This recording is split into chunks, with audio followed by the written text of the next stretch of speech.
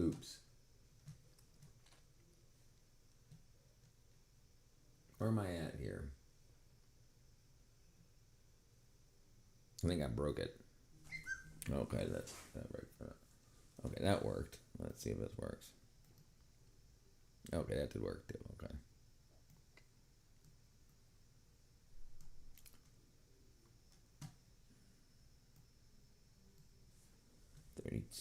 Okay.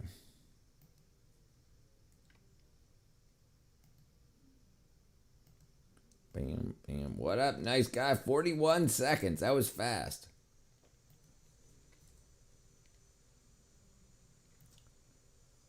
I went to the bar last week. Hold on. Give me 1 second. Let me get a second. Bam. Live chat. Off, over. Okay, what am I missing here? I went to the bar last week. It was only a 15-minute walk from my house to the bar, but the bar walk home took me 45 minutes. The difference was staggering. Dun, dun, dun, dun. Matt is alive. Has arrived. What up, my brethren? Oops. There we go. Okay, let's move that away. Oh. And then let's see if this works. This works. That works. Okay, good. Okay. All right, let's see. How's everybody doing? What up, nice guy? Okay. Oh, what's going on with that guy? Holy crap.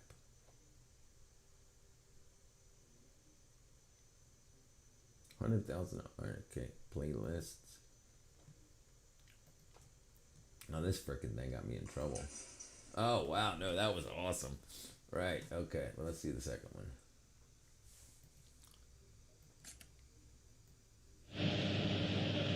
Look at this freaking high voltage. Отключай!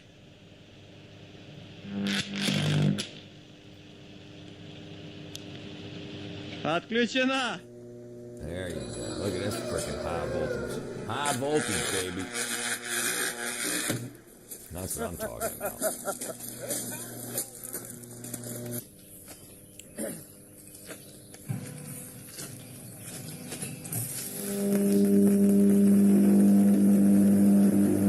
Damn. Reach out and touch someone. Oh, Lovely Lamb Lunch is still on there.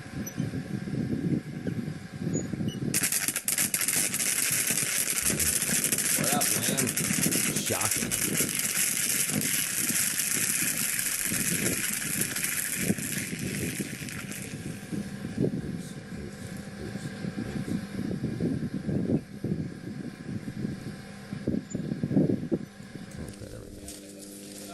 Yeah, boy.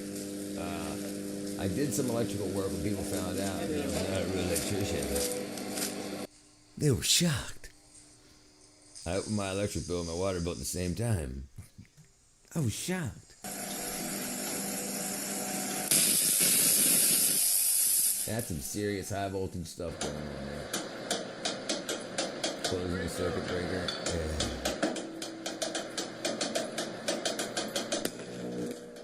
I think that's what happened faster. I guess it's more about reliability. And that doesn't look like the gap distance is nearly what it needs to be. Like, look at that. That's obviously still completing the circuit. Like, why isn't that like a foot longer? Or 5 feet longer? Like, why, if you're just opening it up into the air, why not make it 8 feet long instead of 3 feet?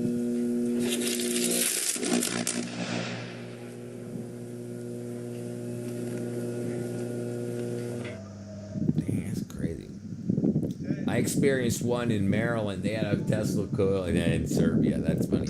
I experienced one in Maryland at the Science Academy. What's it called? Science Center. Damn. That's not America. That's for sure. Yes, brother. What up, Zintiak? Those are how power gets when they're working on power lines. They need circuit breakers. Like in your home, you have a light switch, right? You have a light switch for low voltage. Then you have a circuit breaker for higher voltage or for a whole circuit, right? A light switch turns off a light, but the circuit breaker turns off the circuit. Well, then after it goes out to the power pole, it goes to the power grid. These are the circuit interrupters or circuit breakers for the entire power grid, leaving like the station, right? And so like that's so much voltage that they have to make a like normally your light switch makes a gap of about 1/4 of an inch. That's it. When you turn the light off, it opens a little gap about 1/4 of an inch, and then when you close it, it closes it. But when you're talking, that's 120 or 240 volts. But when you're talking about 14,000 volts and hundreds of amps, probably thousands of amps, that you need very large distances. In Belgrade, yeah, it's pretty cool. Let's see if we can watch. Let's see if we can watch something else on electricity. Disconnecting high voltage.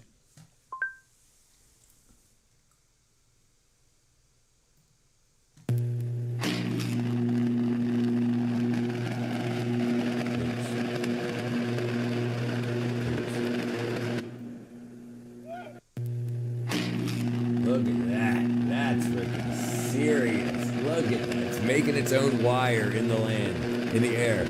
Yes, it's some serious amps. Thick think amps there, John. Yeah, push to make. That's right. Push to make or push to break. I plant seeds of live streams. Some react very badly.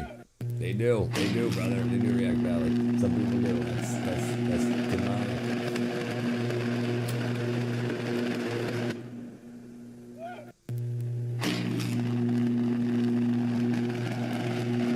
Let's see if we can find a cool one here. High voltage disconnection. This one's 20. Oops, something got stuck. You open that up by hand. There you go.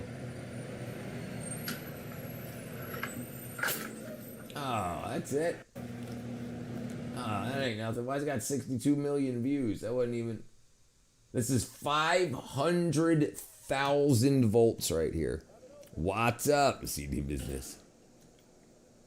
421 today? I don't know, brother. It's dropping down here. It's dropping down. Look at that. Look, he's turning a freaking hand crank.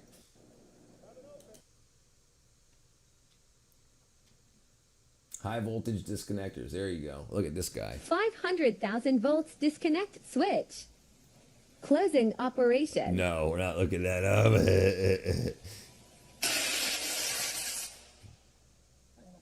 500,000 volts. Short circuit to ground. Have you ever seen lightning induced like this? This is a crucial step after the construction of a new high-voltage substation, known as an artificial short-circuit grounding test.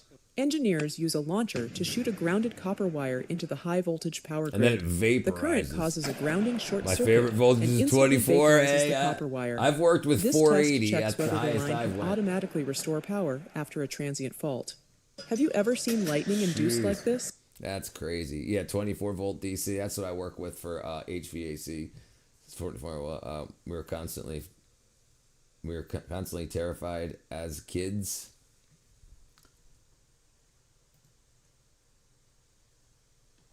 .110th grade. .com.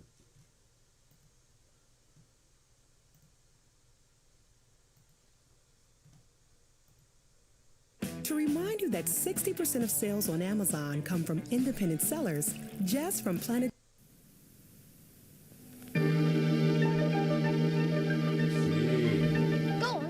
Go get You're not it. supposed to go in there. You're the Oh, man. there's a gap You're down the there. man. Again. Go get it. Go get our frisbee.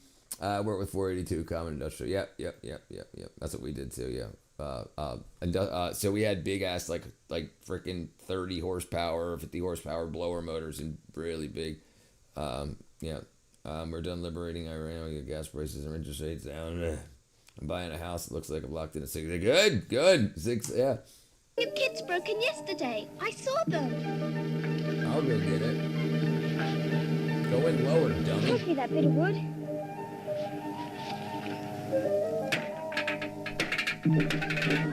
Live apparatus. What up, Space Cow?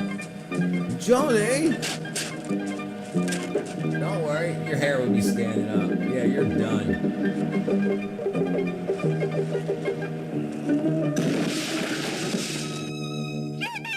Jimmy. 66,000-volt shock killed a boy today when he broke into a substation. The electricity board warns children to keep away from substations. Never try to get toys back yourself. Otherwise, you may not live to play with them again. Jimmy! I started like it was 4.7%. Jeez, brother. Yeah, you didn't need horror movies. I heard a nearby asteroid has 20 trillion tons of oil. It's headed our way. Hey, there you go. Bring the oil. Bring the Earl. Jimmy! Oh, okay, sorry. All right, let's see. Jimmy! Poor Jimmy. Got his freaking limbs blown off. All right, Space Cow's got some. Yeah, it's shocking. When the white boy thinks he's starting to fit in. Here with the Mexicanos, and I think they are starting to like me. They call me pendejo or something. One guy say it means friend. Pendejo. I got a bone to pick with the Jews. What up, Yogi?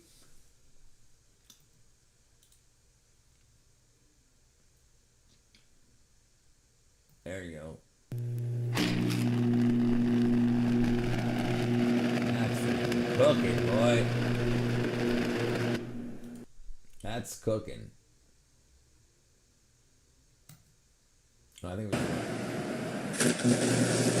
jeez, dude. Stay away from that stuff. That'll cook you.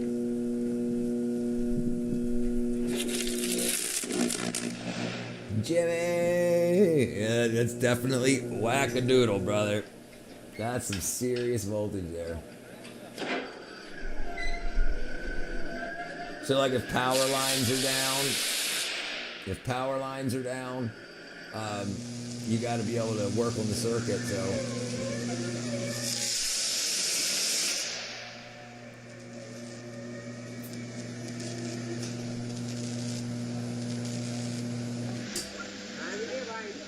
It was like it was recorded with a potato.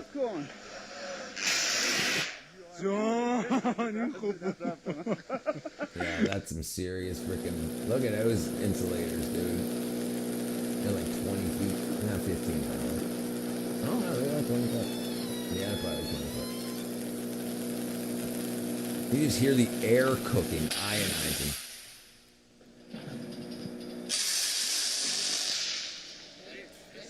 Yeah. I'm afraid of high voltage. Like I'm afraid of anything above I've got circuits here in my home like DC 15 kilovolts, but it's like microamp. But I'm scared of it. Yeah, but I'm not so scared that I won't play with it. AC is evil DC. Yep. I don't like to touch it directly. Yeah, it's no bueno. Most Oh, there you go. Oh no, what was it? No, hold on. Imagine a pendulum. Dang it. Imagine a pendulum, like the kind.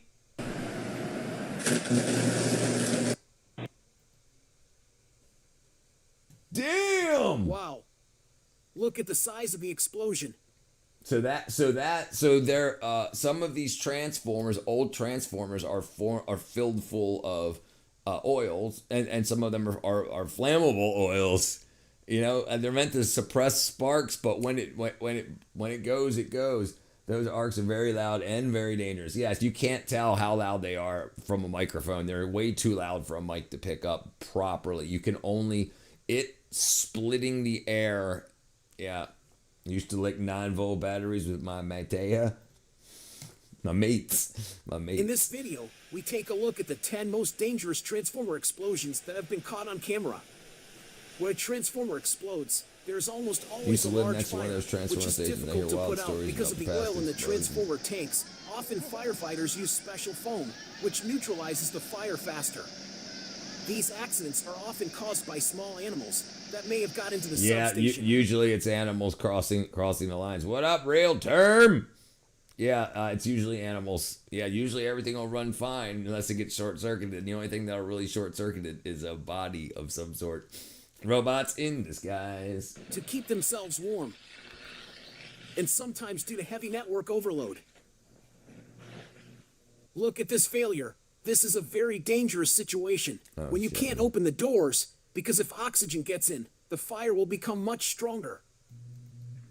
This situation and they don't caused in have, City they don't have Center any kind an of epic explosion at a transformer station. the yeah, cause of right. which So is it's unknown. converting electromotive force into magnetic energy and then back into electromotive. Yeah, it's cool. And the number of windings on each turn give you the ratio of, yeah, if I was a transformer, I would clone an aircraft carrier. And this is where lightning strikes the transformer station, causing the oil tank to explode. Optimus Prime. Another big explosion in a substation with a very big fire and arc. After such an accident, there will be too much work for the electricians. A small transformer makes a lot of noise and sparks. It's a good thing nobody was around when it exploded. It could have had a very bad ending. Thanks for watching this video. What? Don't forget to subscribe and That's hit the it? like button.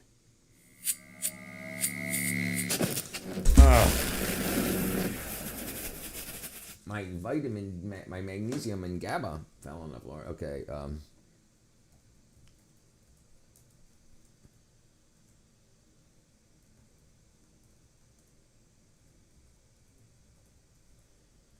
there we go.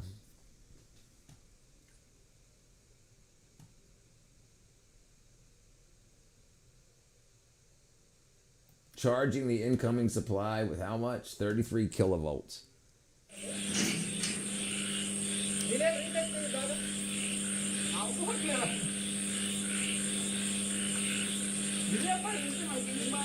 Yeah, so it lags when because you have to convert the electric field into a magnetic field. So you got to wait for that magnetic field to grow before it's bonded into another coil of wire on the secondary of the transformer. So it's backing up, and all that freaking energy is backing up until it comes into equilibrium. And Amazon Prime. Richard, I'm disappointed you haven't put your lab coat on, gotten a whiteboard, and explained how stupid everything is with the flare and sarcasm. I might work on that, brother. That's in the plans. That's in the plans. Okay.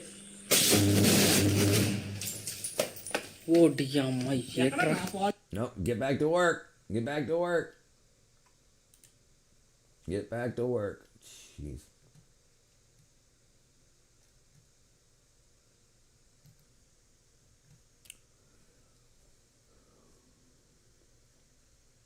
Jeez. Yeah. Don't worry, you wouldn't feel it. You wouldn't feel it. You'd be vaporized.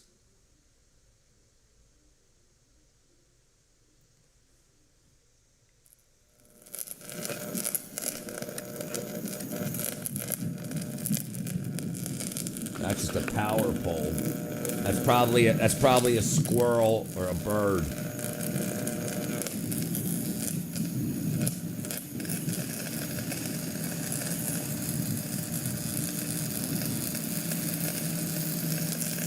Megathoris.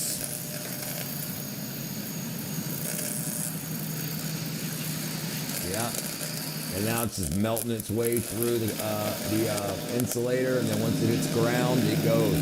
Check out my Morgan t-shirt. Don't waste your prayers on me.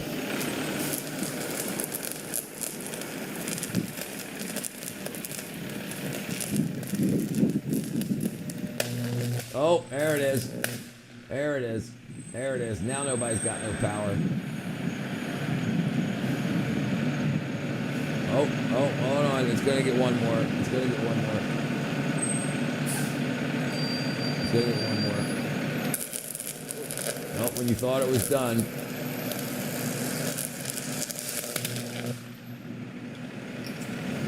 So what often happens is when a short circuit is detected, it'll open the circuit to like stop it to see if it'll clear, and then it'll close it. So the safety probably turned the power off and then reconnected it, and then it notices that there's still a short circuit, so it disconnects it again. Ironically, that would cause people to pray for them. That's right. It would be ironic. We can get one for Lamb.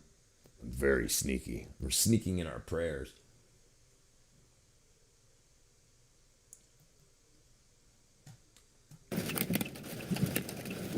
Lightning just struck this area right here. See the fire in the trees over there? It's hard to see. There you go. Lightning just struck right there. That happened in my block until the transformer was changed. Yeah, that's what happens. So it needs more copper, more wines, but they don't want to pay for one. So as like you build a transformer for the amount of power that's going to be used in that area, but then more people build houses and whatnot, and they use more power, and you don't want to just buy a new transformer. So they it's got like a 10 or 15%, usually 20% overhead, and they'll get it right to the edge of that before they finally say, okay, let's buy another one. You are a stealthy bear. You missed him on stream earlier.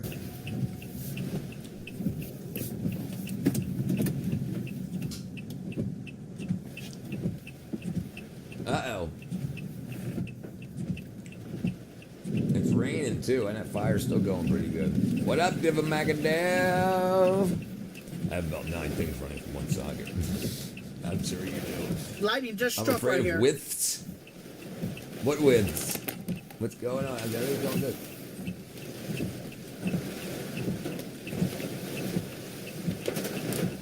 He's going the wrong way, I guess. Look, he's got 2.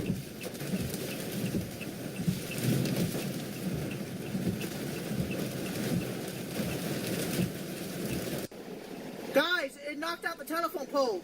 When it struck the telephone pole, AT&T went offline. Oh my God! This is a... Ah! Whoa! Oh my God! Oh my God! Oh Yeah, my God! now you're in reverse. Oh my God! Holy shit! Yep, I'm out of here. I'm out of here. I won't be able to upload this video if I'm dead. I won't be able to upload this video. I am. No, he's saying it does work. He's saying people need their prayers, Brad. People need prayers. So he's trying to stealthily get them to pray for him, is what he's saying. He's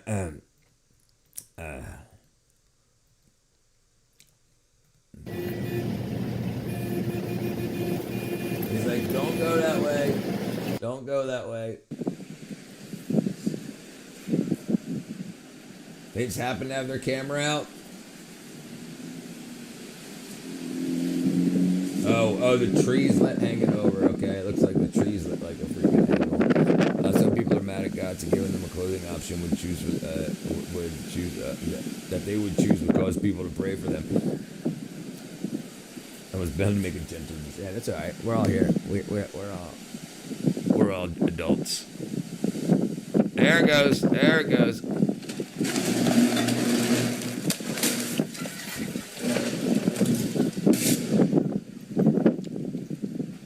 Imagine crossing the street at that moment. That person's like... Oh, there it is. There it is. There it is. I love the debate. I'm a master debater.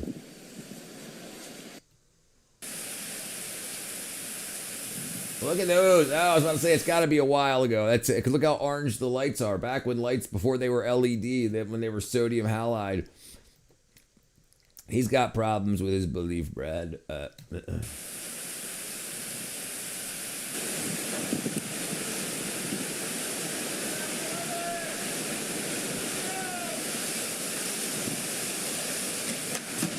Oh!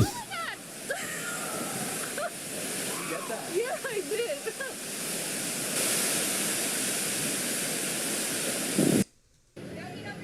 During wedding reception. They're at the friggin' local hall. They're at the local hall. They're like, hey, don't worry. I got to plug this in right here. Oh! Damn. Okay, see how loud that was? That was so loud it set off the car alarm.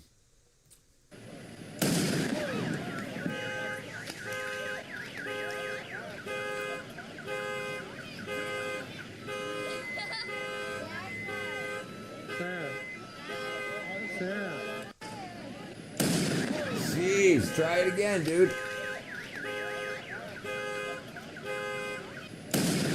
Man. You're getting fired.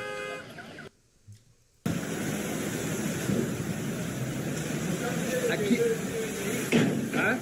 So annoying. We gotta go, huh?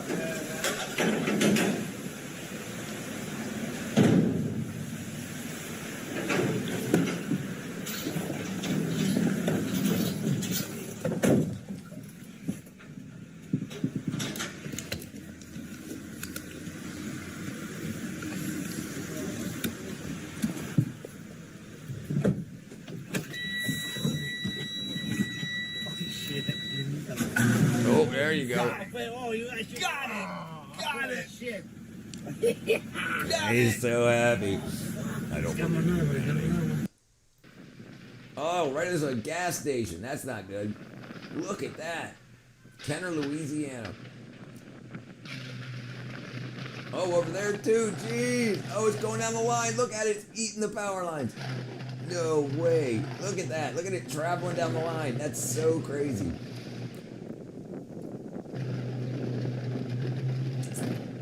Damn, look at that.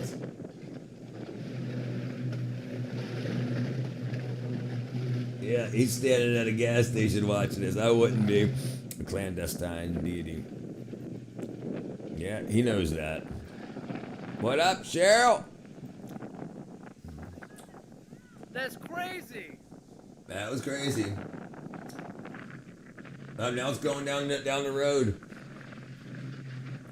Yeah, that's somebody overvolted that seriously, or they were rotten freaking old insulators. They're all failing now.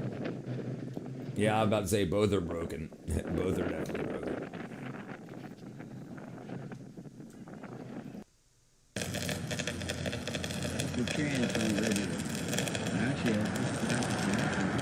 This guy's channel name is Hammer Slammer.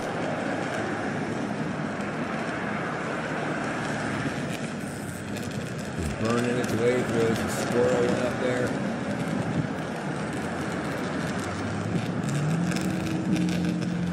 Second phase.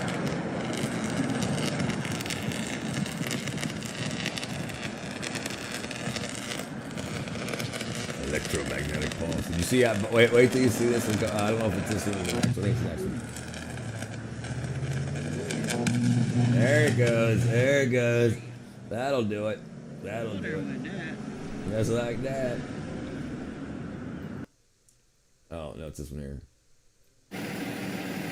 That's called a pole pig. Right, and our systems are built on over complexity. They're built to make people believe. They take human nature away from society, from people, and then they say that it's so complex that you need our help. It's humans' help, it's government's help that you need, rather than faith. And then everybody says, okay, please, what do I need to do to get past this illness? What do I need to do to get past this? Rather than seeing, yep, it's pimping, right? Everything is set is set to pimp us. I am familiar with the good book. I can consider that slam. Yes, he's very learned of the word. We've had lots of conversations about it. Yeah, they're sitting back. They're like, let's just sit back here and wait a little bit. You know, they ain't gonna approach that the Bible.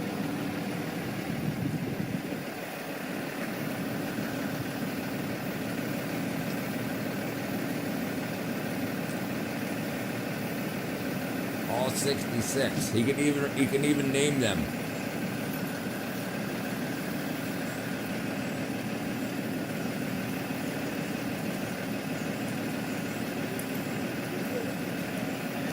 Oh! Oh, look at that! It's sitting on the insulator. That just rotted away.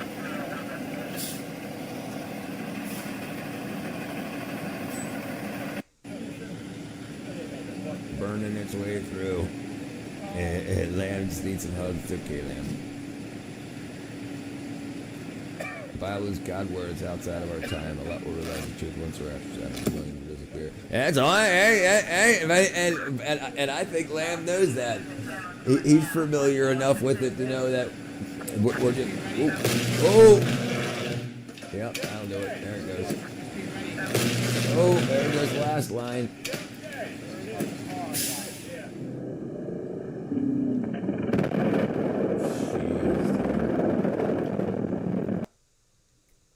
Tenacious P.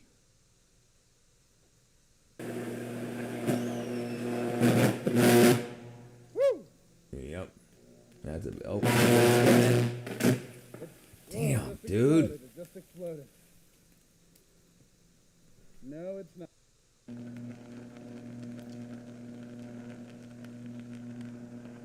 Yeah, it's he said tenacious P on the on that last channel's name. Waiting on parts. Tributes.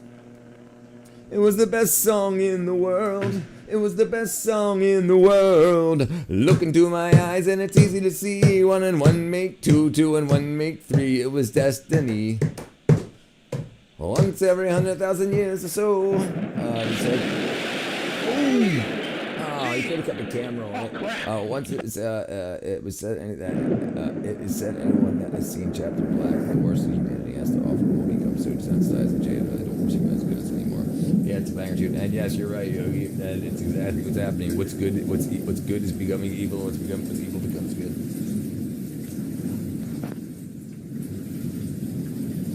It got silent. It's weird. Yeah. It's not even raining that hard. No. It's just wicked thunder and lightning. Wicked thunder and lightning. Oh, that was it. Dang it.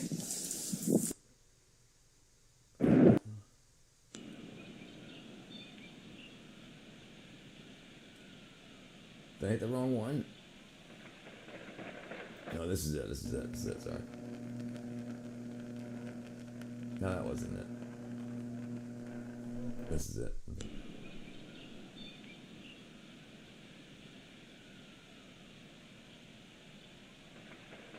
Oh, here you go. Oh, crap. Here it is.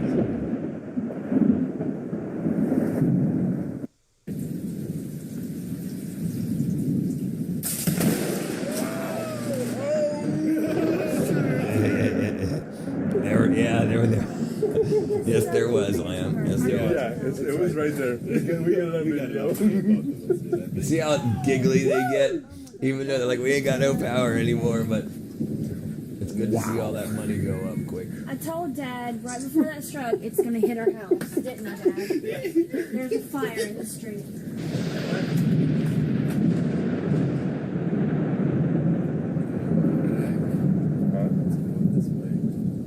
It always goes that way now. But there's a fire right over there. Yeah. Put that out. Let me get out of the car. Oh, they got fleas.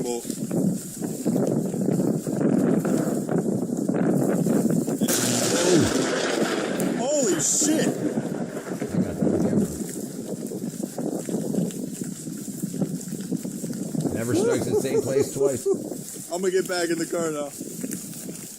Damn!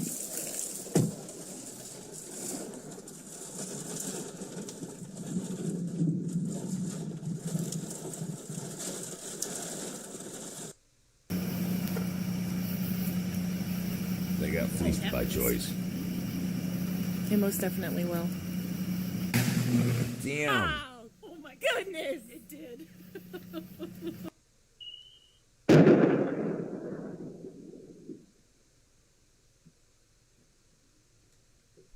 And she still got her Christmas lights on. What movie? I don't watch them. I worked in the movie industry for years, and I don't really watch them at all anymore. After you've made them and you realize, like, yeah, I don't really watch them anymore. I ate a raw octopus today. Am I gonna die? Incel?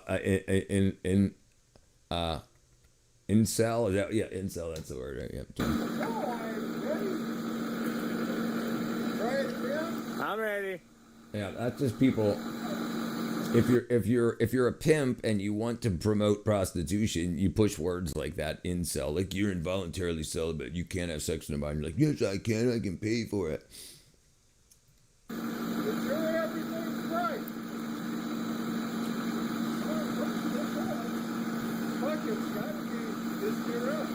Check your rotation. Sign a blown arrestor. 1, 2. Check your rotation. And. Oh, that works. Oh, that's one. All right, now get the second one. Ready? And. Okay, third phase. Here's the one that blew up on us last time. This is the one that blew up on us last time. Get the third phase. Ready?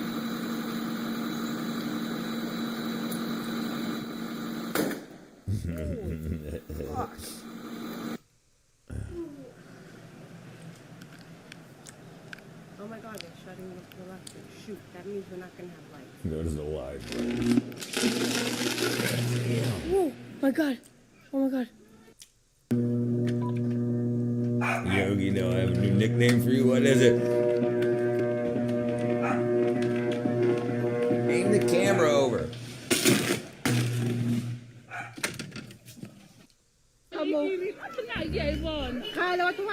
Uh-oh. Okay, so this is the oil that's in the transformer boiling and venting, okay? And that's the toxic freaking oil right there.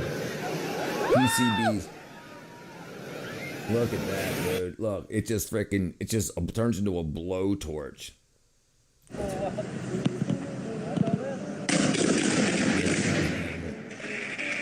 Oh, all the smoke causes the arcs.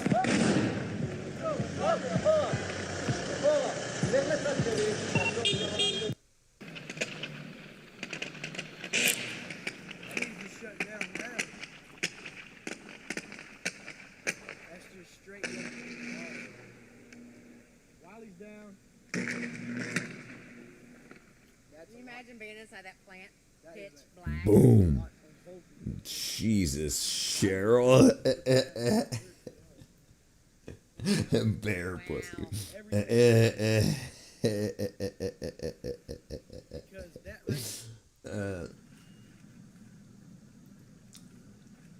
He's not a fan of it. Definitely not a fan. Oh, damn.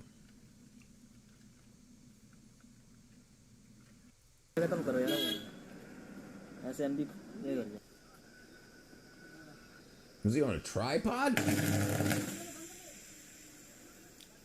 Not a fan. No. Cheryl Peril. The peril of Cheryl. Birds go boom. Oh, look at all the birds landing. Oh, look how thick they are. Look at these lines. Starting to droop. They're putting so much weight on the lines they're going to touch. They're going to cross lines. They're starting to get farther out that second line over there, too. Damn. Well, there they go. Oh, God. They're running out of power. Yeah, baby. Damn.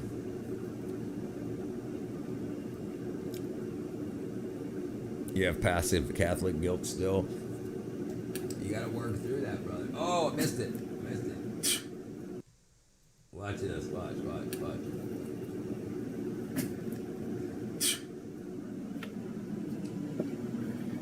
De madre. Me lo imaginé. No, you didn't offend What's up, him. Bennett? No, he's talking about land. Increíble. Hoagie, I think. Oh, yeah.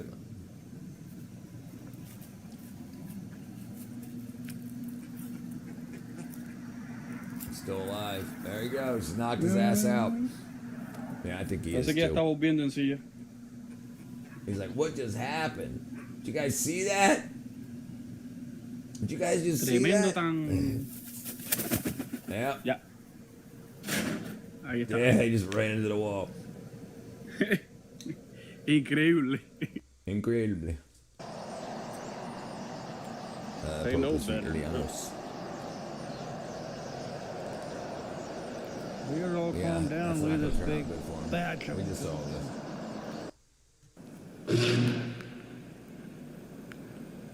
Uh-oh. The glowing red. Oh, it's venting also. Yeah, thank you, Gary.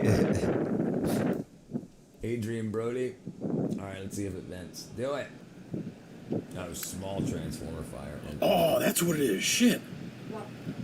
The top of the pole broke off. Yep, sure did. Oh, it's just blasting a flame through it like a blowtorch.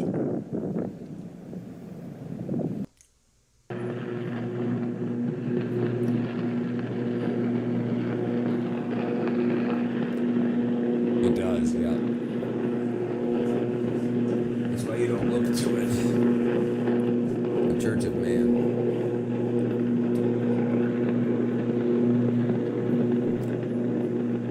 Yeah, they all.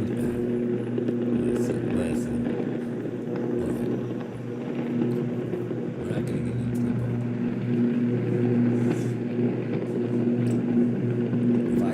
talking about the Pope, yeah, the freaking government's gonna be like, you can't talk about the Pope. The Pope is.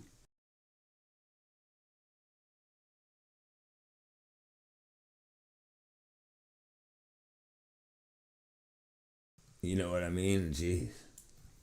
Once upon a time, there was vacation.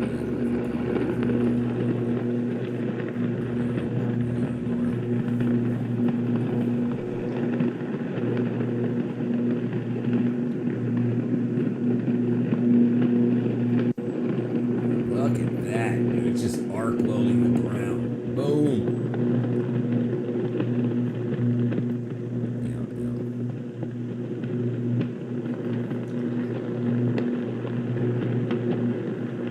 Jeez. Look at freaking. That's freaking some serious power. You had two churches. You had the two rooms. You had a holy story.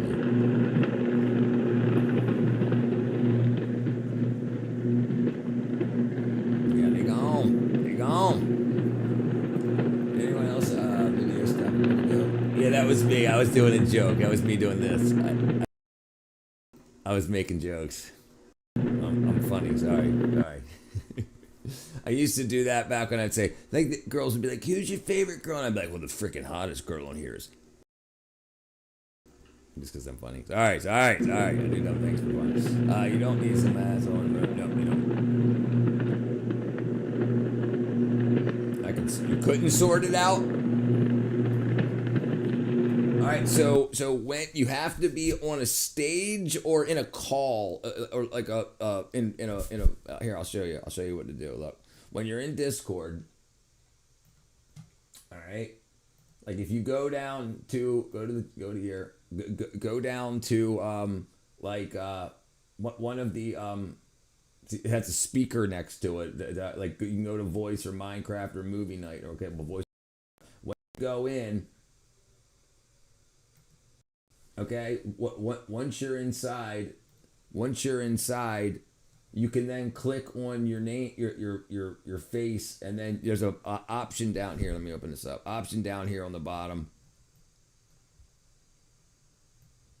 Where's that? Oh, sorry, right here, down at the bottom, and you see it. It says share your screen. Right here. It's a little. Right here. Share your screen. When you click on share your screen, it'll ask you what screen you want to share. So I'll share this screen. That's going over.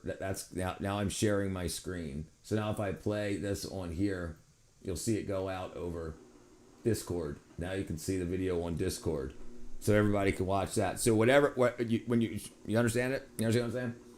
So after you go into a call, you have to start a call. You know, basically, you enter the room,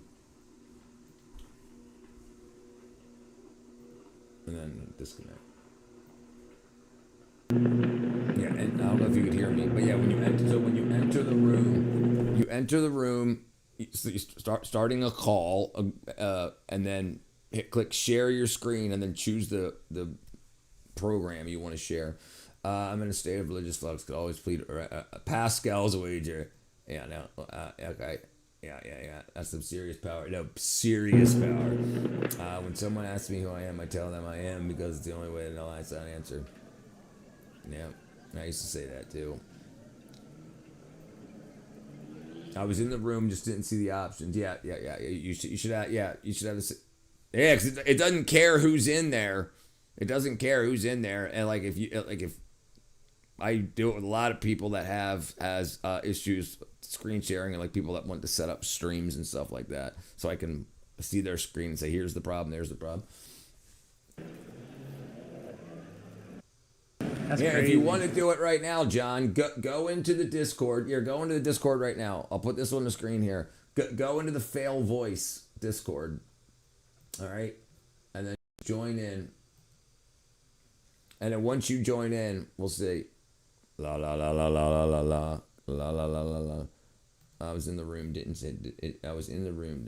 Okay, so now you should now hold on. Okay, so now if you click on yourself, you can see down at the bottom it should say share your screen. The little monitor with the little curved arrow on it, right next to the hang up button.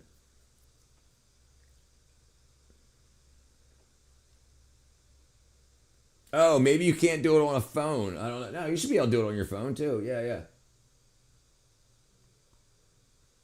I can't hear you though. Let me see. Deaf in. There you go. Okay. Oh, you're muted too. Yeah, if you don't have it on the bottom, it might be that you're muted. Okay, no, there's another one. Yeah.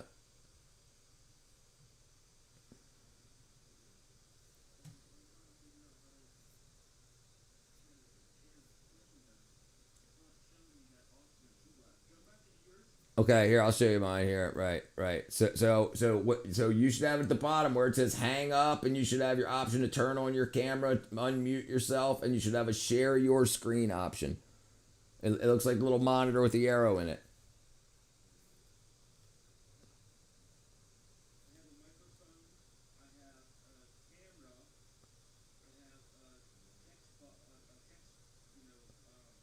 Chat box. Okay, you might not be able to share your screen from a cell. Here, let me try on my cell phone real quick. Bam, bam, Discord, back, bam, back. Man.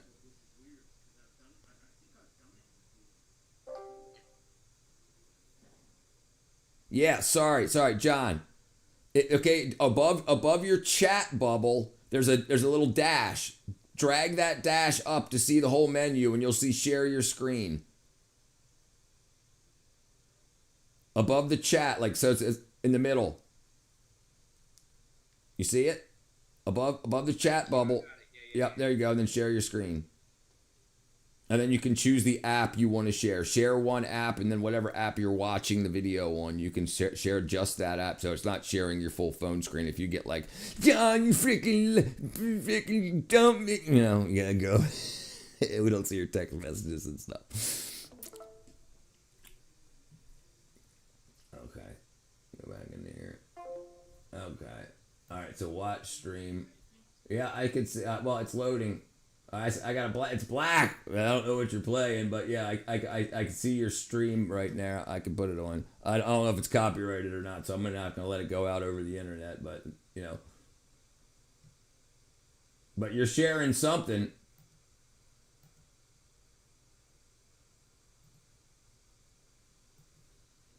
Sometimes they get tempted to cross over to the server. Yes, cross over to the server. What's crazy? Beer costs more than gas. It used to be cheaper than water. I remember that. What Space Cowboy?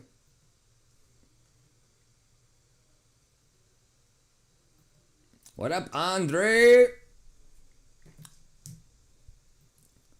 As a priest's sock. Black as a priest's sock. What is that? Streaming your viewing has reduced video audio, blah, blah, blah. Okay.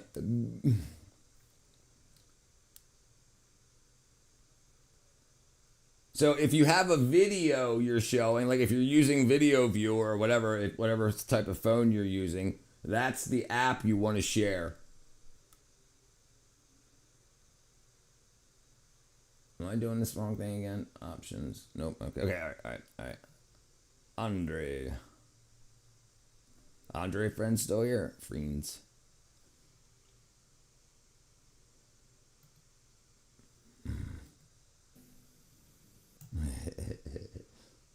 Oops.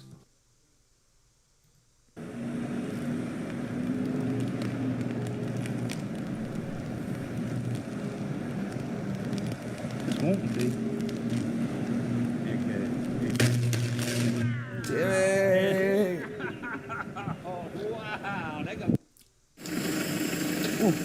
Vậy tập đi thì vô cái thầy ở trong thầy lên là thật đó.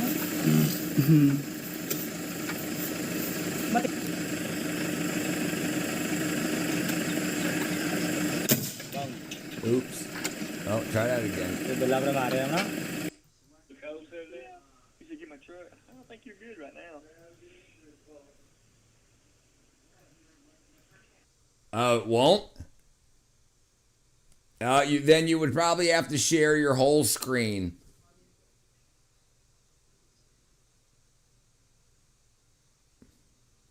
And then just do Netflix full screen.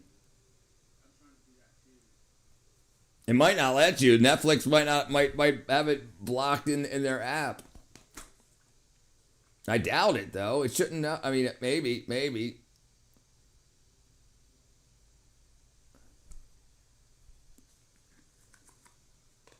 Let's see.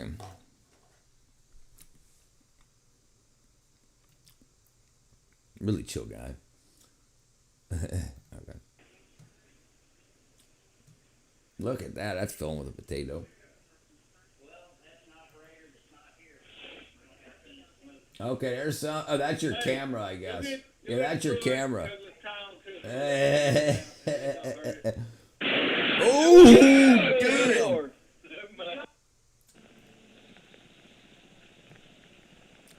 My plan to stop smoking cigarettes. Our gnarly ice storm. There's the electrical line on fire. Ooh, good God. Oh, wow. Finally, I got something cool on video. Finally. You got 149,000. I think you might want to call the fire department. They ain't gonna do nothing. You gotta call the freaking their electrical company. If I had a super soaker, I could really be a hero. No, you'd be dead.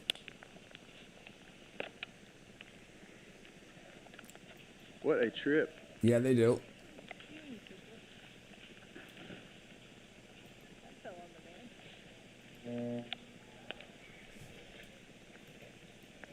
Which one, Space Cowboy? You?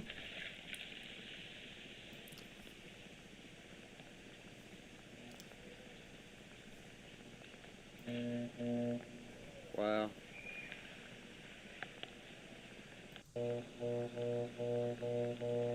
Damn, maybe that's somebody Morse coding.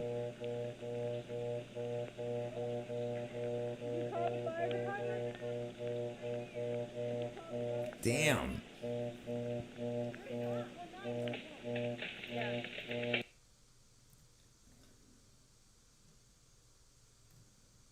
Oops.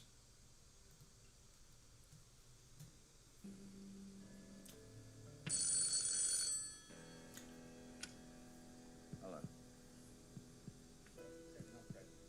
And me walking and all that stuff. Shouldn't be too hard on us. Are you happy with 17,500? Yeah. 17,500 is going to do a lot for you, isn't it? Huh? Okay, I should have. Are you really regretting the fact that you went too soon? He's wanting to. She's taking a wing walking and tuition and all that shit. The next offer, which had the wing walking, What horrible tuition, audio, lamb. horse riding training, and 30,000. Like, I don't know if I would I know you can still hear me. gamble Just with a tell penny. Alice, it's not on fucking that. Wonderland. I don't know if that. I'm not fucking Mr. Blobby. But I should have. So if we'd got to this point in Yeah. live play, you don't think you'd have gambled? No. With the 1p on the board, she wouldn't have gambled. Bollocks. Absolute bollocks. What? Lamb. You need to redo that with some serious audio. What is that? I heard the audio, John. Somebody's screaming. I can hear the audio. I can't see the video.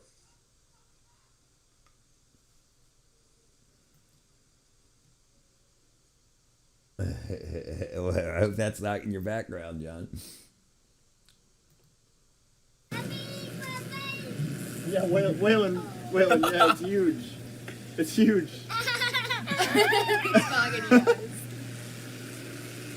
That's so much power. It's starting to fire. There's just a fire from the concrete coming up. Oh my god. Arcing Getting out. close on that. Dan doesn't even know about it.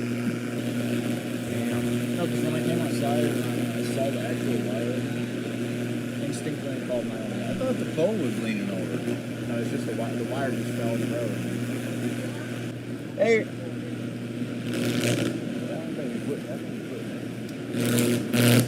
Oh my god. I did it my way.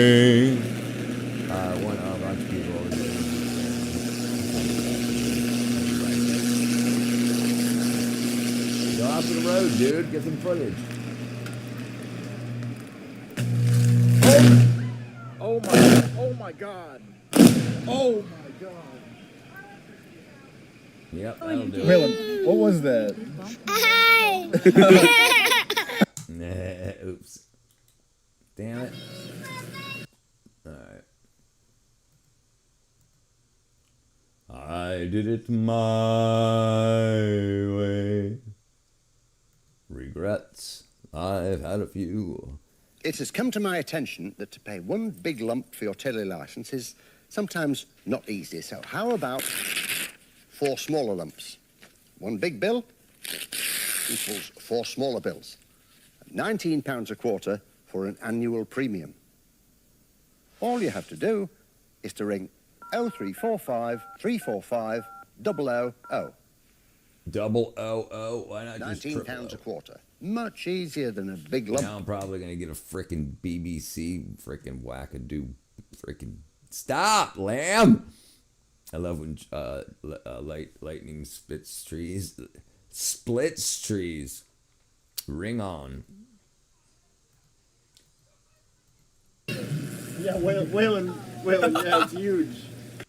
This is fucking, whoa, there it went, holy shit, did anybody see that? Or everybody saw that, I got on film, holy shit. That's what I've been waiting for. Look at all those freaking birds, but if lightning come up to the ground, it really shows their suicide. Just check out the Canada PSA. Oh, dang it, now you made me miss it. So when they all get off the lines, the lines shake, short out.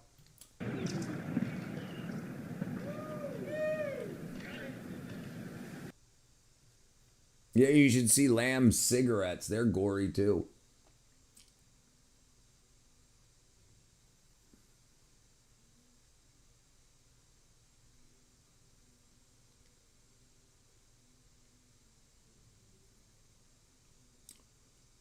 It's not there anymore. It's not there anymore.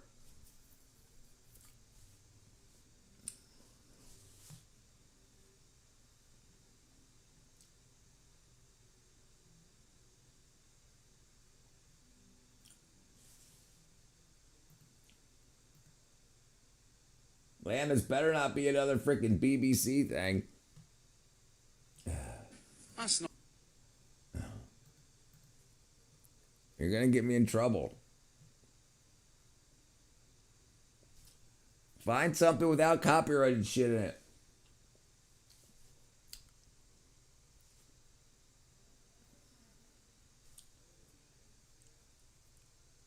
It's not BBC. Can I send you a YouTube link of one of the PSAs?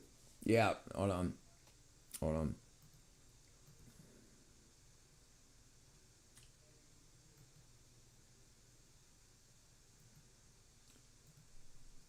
All right, go ahead. Yeah, he's all about the BBC. Go ahead, you can send it now. All right, I don't know what's going on here. Squirrel versus Transformer.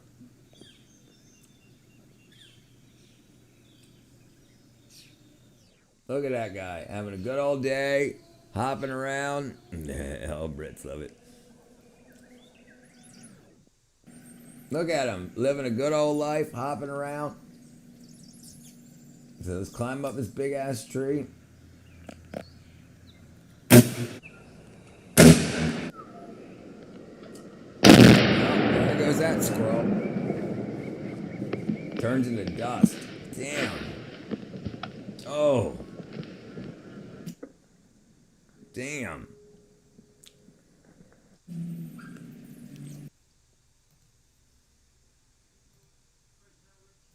Huh? John, I can hear you. What you guys? I'm the sous chef here. With any luck, I should be head chef by next year. I've got some... Dude, I probably can't play this either, dude. I probably can't play this either. Maybe I... amazing fiance, who I won't be marrying this weekend because I'm about to be in a terrible accident. But really, I should have cleaned up the grease over there. And they should never put the deep fryer so close.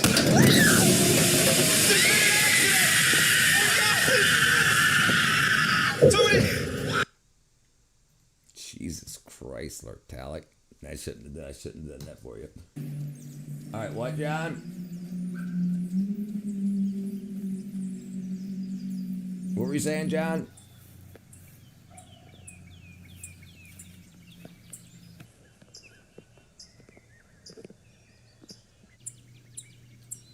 Yeah.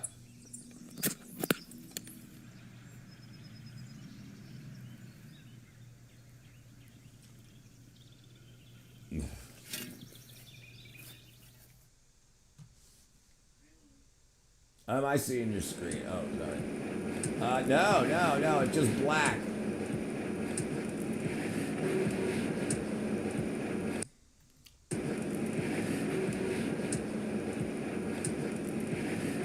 Yeah, I think that's Canada trying to normalize gore and death. Just like, no big deal. So now, and then if you're upset because it's winter, go to Maid.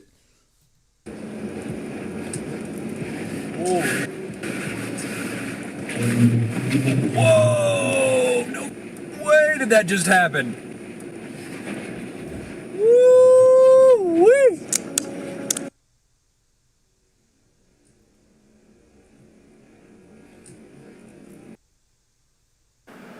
Balloon and power lines.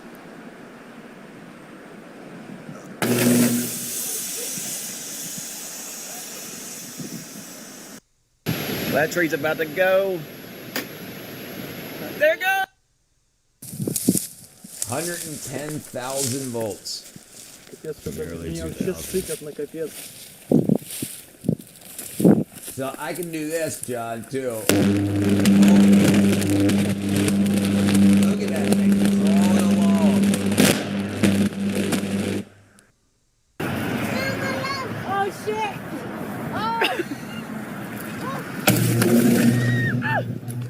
The whole town goes out. There's the car.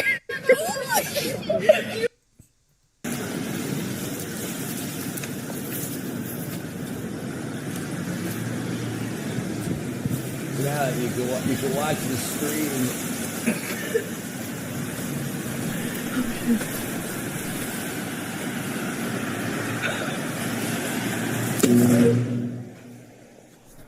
Oh my god. Oh my god. Yeah, post that and see what happens.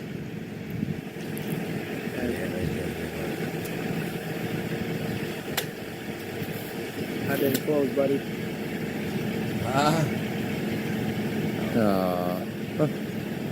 Fuck. You guys alright? Got one for 1 second. Working across teams is tough. Everybody, thank you for coming. Now. Yes, there is. Yes, absolutely. Like static, absolutely. Static electricity is an electrical force. Yeah, absolutely. The spirits are strong tonight. So as the negative ions in the balloons acts as like a capacitor, like when you rub them on your stick, and so it's attracted to the positive of the power lines. Close the circle.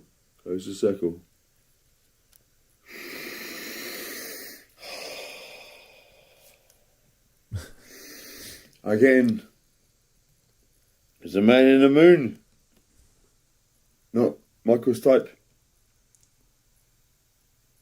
There's 3 of them. Moonbound they are. I guess he's talking to a soothsayer. I guess he wanted me to go about it. Buzz. No. There's Neil down. No, Neil down. There's Neil.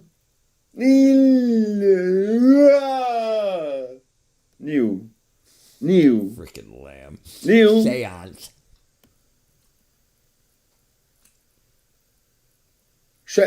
Stretch Armstrong.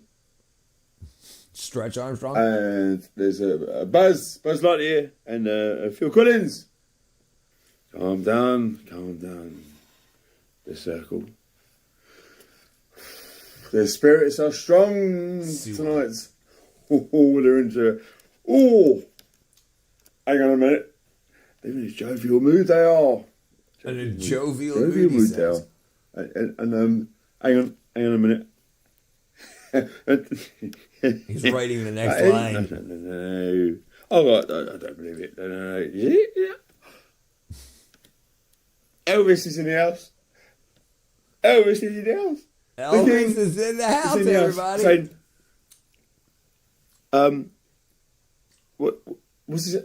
Go on, Elvis. What are you saying? What time does Burger King shut? It depends what area you're in, I think. I think he's still alive. Be 100 years old. He's gone. He's off. He's left the building. He's gone. Lamb has left the building. Oh, sure. You never know where you're going to get. Anyway, so if you're on your Chromebook, you should be able to join the Discord and share a window, and it shouldn't care if it's Netflix or anything. The phone is probably what's causing the issue, but on your Chromebook, you should just be able to have Netflix on there and Discord and share the screen. Share the browser. Lucia Ball having a bit of a joke, a bit of an joke. Anyway, so I don't believe it. Really? Yeah. So Jay Simpson saying he didn't murder someone. What's the call-in number? We need one. Well, I mean, we've been up for days. Guaranteed. Following this celestial wonder, and it seems like a trio of heroes. You know, how do you call them heroes? I mean, to trios, to do the heroes. The thing when they go back to Earth. Yes. Here it comes. That's Churchill. Churchill. I'm channeling that. I was channeling that bulldog here. Sleep. That's not right. Hang on. 1 second. Let me recalibrate. Ooh, do my recalibration routine.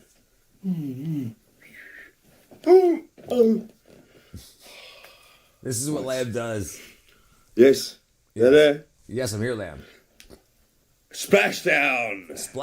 Look, he's saying, he knew about Artemis. He knew about Artemis. He was seeing the future. And he's saying like, I'll give that 10 minutes. He's saying, he knew about it. Lovely Lamb lunch. Not the orbit of the rotation of the orbit. Not on the rotation, on the orbit.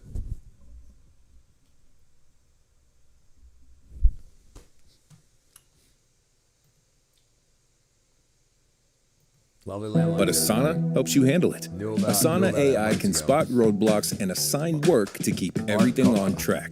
That's how work gets handled. Visit us at asana.com.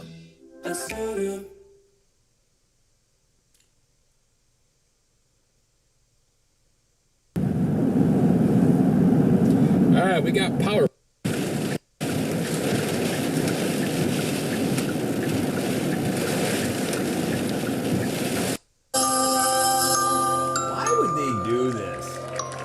See how they're all sucking right up to the power lines? Aquí estamos que Nathan va yeah, poor a soltar el Carl. He got dinosaur. deleted. Dale, Nathan. What up, Environment Pro? Bye, dinosaurs. Bye, dinosaurs. This is how the dinosaurs became extinct. See it sucking back down to it? Oh my goodness. See how it's sucking back down to the power line?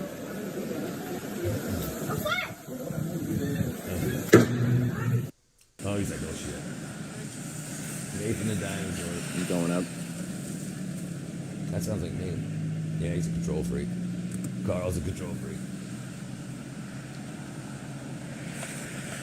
Uh-oh. Timber. Oh, yeah. Yeah, guys, right about the drive out in front of it. You better Are you go really now. gonna go for it, you dumbass? Yeah, go. He's creeping. Well, I'll stop right here. I'll stop right here. What a freaking mower. I have an Android emulator converter in my Chromebook into a tablet. Hot damn. Yeah, that's how he went extinct. That's what I was trying to say, but I think I lost it. And the lights are off. This idiot. What are you doing? Why would... Oh, house there. Okay, never mind. And now what are you going to do? Reach for it, brother? On a freaking metallized personnel lift? Jeez.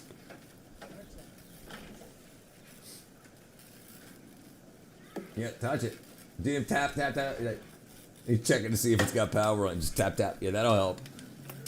Yep, we have magnetic cornflakes. It's true. Oh.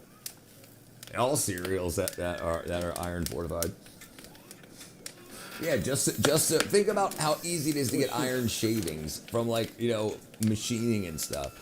And they just throw it in our food and say 100% of your daily iron.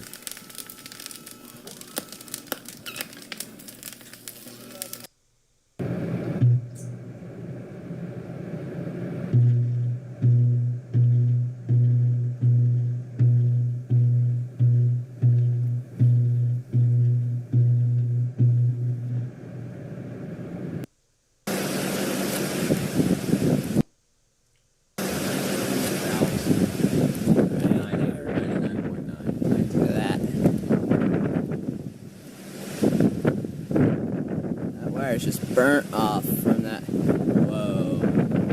That just touched me. Lion like a lion in Zion.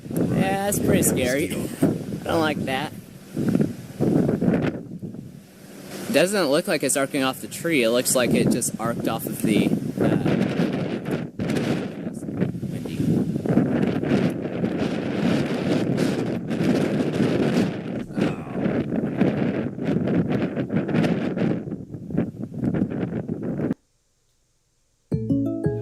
If I were him, I'd bundle my home and auto and pick up the real victory. Savings. Are you talking about bowling? I'll probably get a copyright strike. Bundle and save with the personal price plan. Like a good neighbor. Sinclair Broadcasting always gets me if I play more than like 10 seconds or something. I mean, I don't know if they'll do it or not, but I don't think it's worth the risk. From storms to the north, and they're not here yet. They're actually to the north, about 15 miles to the north, heading this way down to the wind. Look at that! Look at that! Damn! It just crawled right along. Pretty intense. Heading this way down to the wind. That's so crazy. They could move so much faster than that. Like, pretty intense. Tents. They weren't no tents. I guess we can. Hello, everyone. Yes. I know it's happened before. Yes, absolutely, 100%. Get ready for blinding arc flashes, short circuits, and explosive blasts. You did not create the art, the video, the audio. If you did not create it, you do not have a copyright. Whoever creates it. Yeah, and then you can get permission to rebroadcast it. Especially live streams is different also. UK has some harrowing PSA. Harrowing. Yeah, the one we watched earlier will probably get in trouble. Well, it didn't. You'll soon see what happens when electricity spirals completely out of human control. So let's get it on. Holy. Look at that big ass. Yeah. Across those lines. This is a great. Yeah. YouTube's worldwide. Yeah. They don't care. Yeah. They don't care. Yeah. Other countries have what's it called? Embassies that handle copyright and trademark infringement, all that shit. That's all right, my brother. It's all right.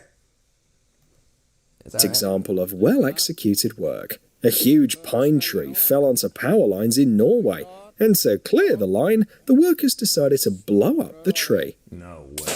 Jeez.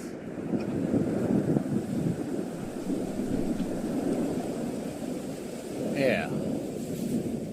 That seems like a fun job.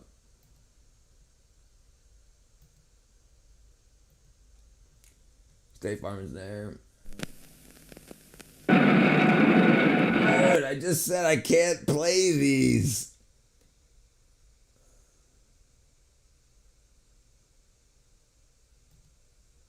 Like you, death in a manner that is beyond description.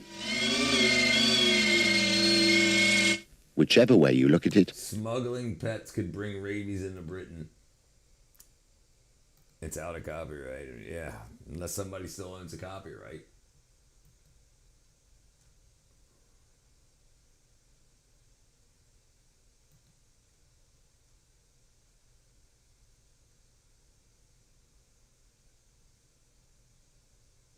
So what did he do? Oh, rabies. Oh, that's what they're trying to say. I guess somebody's a nice, cheerful one, yeah. As soon as the fuse starts sparking, it means a short circuit is just seconds away.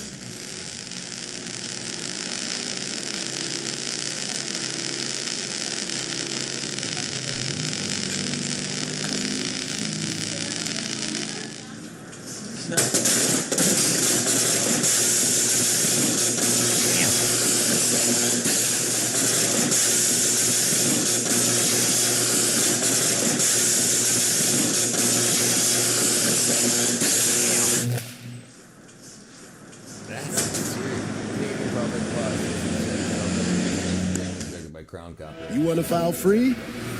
Hit it.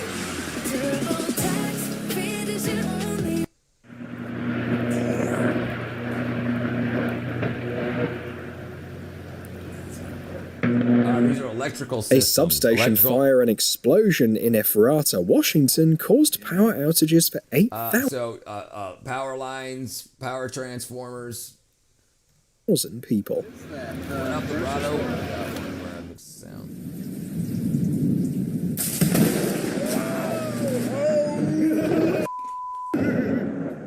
This might be the most epic transformer explosion ever captured on video.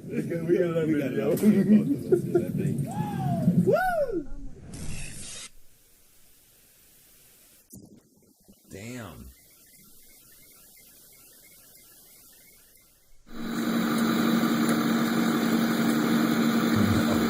Thor's not. A blown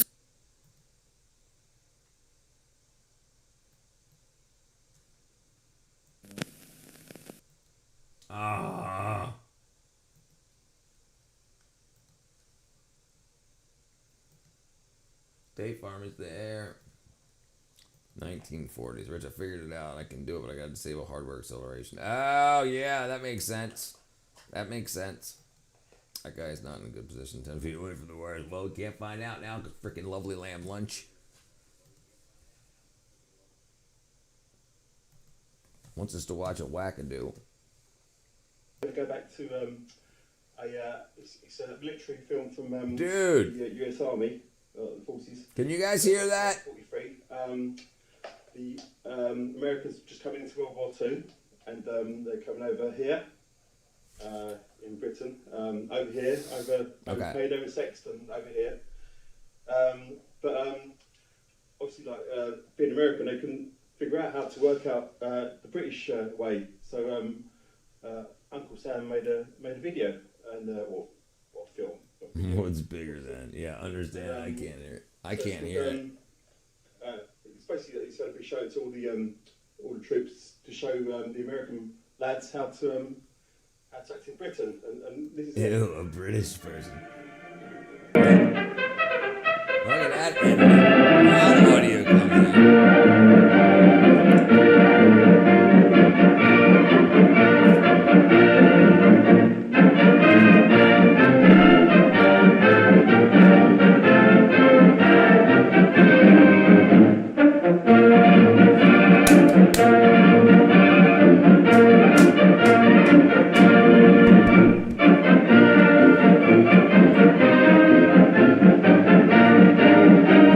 called organizations with an S instead of a Z. Say what you want about like the US Army, but they can do a tracking shot, no problem. Making progress? I hope so, sir. Would it be all right with the generals if we took that close-up now? All right with you, General? Well, not by me. Oh, fine. It's English. So, like, obviously, this is totally unscripted and off the cuff. A man speaks to the generals here. Wait a minute. This is war. When we have won it, there'll be time for speeches. That's your job, isn't it? Yes, sir. Let the soldier make the speeches. Who's the great dictator? What'll I say, General? I suggest you tell your men something about our people. I mean, it depends. Listen. If it's been broadcast on television, we can't re-show their broadcast. Like if it was on CBS or NBC or CNN or Fox or whatever, I can't do that. I mean, if you can find something. I thought you were calling Trump the great dictator. On the farm. The people they'll meet and be with. Tell them about their problems. Big problems, little problems. Put spirit of the theatre into it. So I guess like in the forerunner to live TV that came later, this is a total shock for this soldier. But he has to think on his feet, and what's he going to do? What are you going to do, GI? What are you going to do? What's he going to do? You know, I'm just the guy to show you around England. Sure, I know all about it. Why shouldn't I? I've been here 3 weeks. Well, first thing I think we ought to take a look at is an English pub. Actually, I think I quite like him. Let's get away from the There you go. Because I know a little country pub is just the sort of a place you fellas will be seeing. Come on. So Hero sets off to the local. This lady here, if you want to subscribe to any more of these episodes, like he's chasing her around a little bit uncomfortably, I guess. Spoiler alert, he never gets her. But here we go, let's go into the pub. We'll get to that later. Let's go inside. Come on. Oh, wait. Before we go in, let me tell you a little about an English pub. It's not like a saloon.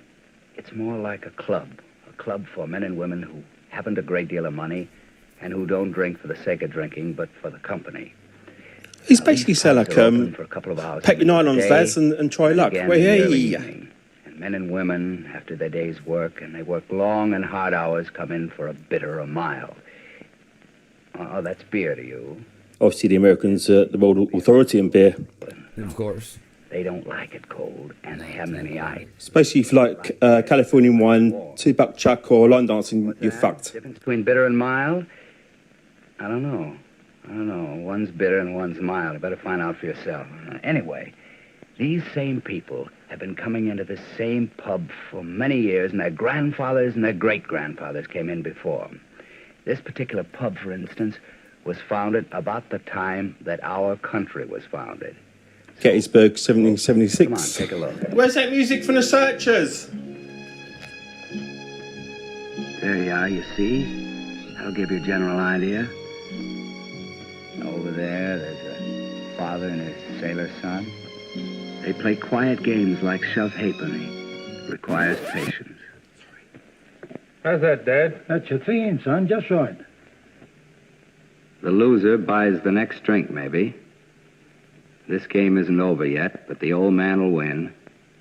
He always does.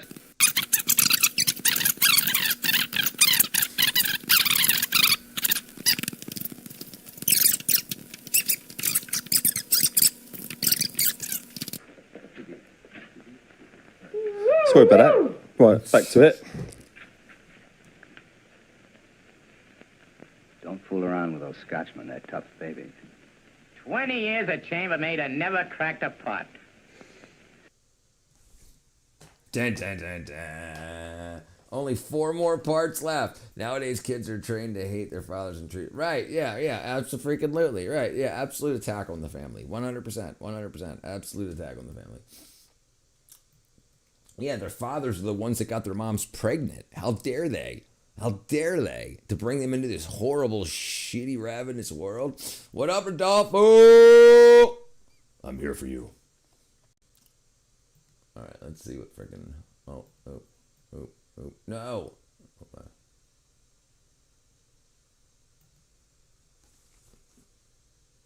I'm sorry, but I don't want to be an emperor. That's not my business. I don't want to rule or conquer anyone. I should like to help everyone if possible. Jew, Gentile, black man, white. We all want to help one another. Human beings are like that. We want to live by each other's happiness, not by each other's misery. We don't want to hate and despise one another.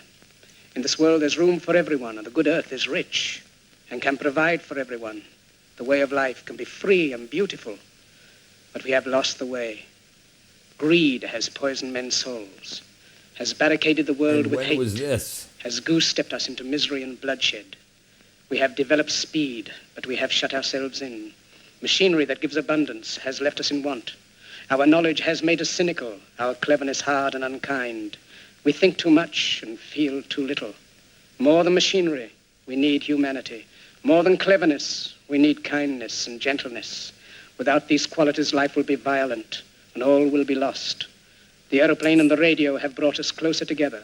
The very nature of these inventions cries out for the goodness in men, cries out for universal brotherhood, for the unity of us all. Even now, my voice is reaching millions throughout the world, millions of despairing men, women, and little children, victims of a system that makes men torture and imprison innocent people. To those who can hear me, I say, do not despair.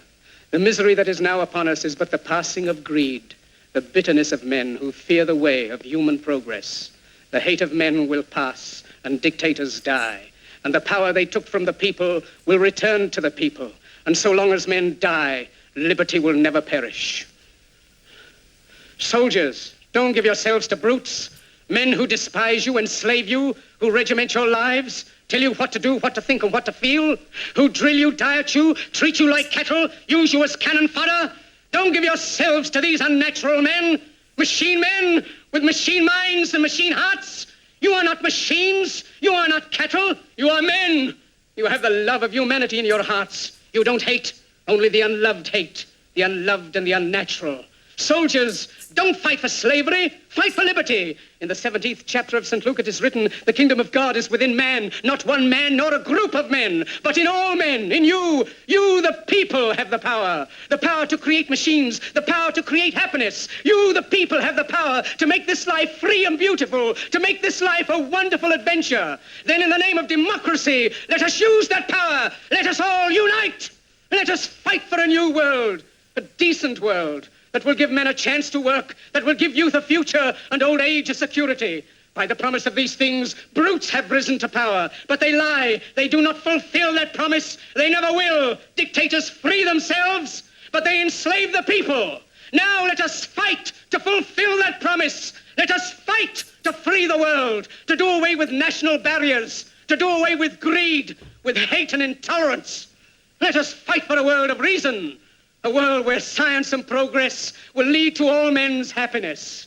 Soldiers, in the name of democracy, let us all unite!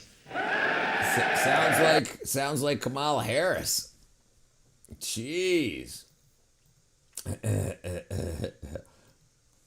I actually know this monologue verbatim. Paul Nutini did a song called Tropical Iron Sky, and they used the speech in the middle of the late.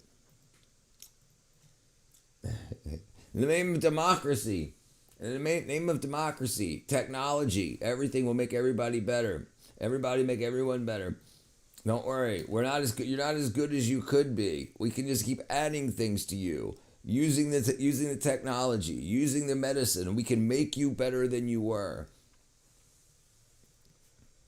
You weren't good enough.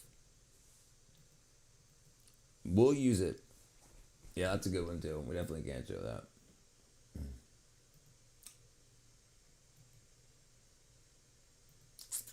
All right, where were we at?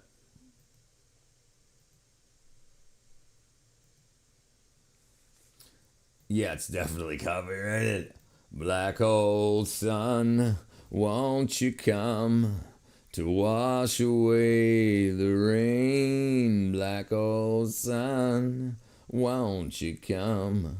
Won't you come? Black hole sun.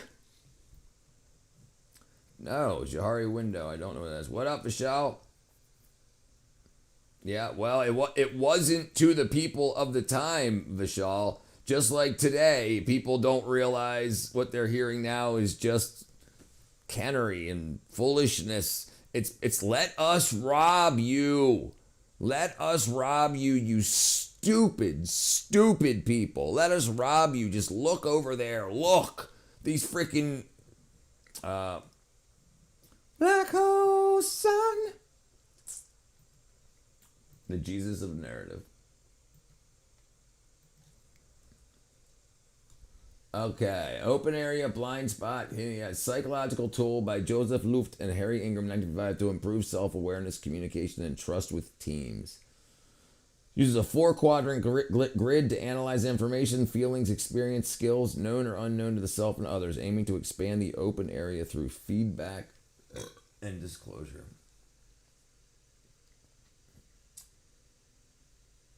The relationship with themselves and others.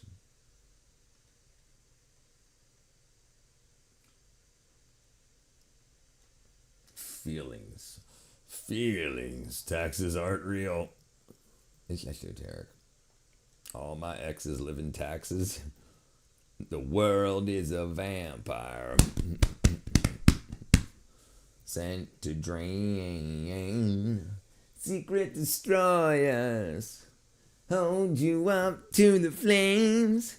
And what do I get for my pain?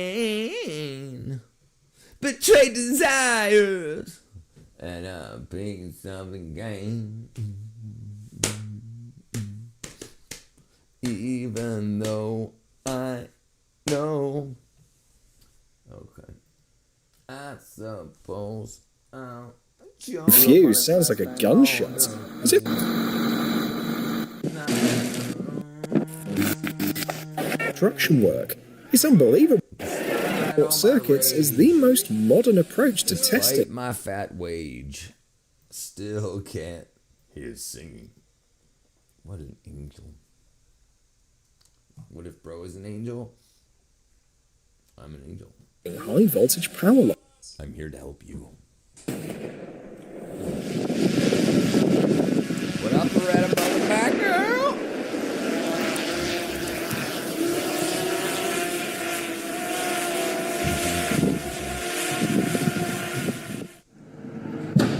The sand unloading didn't go as planned. Oh man! I guess he hit the power. The dump truck grazed a power line with its bed, creating a pathway for several thousand volts. The wheels overheated and burst from the shock. Luckily, the driver only suffered a moment of panic. Yeah, well, good. This demonstration is part of electrician training in France. Arc flash. After something like this, you won't forget the safety rules. Just gathering members. That's exactly what I'm doing.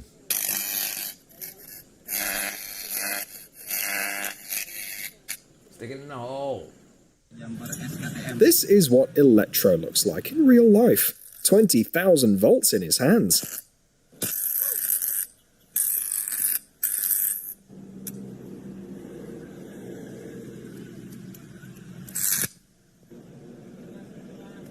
Try it again, buddy. The driver got lucky. Yeah, he's very lucky. My heart's fine. Shocked. I'm only 40.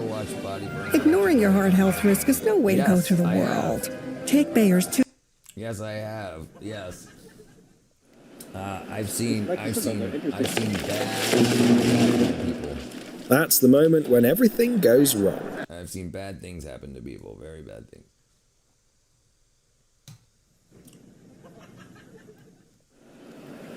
Like you said, though, they're interesting. That's the moment when everything goes wrong. When a wire break occurs, swift action from rescue services is essential. Once there was this kid who got into an accident and couldn't come to school. Well, they finally made out. They found birthmarks all over her body. They couldn't quite explain it. They've always just been there. If you're from Warsaw and you dance, are you a pole dancer? You are. These breaks frequently result in destructive fires. Thank you. I don't know. It's up there. I can go pretty high. I can go pretty low. Thank you. It's a middle impression. Thank you.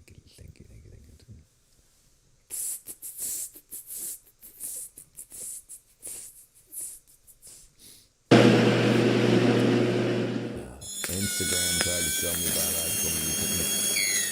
What? Hear that water boiling out of that stick? On, baby.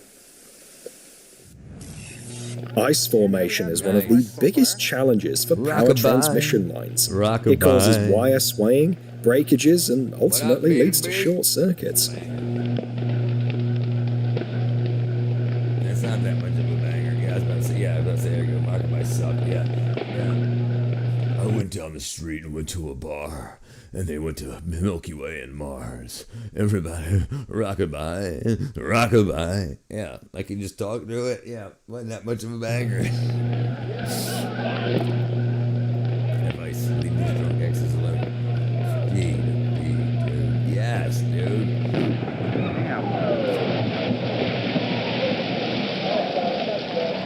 Wow.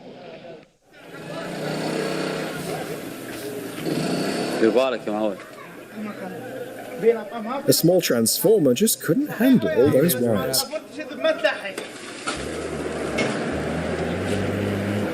Well, anyone can sing it that way. Look at all those freaking wires.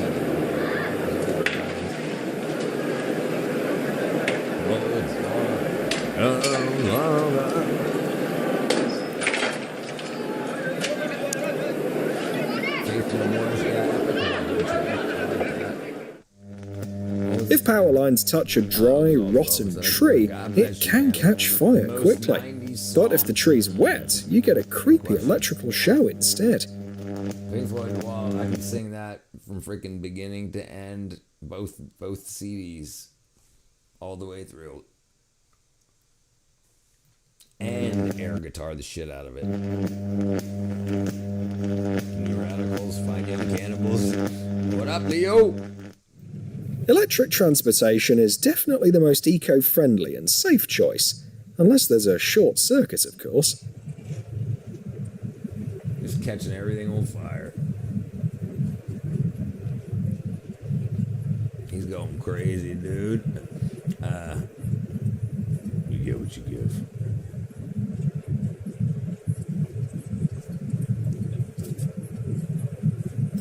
Yeah, why would you be tailgating that thing?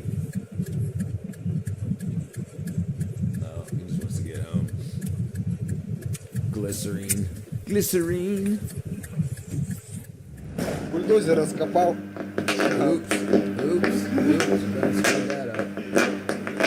A high-voltage power cable was damaged during roadwork.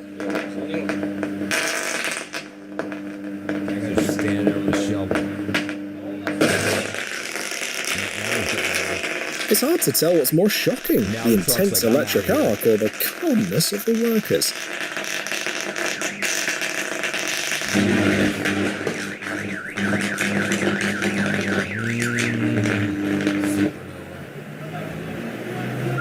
I wouldn't say they're the most 90s.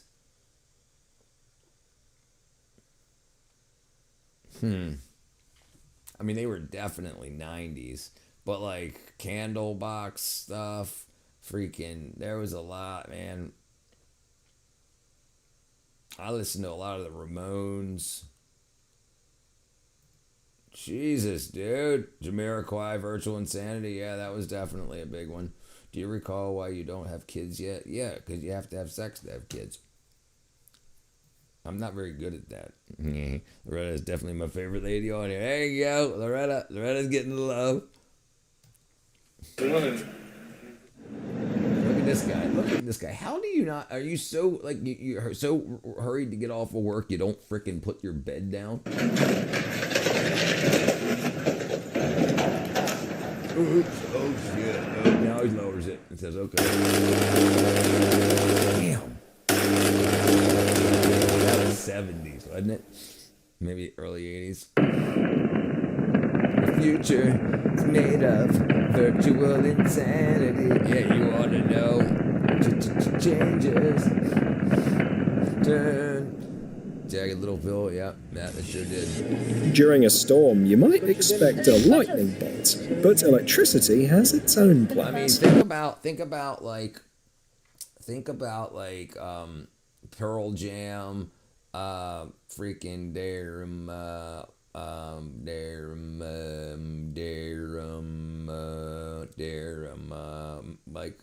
like Nirvana Smells Like Teen Spirit is definitely up there for one of the most 90s songs. Definitely. Bought 200 premium golden eggs for 24,000 Robux as a throw a garden of candy blossom bags, RD bags. Just bought the eggs and grinded for so hard. Jeez, dude, Leo, freaking 24,000 Robux. Thank you. What was I trying to think of? Oh, Alice in Chains. Like, come on. Rooster. That's like one of the freaking 90 songs. 9 Inch Nails. Like, freaking there. Michael Bolton was very shite. Yeah, there's a lot. I mean, I couldn't say one in particular. Issues. Recuérdeme sacar eso de la cama. Yeah, Man in the Box, right? That's a great freaking song. I'm a man in the box. But yeah, great. I mean, definitely a good song. Definitely a good song.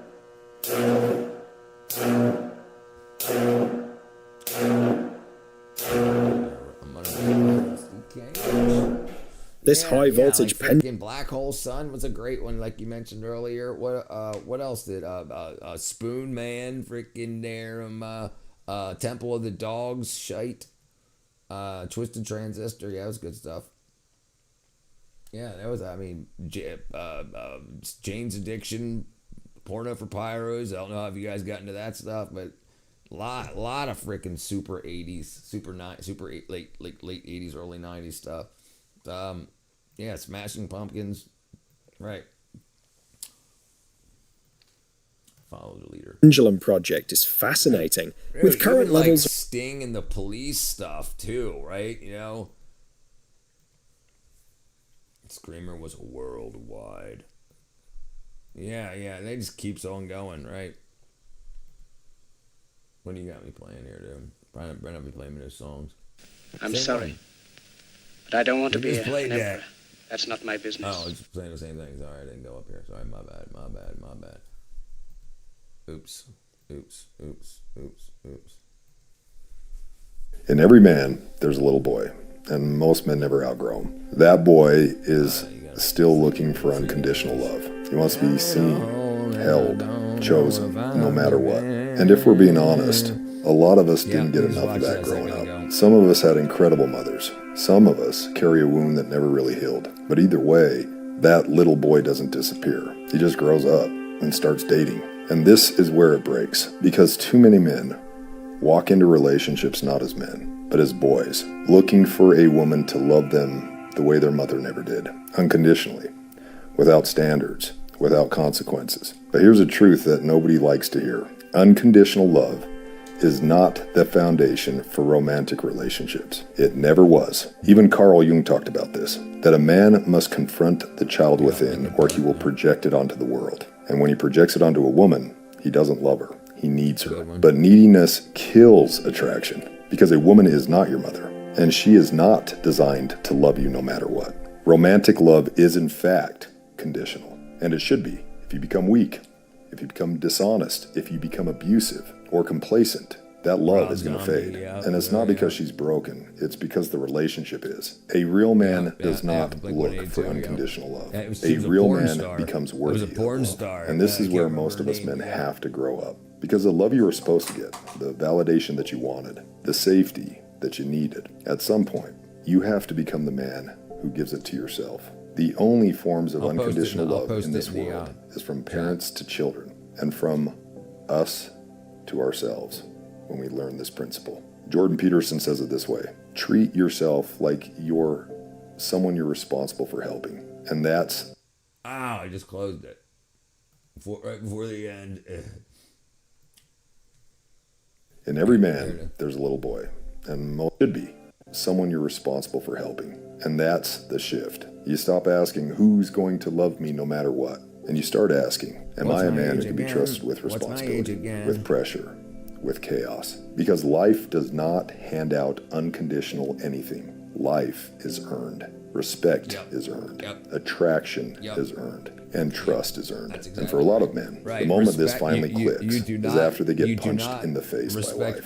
Sometimes it's failure, sometimes it's loss, sometimes it's a divorce. That's when the illusion dies. That someone is coming to save you. No one is coming. There is no mother out there waiting for you in the world. There is only you, standing in the chaos, being asked one question: will you stay a boy, or will you become the man who protects him? In every man... So one of the biggest lies to come out of modern education, modern society, is that respect is deserved, and that's absolutely false.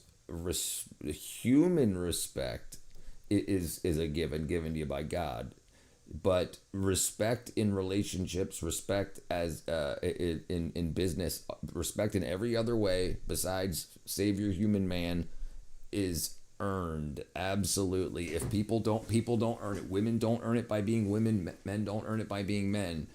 You earn it by your actions. You're right, times throwing copper, great, right? Yeah.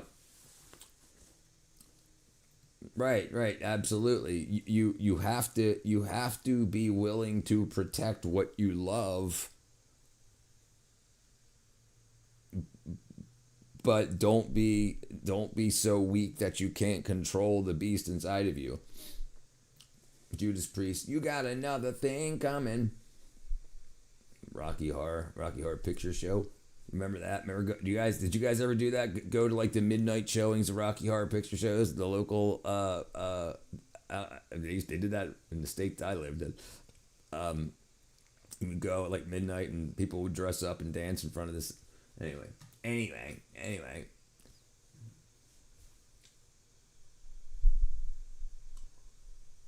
J.D. Vance said agreements with Iran failed.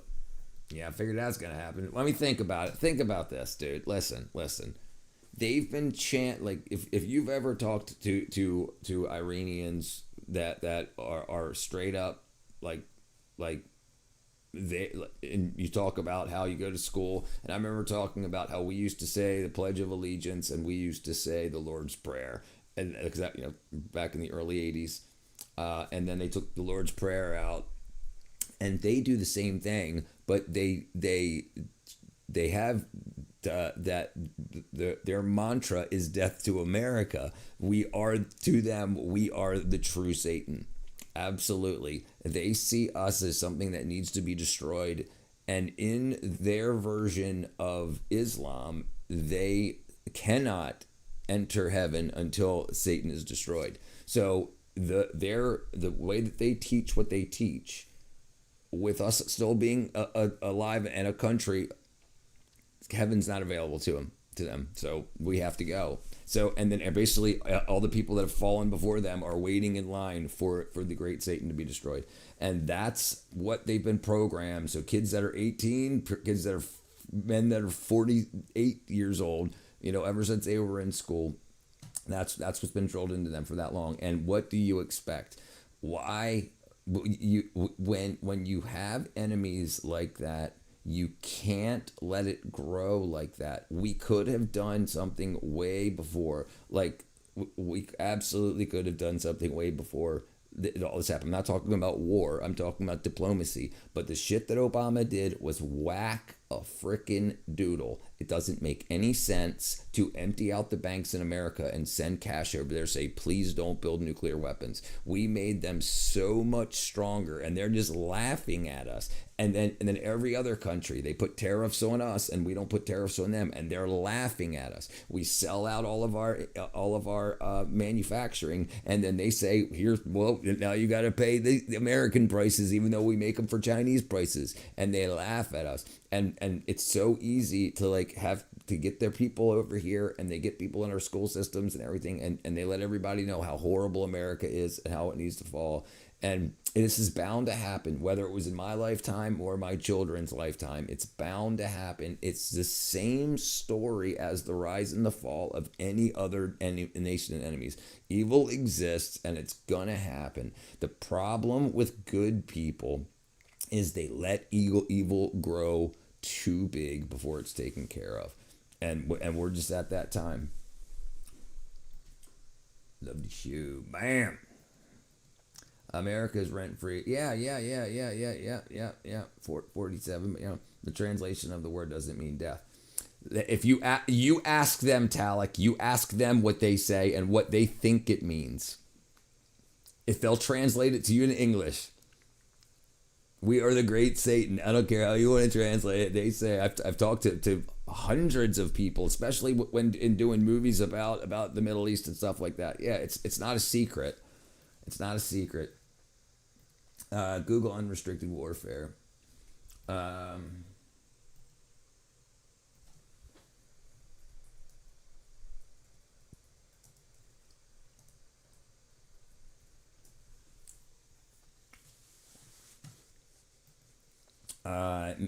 I know my purpose. No heaven for them.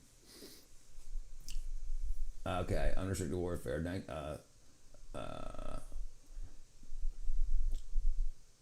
The book by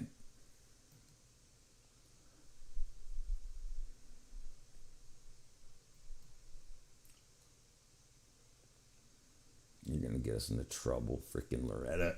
FBI's editor's notes. Finally taken. A book from China in February 1999, which proposes tactics for developing countries, in particular China, to compensate for military inferiority vis-a-vis the United States during high-tech war. The selections include table of contents, preference, biographical information printed on the cover. The book was written by PLA senior colonels for the younger generation Chinese military officers. Yeah, you guys need to go this. We ain't gonna go over this here. But if you want to talk about it afterwards, I'm gonna get myself in trouble. Yes, right. Absolutely. Any of them. And this is what I always say. It ain't Christian, Muslim, Jewish, whatever. It's not all the Jews. It's not all the Muslims. It's not all the Christians. It's not all the Satanists. It's the evil ones. It's the evil ones. And they broke away from their sect to create their own sect of religiosity that was primarily not good. It's straight up, like even all their brother nations around them say, you guys take it too far. And they're scared of them.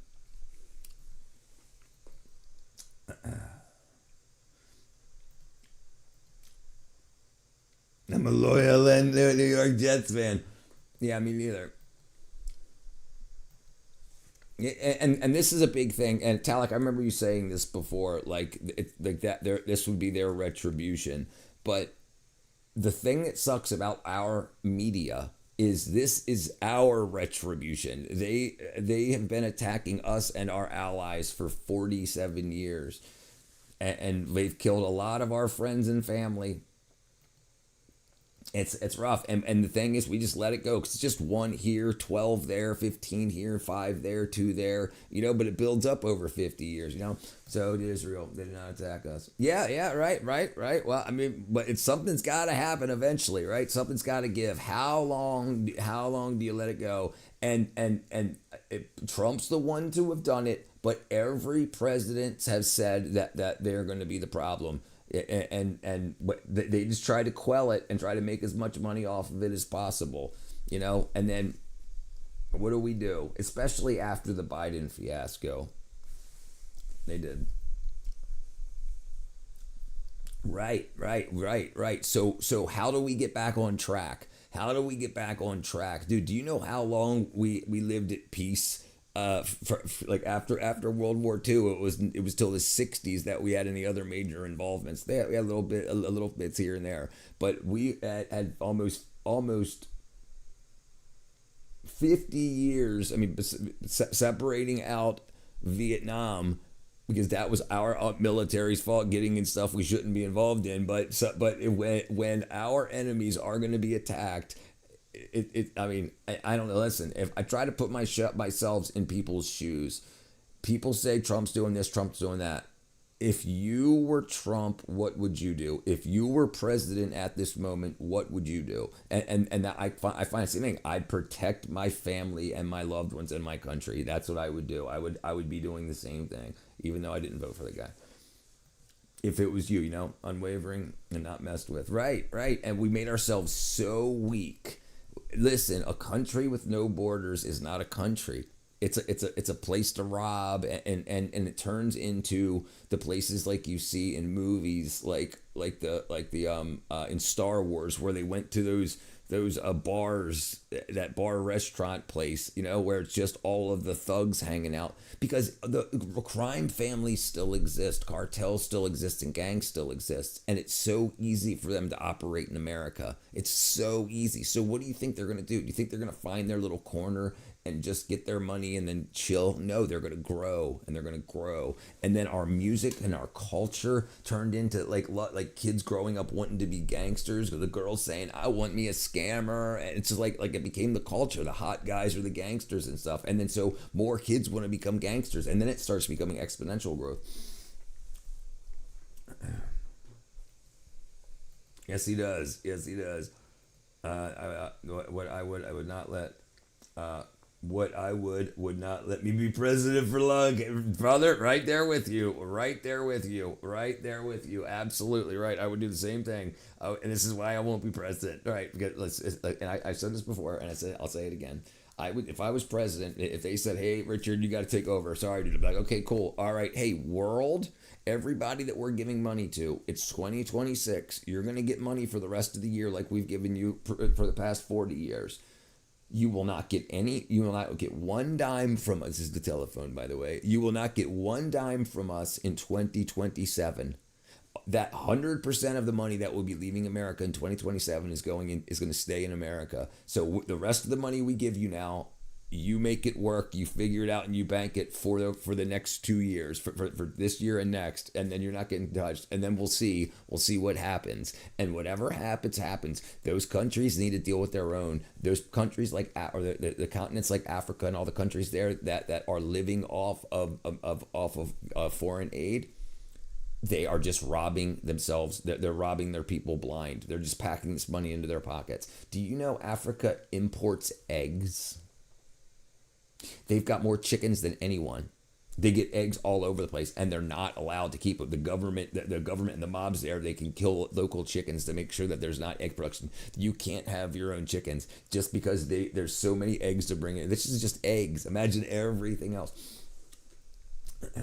Kids gonna join gangs to be part of a family since they don't have a home. Right. So we got to change the culture. Yeah, and that's what I'm trying to do. I think if we can keep people from being so unhealthy, if we can keep people, then they at least have a fighting chance to do other stuff. And we can't keep, and the rap thing's gone, the gangster rap thing's gone. Like that's burned. The whole thing where rap tried to go straight AI and the thing I think the hurrah was beautiful. It was the Super Bowl that people were like, you let it go to this. This guy's just talking to us in Spanish about banging chicks and guys, and there's guy like it's like they took debauchery, they put it on 11, and then they showed it to the children, and then this is what I think happened. I think that those songs were written by AI, performed by humans, so that if it would have went super famous, they would have said this song was written by AI and you loved it. So now here's all this other AI music for you to love. But it didn't work. So he just went away. Bad Bunny, what's happened to him? He was talked about for the months and months and months leading up to the Super Bowl. Push, everywhere. The greatest entertainer ever. And now not a peep. Haven't heard one word about him. Hey, haven't even had, maybe one or two people have brought him up on stream. And I stream every single day. Welcome to the Hotel California. If people weren't relying on government aid and we allowed the nuclear family to progress, the decency consequences foundation would be solidified. I agree. And you know what? There's a book that was written, oh yeah, a couple thousand years ago. Maybe we should follow it. And the ultimate thing the problem I have with the current day progressives is they're progressing backwards. They want to go back to slavery. They start using the words like I don't want to pick strawberries, and that's the shit that they did in back in the day to say this is why it's okay. Slaves have always had a roof over their head. They've always been fed. And they're doing the same thing. It's just food stamps and Section 8. The slaves they're bringing across the border, they're covering. And then all of these companies that are using slave labor, like in my state right here, the Hyundai plant and the LG plant had 500 South Korean slaves. The South Korean Hyundai sent them over to the cartels in South America to get them across the border, then got them to Georgia, my state, and they were living 20 to a room, right? We had South Korean slaves here in America just last year. South Korean slaves, Georgia. LG plant.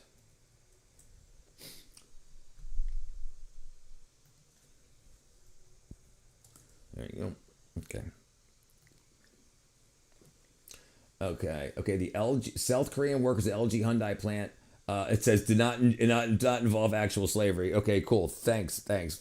Rather, a massive immigration that led to mistreatment and comparison of historical imagery. So they were being mistreated, they were being underpaid, but they're not calling it slavery. So that's what they want to call it. They're rebranding slavery.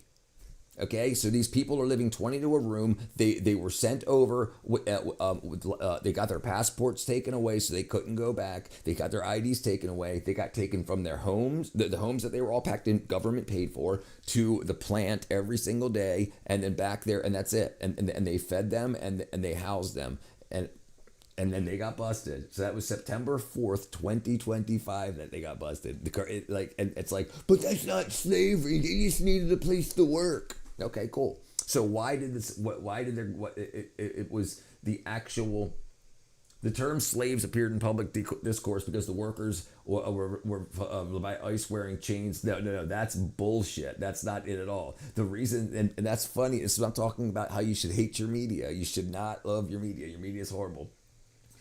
They were unlawfully working, but the thing was the government response, where was it? 475 workers were detained. 316 were South Korean nationals and other Asian nationals. They were sent over. The LG said they apologized and they were deeply embarrassed. And this is the AI jam or whatever. I used it a lot, but they absolutely did. And it says right here, hidden history of slavery. It's freaking wackadoodle. Anyway, but yeah, it's still going on, and they're just trying to cover it up by saying we're so much more technologically advanced. We're so much better of a people. It's not slavery anymore. It's just slavery. What up, Catra? Correcting children.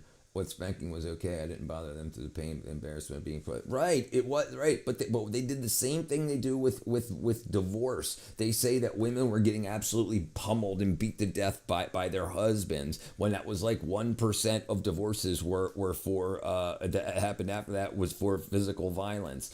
And they always say the worst of the worst. Yeah, a couple of parents abuse their kids, and they still do. They don't care about the laws, right? Yes, kids being spanked. It's embarrassing. It's shame tactics. And it works. It works. Terrible what people do to each other. Agreed. You need to look at this ice and chicken factory work conditions. One of the most powerful things that you can remember right now is that you choose to be here in this human experience courageously in the most miraculous, chaotic planet. You're not here. You're not here to suffer. Hey, I love being here, brother. I love it. I love it. I love it. Listen, I'm glad I'm here. I really, really, really enjoy it. I'm just tired of being lied to. Like I'm tired of being lied to. I'm tired of all the foolishness. Because even though there's a bunch of people that are coming over to try to raise their families, for every one of them, there's thousands of them that are here for nefarious reasons.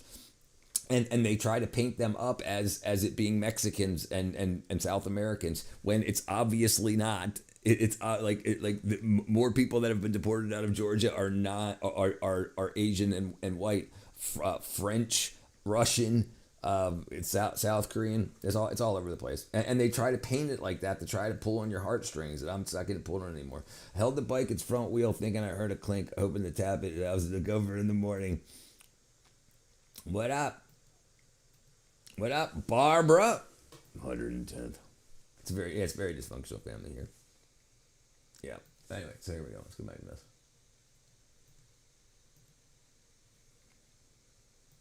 I can assure you, if I hadn't hit as a child, it would have made everything worse. I was a kid that started crying at literally everything. Personally, it just made an entire scene. Yeah, and that's a big problem too, right? And it hit. And we're not talking about slapped in the face or punched. We're talking about putting over a knee and spanked. Not freaking leaving big red marks and welts. It's just a little pop in the butt. Pop.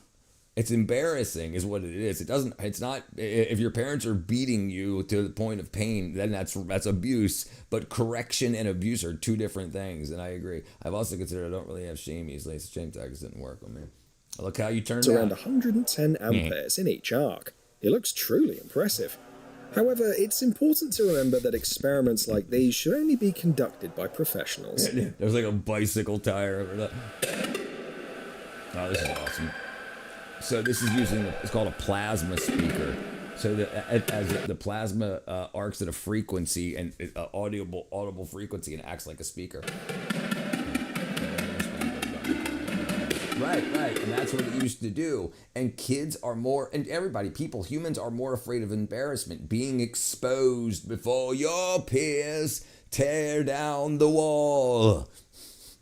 Right, so then you're like, I don't want to do that. So if I act like this in the mall, I'm gonna, and then I'm gonna get spanked in front of everybody, and they're all gonna know that I did wrong. Yeah, it definitely works. I got spanked as an asshole little kid. Depending on what way I was. If I hit my sister, I got spanked.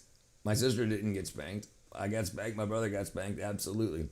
My sister got a stern talking to. But if we hit my sister, we got spanked. Depends on what I was what part of the party. I would seem to both work up Army negative reinforcement instead of discipline. Right. You can't beat the shit out of your kids. Absolutely not. But you can spank your kids, 100%. 100%. But for good reason, too. And the problem is, when the government got involved, the government said, we'll discipline your kids. Because somebody's got to be disciplined. So there's got to be discipline. But the modern progressive movement got away from that, saying, no, everybody. But now they're saying, okay, jail's not discipline. That's old school discipline. So now we'll just use therapy. But now all the therapists are crazy. Does it still what? Get your attention? There's a reason my mom got into therapy, because she didn't know how to parent me emotionally, genuinely, didn't have much to start screaming and crying. No, it's all right, Lamb. 100% kid in here.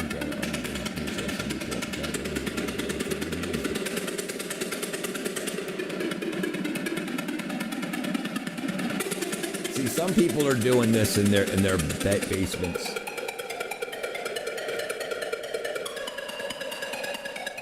An orchestra made up of several Tesla coils that plays music in MIDI format. That's freaking awesome. You can run your test. This is what a short circuit test looks like at a current of 20,000 amps. Thunderstorms are just rock. 2 green, 4 green. All right, open switch 272.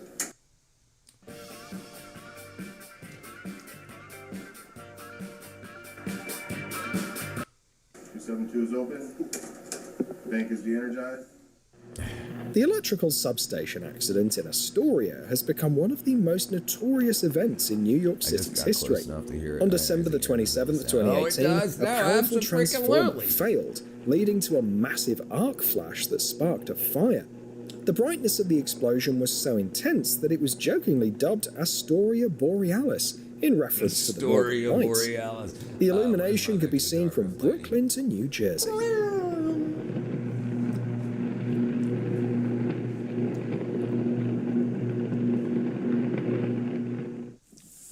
That's what happens when electricity meets electricity. A lightning bolt hit the power line pole dead on. Holy I'm gonna get back in the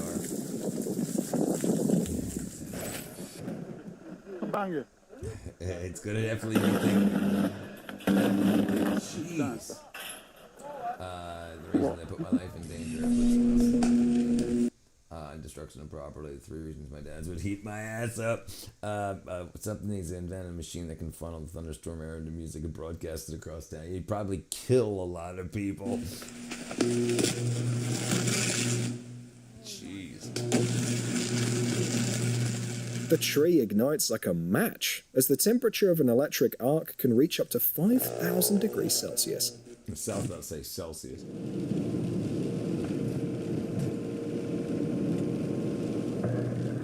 Oops.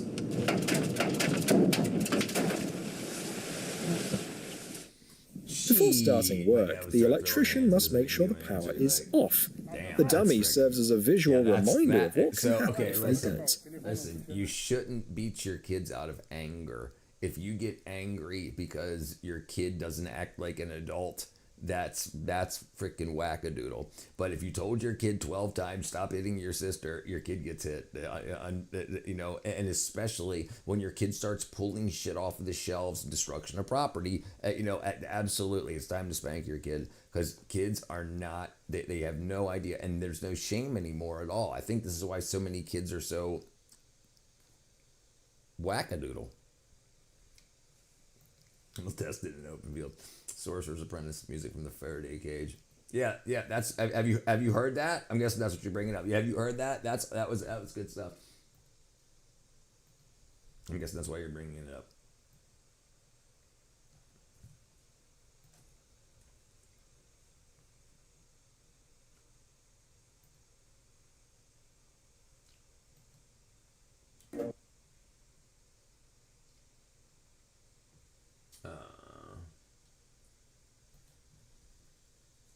Oops.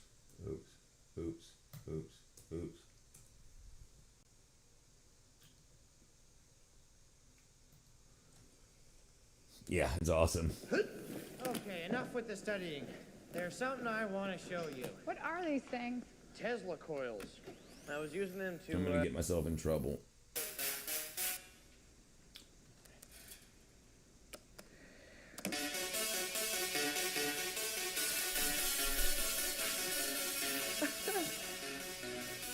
Anytime I'm gonna get myself in trouble. Alright, I'm gonna turn it off. I can't play copyrighted shit. I saw AC/DC on a summer outside London. There was a closeness in the air for the entire gig. And just at the end of it, the last song, the heavens exploded. He said...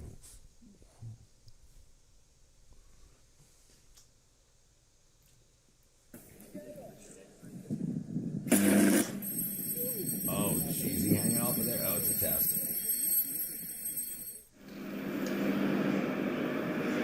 Oops. That looks like a leak. Oops.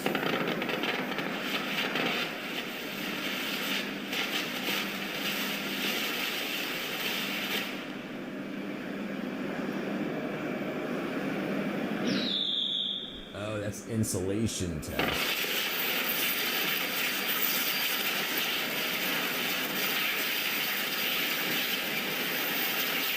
Cable burn down is a special method used to pinpoint the exact location of damage when insulation fails. Lightning, crack.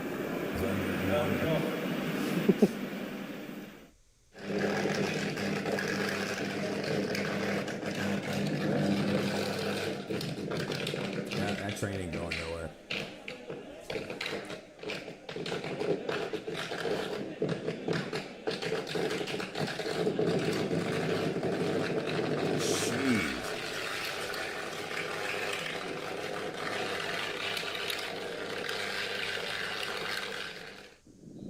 This is a great opportunity for anyone who loves explosions and shooting. That's a copper wire.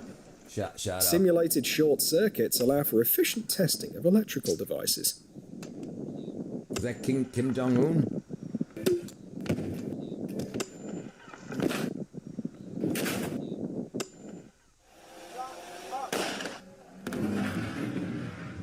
Frickin' that's just vaporized copper. Vaporized copper. My mate Dave also got plastic piss over his head. Jeez, that would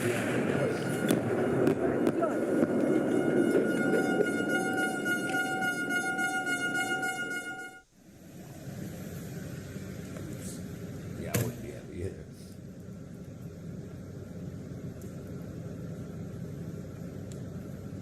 Oh my god, that hurt my eye. There it goes.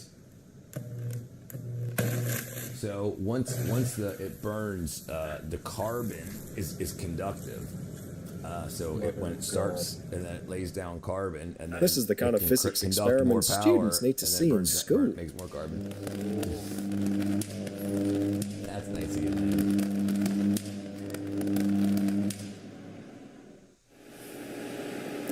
These are cool.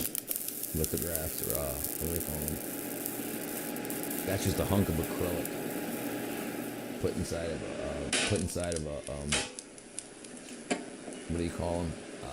These frozen lightning patterns, known as Lichtenberg figures, are a fascinating natural phenomenon.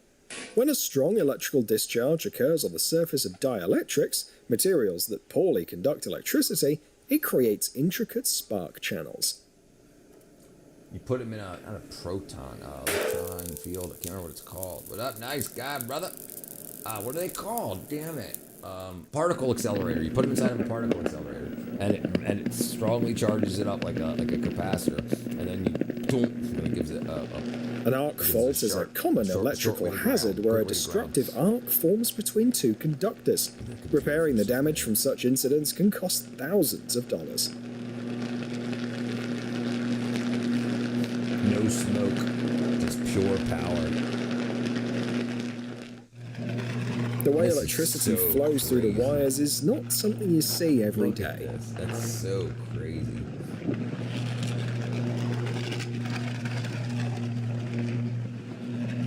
That's so nice. Wow. You can hear it arcing. No matter how cold it gets, you won't want to warm yourself by that fire. King one. Oh, is that what's going on? Oh my goodness. Maybe we shouldn't get any closer, Jonathan. Avengers, Voltron, good one. I used to watch Voltron all the time. Wow, that's loud.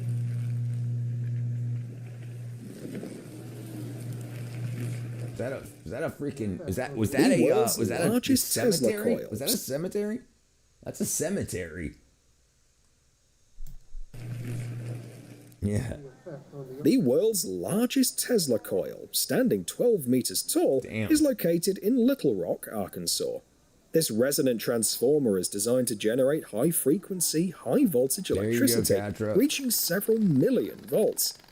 Beyond its scientific significance, Tesla coils are also visually stunning with impressive electrical discharges that can extend up to several dozen meters in length.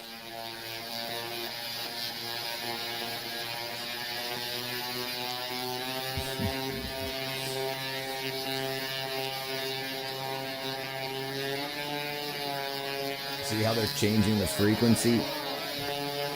So you can modulate that and play music.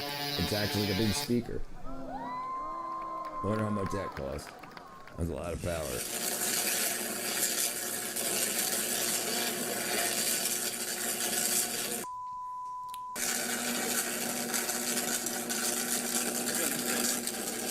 If you park under a transformer, you might have to wait before you can pick up your car. Weld splatter all over it. Can't even pick up your car.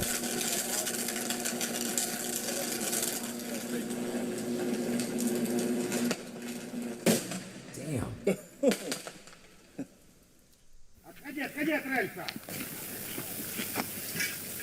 Oh, I'm trying to knock the stick off. It may seem concerning, but actually the only casualty here was the wire.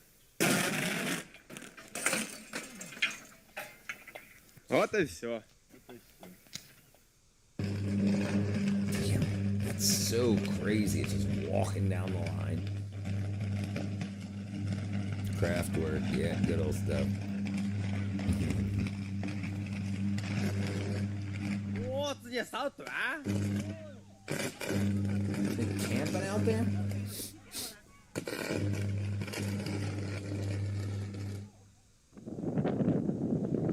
Cannon? What is that? The boom of the construction vehicle hit the power lines, electrifying it. The workers then used makeshift tools to cause a short circuit and disconnect the power.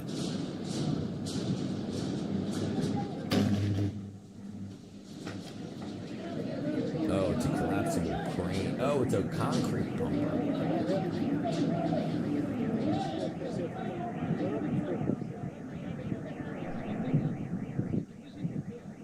Yeah, it's always you hear freaking car alarms going off. A short-circuited antenna atop a building in New York. It's a dangerous yet stunning accident. It's freaking bright to look at on the computer screen. Sparklers? Sparklers. This video can give you the chills. It's incredible how much energy electricians have to deal with. Yeah, that's a lot of freaking joules.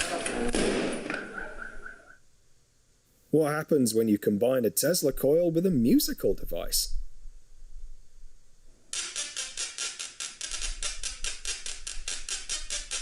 So he needed to play non-copyrighted music so he could make the video. Because it's not just the audio that's copyrighted. The composition is copyrighted also. A bit more electric music.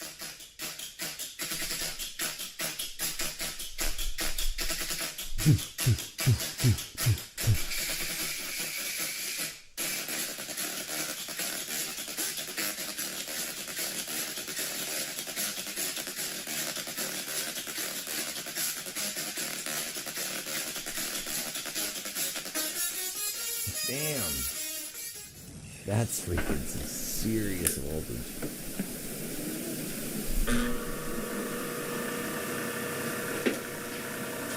This would make a sphere. I mean, a hole, a tunnel, a plasma, a vortex. There you go. He's opening up the space-time continuum. More voltage. If you thought Tesla's legacy was a thing of the past, you were wrong. The experiments are still in progress.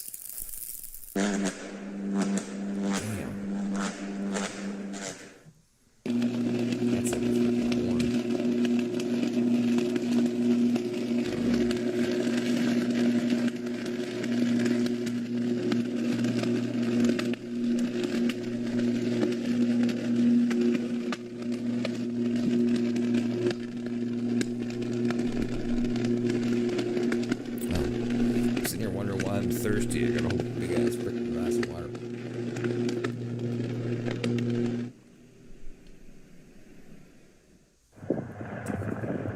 That's better. Yeah, that's got to be some A short circuit work. in the high voltage grid caused a devastating fire at a substation in the town of Dronten, Netherlands.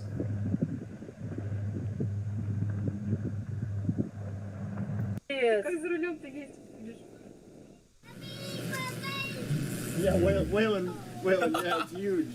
Whalen. It's huge. Look at that. Wow.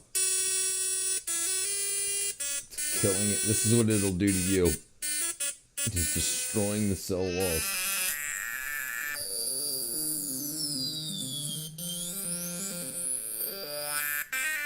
Resonant cavities.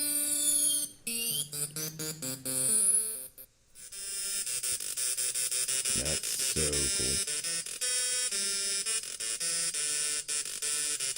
I just subbed Eldorado.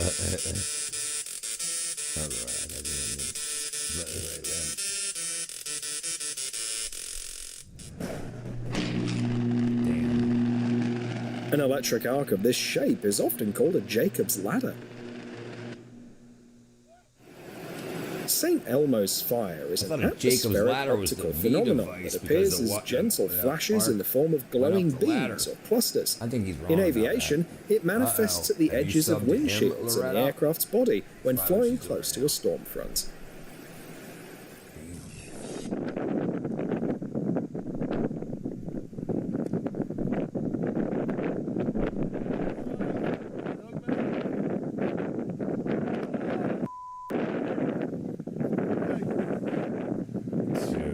Imagine that just jumping onto you.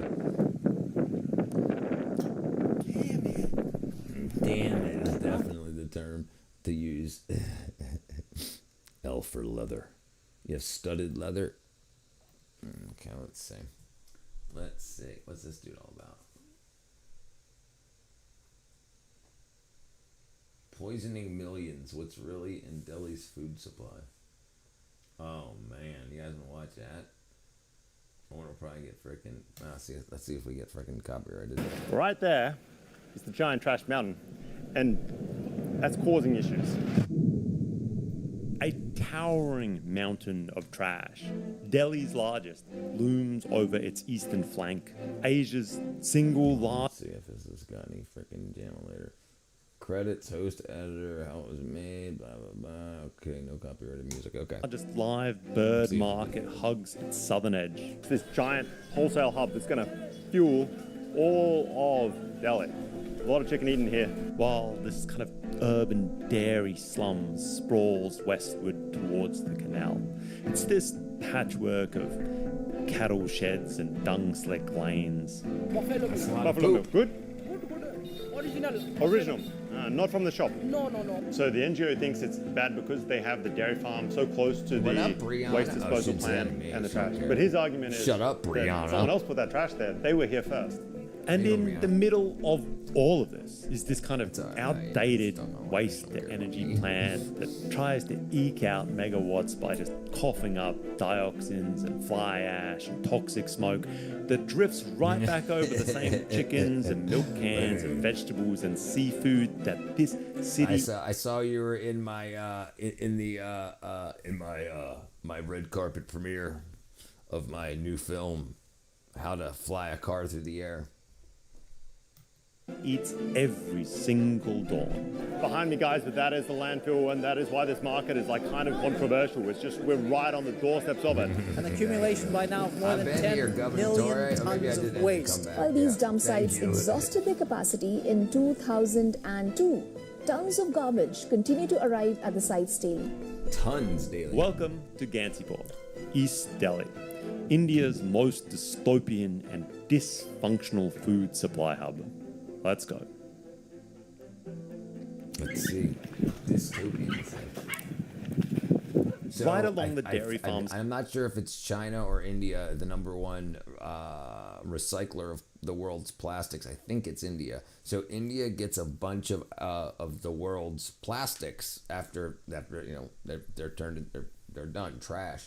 And so it all gets delivered to these huge sites. So these pickers go out and they just find, if they can find metal, some of them are looking for metal, but most of them are looking for plastic so that it can be recycled and turned into like PVC pipes and other toys and goods over again.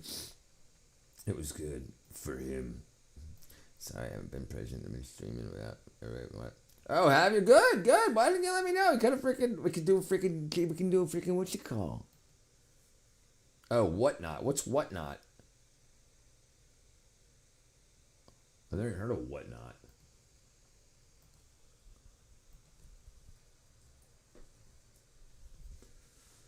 Oh, marketplace. Wow. Okay.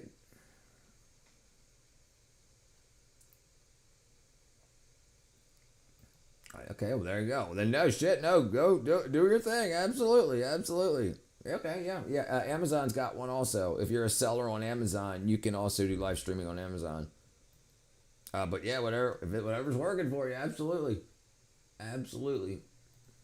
This flank is this slum community that wrestles a living from the towering trash pile here. Here, they call them rag pickers. All right, guys, so we've kind of reached maybe the drop-off point, the point at which a lot of this scavenging takes place.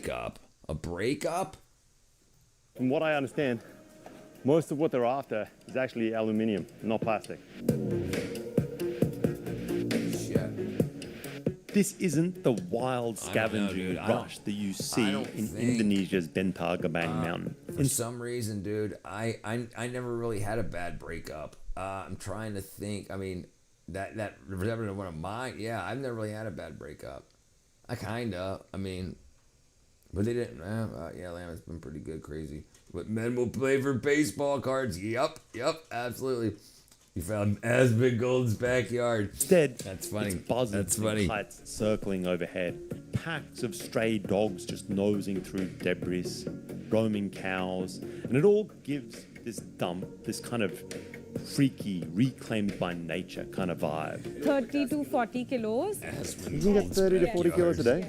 And he earns like 1,000 rupees per day, if it's a good day. That's like not that bad. It is entirely post-apocalyptic, but in its own special way. Alright guys, we're sort of a decent way up the mountain at this point, and you've got this maybe like loading station.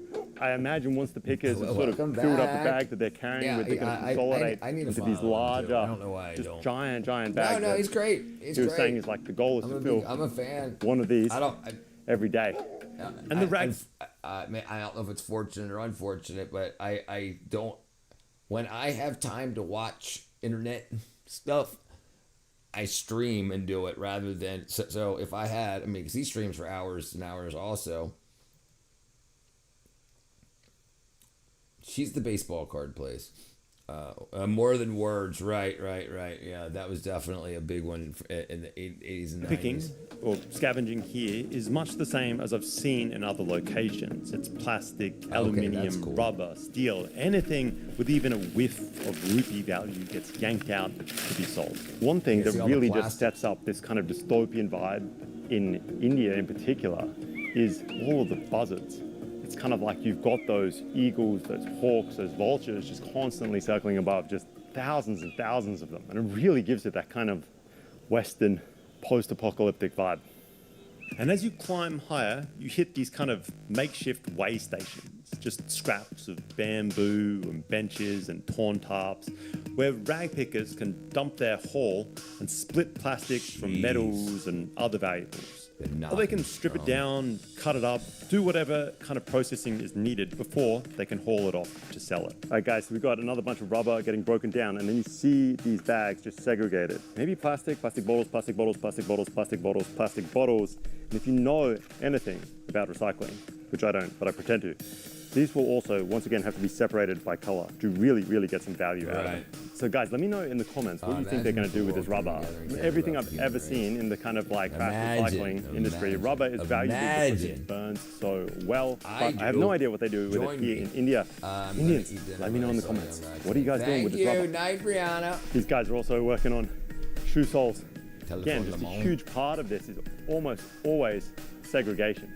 Just picking's one thing, that's maybe the easy bit. Dude, so I remember watching this guy, they make a lot of stuff with lids. Yeah, lots of stuff.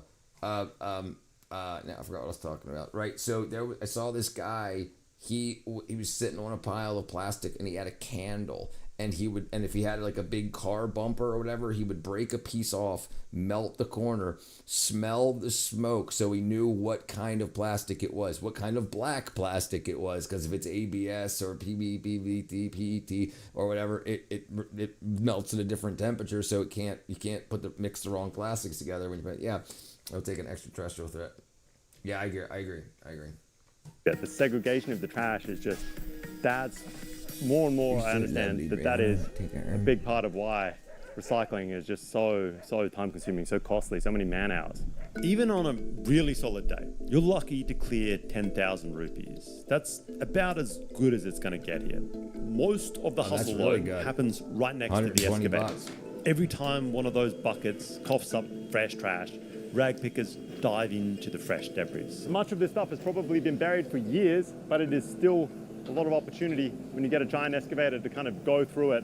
Yeah, these guys get flip it over. The choice pickings at what is there. It's gotta All right, guys, so this technique bad. is something new to me on any trash mountain I've ever seen. I haven't seen these sort of giant magnets on the end of poles, but it kind of makes sense to me. These guys are out here for the value, and the most valuable stuff is, in fact, the metals, the aluminium, magnetic the steel. metals. And so, having just giant magnets on the end of poles, maybe it's better than a hook.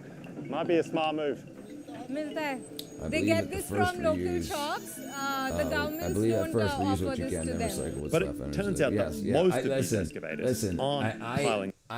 I'm not a green frickin' wackadoo. I do it for the value. I'm not here to save the planet. I'm here to save the people on it. So, but I'm not going to throw my jars and shit away just in the trash to let it break up and let somebody have it. I do not have a trash pickup here. I use my neighbor's trash or I take it to the dump. We have a little pickup place once every 2 weeks or so. But all my food scraps get out to compost, and any stuff that I have, any jars, the glass jars or whatever I have, will turn into planters or whatever. Also, I don't really buy a lot of shit. Like mostly everything is cardboard, and that will go either to cardboard recycling or it will go to lay down for lasagna beds. Like you clear out the area where you're going to grow something, and then you lay a bunch of cardboard down, and the cardboard will kill the grass and the weeds, and then you can just put dirt right on top of it, and the bugs will just turn it back into soil. So yeah, I don't throw much away at all. This is so primitive, I would investigate a larger magnet. It's heavy though, dude. It's heavy. You're up there for 10 hours a day. Say Ferris. Come on, Eileen. I can see the attraction. He can see the attraction to a larger magnet. Hang on. They're here to bite chunks off this giant mountain, slowly grinding the heap down. Really, that does sound really familiar, slowly. but it's not ringing. It's probably ringing never a going to bell, get but done. it's not forming an At least they're image. here. This is the trommel machine used for biomining. They're trying to flatten the Biomining. landfill. So these This is how bulldozers are marketing picking up the works. waste This is how and they're marketing putting works. They're saying, I want you guys to go through the trash, so they're calling it biomining. You guys aren't trash pickers, you're miners. pushing it inside the machine. So the machine then segregates the waste.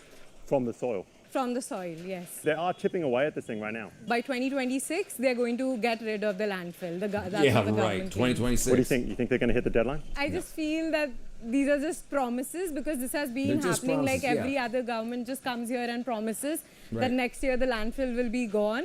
But you can still see the scale of the landfill. So let's see. Yeah, they're liars.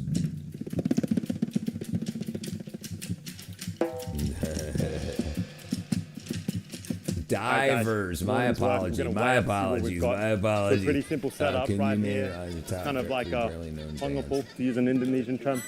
And we have a simple scale.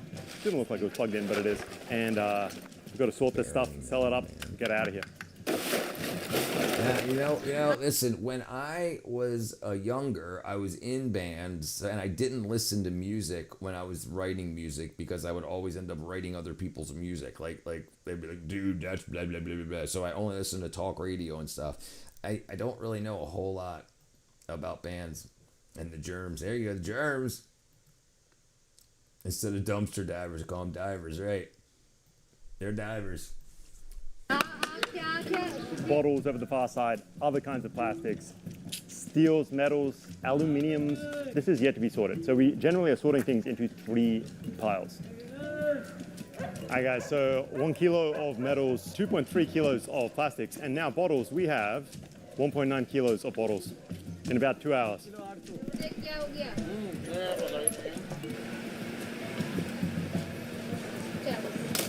What is this carving from? So there's this Muslim festival called Muharram, where you whip yourself. I eat on concrete. Brother, Sugarloaf, the this animal's guy's shredded. Thin Lizzy. I think it's a good look as well. Band. The animal's a good band. Oh, that's fucking lit. You see, Gansipur's landfill has been this kind of powder keg since way back in 2002, when it first blew past its safe height limit. And every promise to shut it down has just flopped hard. It's just one screw up after another. and a catastrophic slope collapse in 2017 that killed 2 and pushed a bunch of cars into the river. That's the first thing that actually got people to take it a little bit seriously. In 2019, officials swore they'd start biomining and clear this thing by mid-2020. But obviously, that didn't happen. 489 crore rupees, She's like 2 the years, Black Rose and a album. promise to erase a decades-old mountain of waste. But Ghazipur has seen many such promises before, each buried under new layers of garbage and delay. Benchmarks for 2024 and 2026 have evaporated just as fast. And now, the new hope is that in December 2028, they'll actually have this thing under control and biomined it down. Yet, Ghazipur still gulps down over 2,000 tons of fresh waste daily, a mountain that keeps growing as policy after policy crumbles under its weight. 4 different government departments. And think about it. So now they have 4 government departments that are getting paid to figure out how to get rid of that waste, and they're getting salaried. So the longer the waste is around them, it's horrible. The longer the waste is around, the longer they have a job. Not these people, the people in government. Let's change subject again. It's been a week of bleak headlines and... Dude, freaking lamb. Departments keep issuing these overlapping orders, so no one on the ground has any idea of what's actually these. The policy crumbles under its weight. 4 different government departments keep issuing these overlapping orders. So Okay, look at that dog. You see the dog in there? He kind of blends in. He's just chilling in that black water. Dude, that's gotta stink so bad. Kind of like.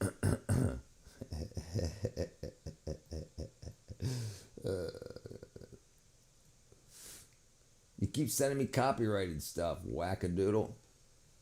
Lamb. No one on the ground has any idea of what's actually going to get implemented and what's just kind of for show. How long has she lived here? आप यहाँ पे कितने सालों से रह रही हो? It's been 10 years. 10 years. And she survives from doing the rag picking as well? तो आप भी खत्ते पे आती हो ना? Yes. They're trying to get rid of the landfill now. Oh, Is she don't like drink sad it, don't or drink happy it, don't about drink it, don't drink it. The dog didn't drink it good. They definitely, it's their livelihood. So she is sad about it because if it goes, then their livelihood goes as well. But she's saying that maybe it's good for the city.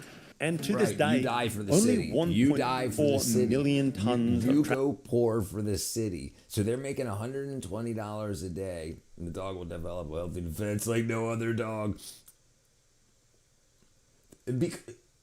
Lamb, you can't use fair use during a live stream. It's a rebroadcast. If we're making a video out of it, it's different. trash has ever been removed. That's like 10% of Ghazipur's legacy waste that's been removed by this whole biomining technique. When you look at it from a drone, it's like this tiny chunk that's just chipping away at the side. The problem is the AI catches it. Like yesterday, we were watching the copper pot thing, and they just shut the stream down until I stopped watching the copper pot thing, and it was just some dude on the freaking internet with a copper pot. But and call me crazy, but it just does seem a little insane to be building a mountain on one side while you're removing it on the other. Yeah, and you could think, I mean, what's the big deal? India's a pretty big country. They make a lot of trash. It's got to go somewhere. It's a landfill. Why don't they just leave it here? Why don't they make it bigger? Well, Ghazipur. I don't know. I don't know if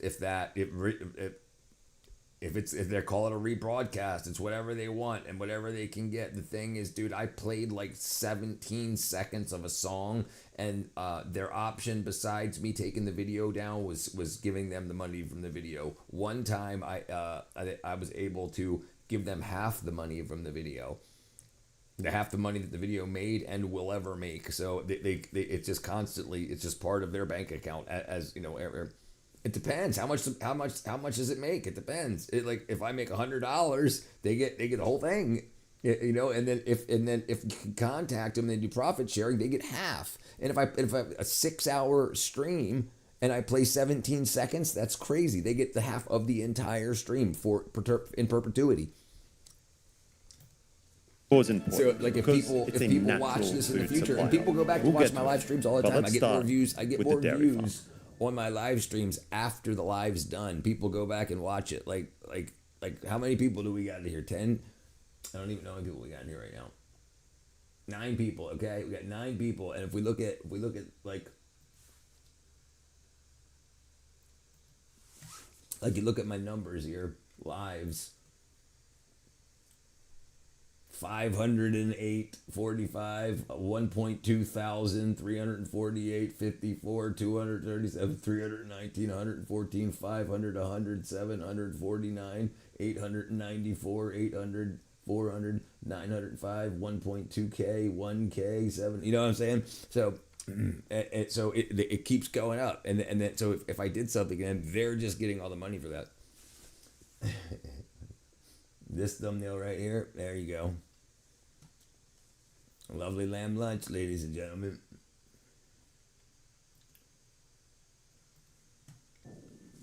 Welcome to the Ganseaport Dairy Colony. Just 80 hectares of tin shed and asbestos roofs and dung slick lanes and thousands upon thousands of lasagna, dude. Buffalo pumping out tens of thousands of litres every dawn. Freshest milk in Delhi, straight up. Around 900 families live here, elbow to elbow with their herds. Mostly these chunky black buffalo and a few cows. Trucks drop off the animals right during or after calving when the milk is flowing and kind of maxing out.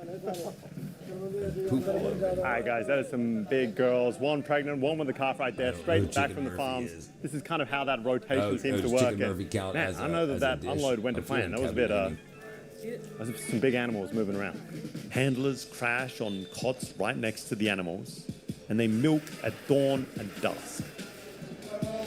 Yet another room here just filled with dairy cows and buffalo. Maybe a few more cows here, but yeah, it is just house after house loaded with dairy. They're mixing feed, they're hosing stalls, they're looking after the newborn calves that are just everywhere on the concrete floors.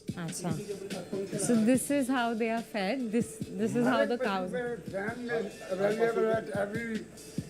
Okay, so every cow gets a fan. Every cow gets a fan.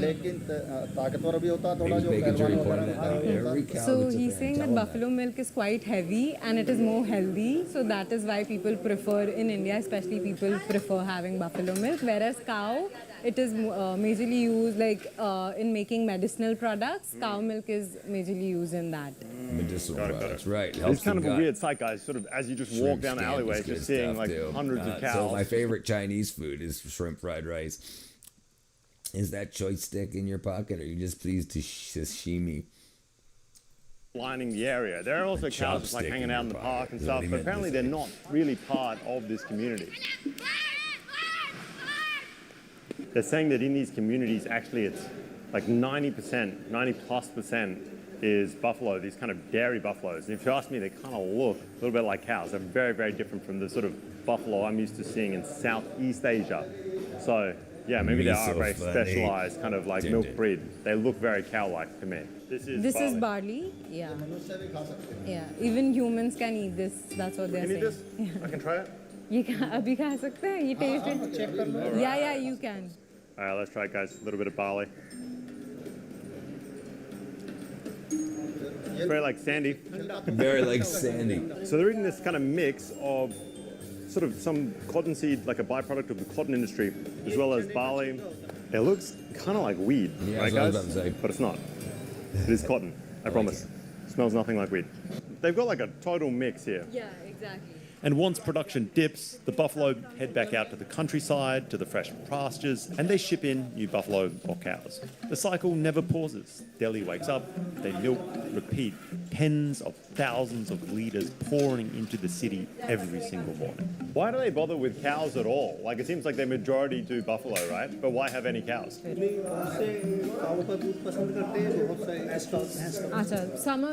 people also prefer cow milk, so that is why. So it depends on the demand, yeah. Got it. This colony, the dairy farm, as they call it, but it's more like a kind of urban milk shed. for lack of a better word. They're all independent families. It's a whole community and also a business. Yeah, right. That's what I was thinking, right? So they can drink it. Yeah, good translation. That's the Was born way back in the 1970s when Holy Delhi's cow. master plan shuttled urban cattle to these 9 different dairy villages, and they slotted this one onto cheap village plots that Was that dude only just chilling out in his under drawers? Was that dude just chilling out in his underdrawers? dairy villages, and they Look at slotted this guy, dude. He's chilling out in his underwear. This one. Look at this. This guy. Those aren't shorts he's wearing. He's wearing freaking. He's wearing tighty blackies. I was already lost before the translation. Yeah, that was way. Yeah. Way before the translation. onto cheap village plots that only later backed on to this just rising landfill. And because of this, today the place cops just a ton of flack from every angle. Why is the community here controversial now? Like, I understand when I've seen it, it looks pretty clean, pretty safe. But I understand there's a lot of controversy about it. There are certain NGOs that are against them and they call them illegal dairy farmers, but these guys, we're saying that they have been living here for generations, and they were also like back in 1975, the government gave them this space to live over here. But the NGO says that they are illegal. And they want them to move or not? The NGOs, the non-governmental organizations. Not illegal, and you are putting the waste where people are living. That shouldn't be allowed. Yes. So the NGO thinks it's bad because they have the dairy farm so close to the waste disposal plant and the trash. But his argument is that someone else put that trash there. They were here first. They were here before. So guys, as you can see, well, I'm not sure you can see, but inside these buildings, they're just loaded with buffaloes, milk buffaloes, and then right there is the giant trash mountain. And that's causing issues. High court judges have even weighed in, branding the milk as unsafe. They claim that these animals nibble on landfill scraps and that they drink leachate-laced water from the big difference between the milk you get in the freaking store and actual milk. Trump's statement about the Iran war is ignorance and abundance.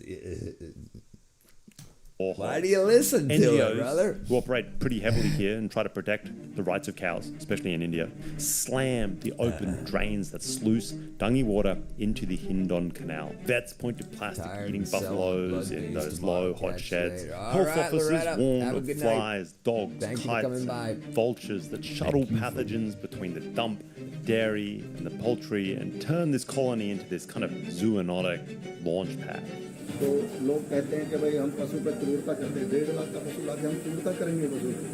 say that we are cruel towards the animal, but look at us, we are investing like 1.5 lakhs rupees. Why would we want to be cruel towards them? They obviously care about them. Tens of thousands of workers and families who are dependent on this profession, and they will all lose their livelihood. So the government should give them answers. What is the government doing for clean air? What is the government doing for the environment? In fact, we are the ones who have milk. Right. And yet, I'm oddly pretty sympathetic to these farmers. I never saw any milking buffalo rummaging through the trash, only stray non-dairy cattle. And you see those all over New Delhi. Do people of New Delhi care or not where their milk comes from? They don't. Honestly, they don't. Yeah. And I'm not trying to say that this is the highest quality milk shed on earth, obviously. Now, I'm very picky. I'm very picky. I don't date trash. I was hurt. Yeah. I got hurt. Yeah, sure, absolutely. I mean, but not like, not like freaking cheated on and, wackadoodled out. Like, rat milk's fine. Thadiel, what up, my brethren? Yeah. Like, so the girl I dated the most for about 10 years, like out of high school and college age, stuff like that. Our breakup was because her family moved. And then I started dating another girl 2 years later, and then she moved back, and then me and the girl I was dating, then we broke up because she was crazy, and then me and the other girl got back together, and then we dated again for another 4 years before she moved again to Texas. So and then And then a girl I dated for a few years in Baltimore. I mean, if I'm gonna date you, like call you my girlfriend, like you're gonna be a good person. You're not gonna be just some freaking hoe. Do you regret it not fighting for your first girlfriend? No. Everything turned out fine. I didn't. It wasn't not fighting for her. I mean, her and her family moved, and I had family here. Or in Maryland.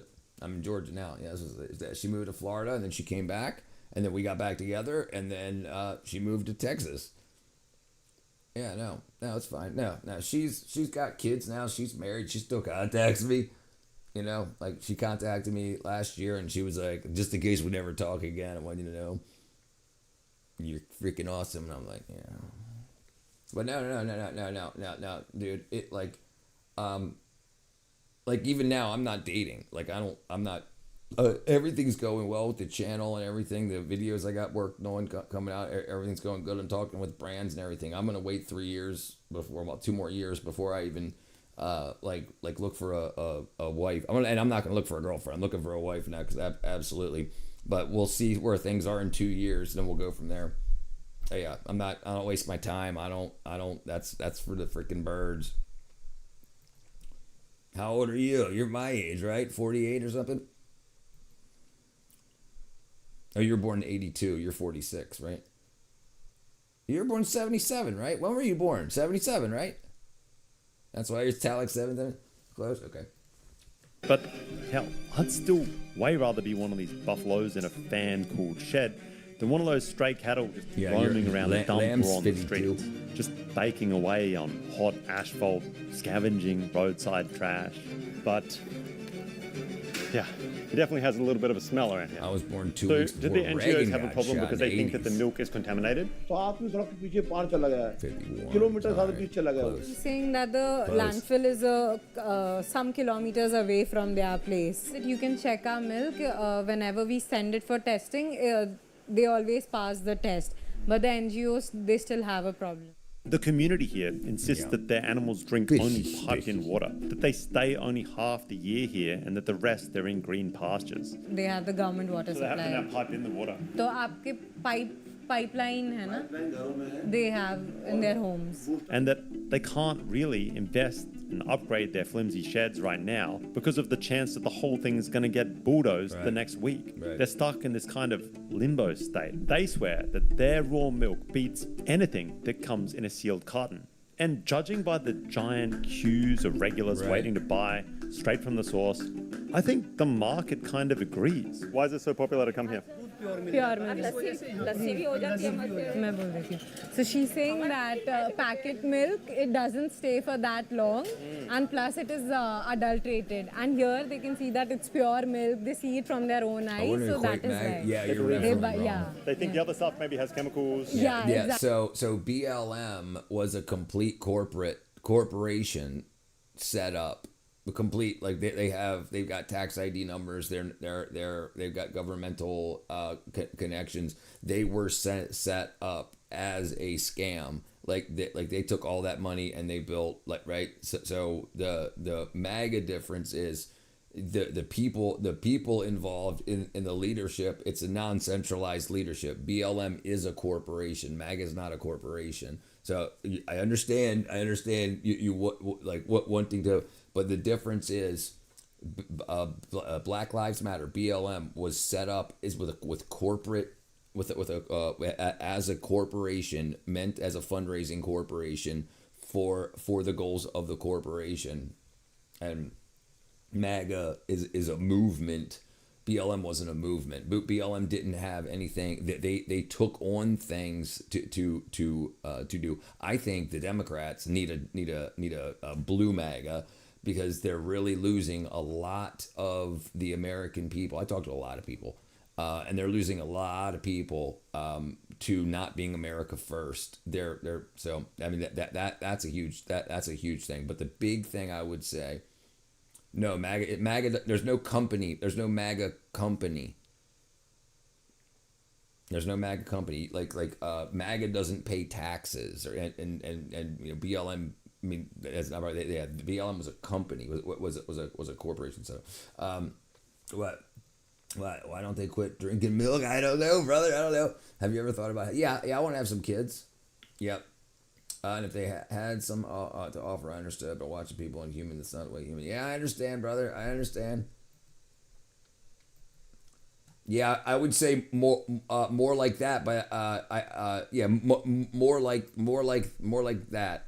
It's not, but MAGA let me check.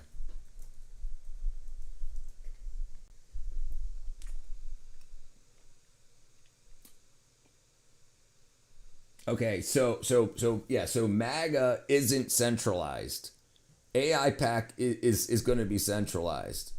MAGA's decentralized. It's a group of people. It's an idea. BLM was an actual company. And AIPAC is going to be an actual company too. They're going to have to pay taxes and stuff like that.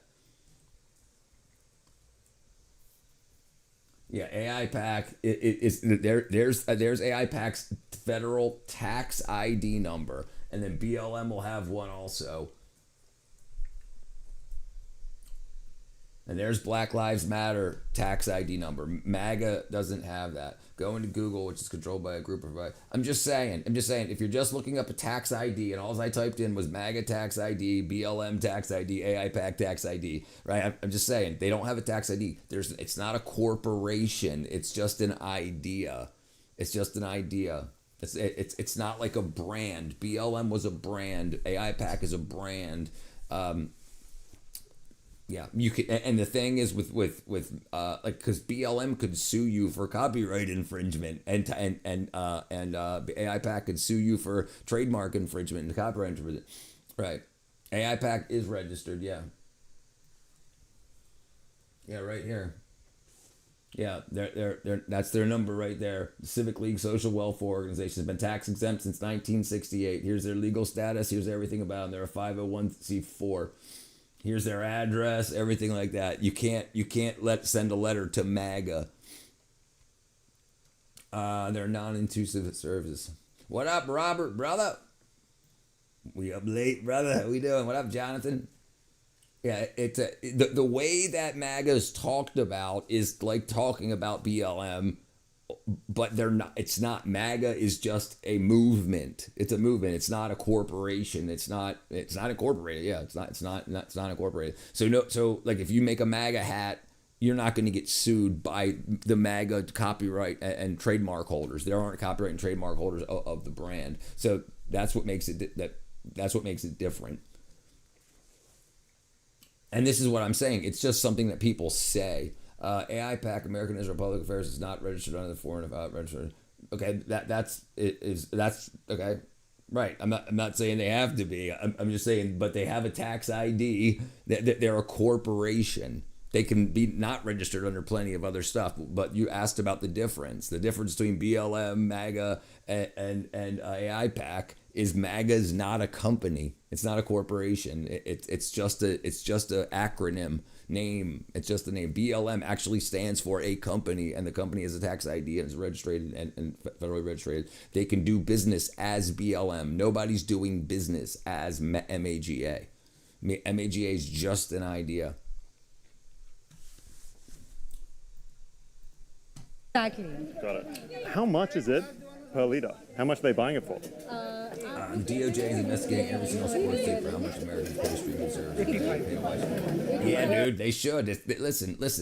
They need to be looked at. The freaking gas stations need to be looked at, especially here in America. Most of our gas does not come from the Middle East. It comes from Canada, the United States of America, and Venezuela, especially right now. So our prices should not have gone up. This is huge price gouging, and what 100%. We get like less than 5% of our oil from the Middle East. So it shouldn't have gone up more than 5%.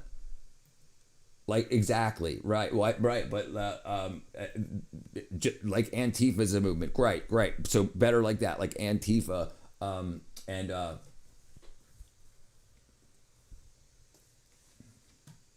Yeah, there you go. Right, there you go. Do not have a so here's how they're the same. They do not have a centralized tax ID or an official organization structure. MAGA does not either. People can just say, I'm MAGA. I Make America Great Again. So, but BLM is a company. AIPAC is a company. Antifa is a name. MAGA is a name. Just an idea. Yeah, so right, because it lacks formal leadership, and there's no leader. You could say people can say Trump's the leader of MAGA, but that's not true. He's not. Everybody is. Everybody that wants to be involved with it. BLM has leadership. They had a CEO and a CFO. AIPAC has a corporate structure also. MAGA is just a name. Yeah, Antifa. Again, no CEO of Antifa. I used to sub the So this is a good deal or a bad deal? It's a bit expensive. But also you're paying a I premium. just want a good prime rib, brother. I'm right there with you. I fresh love milk. good.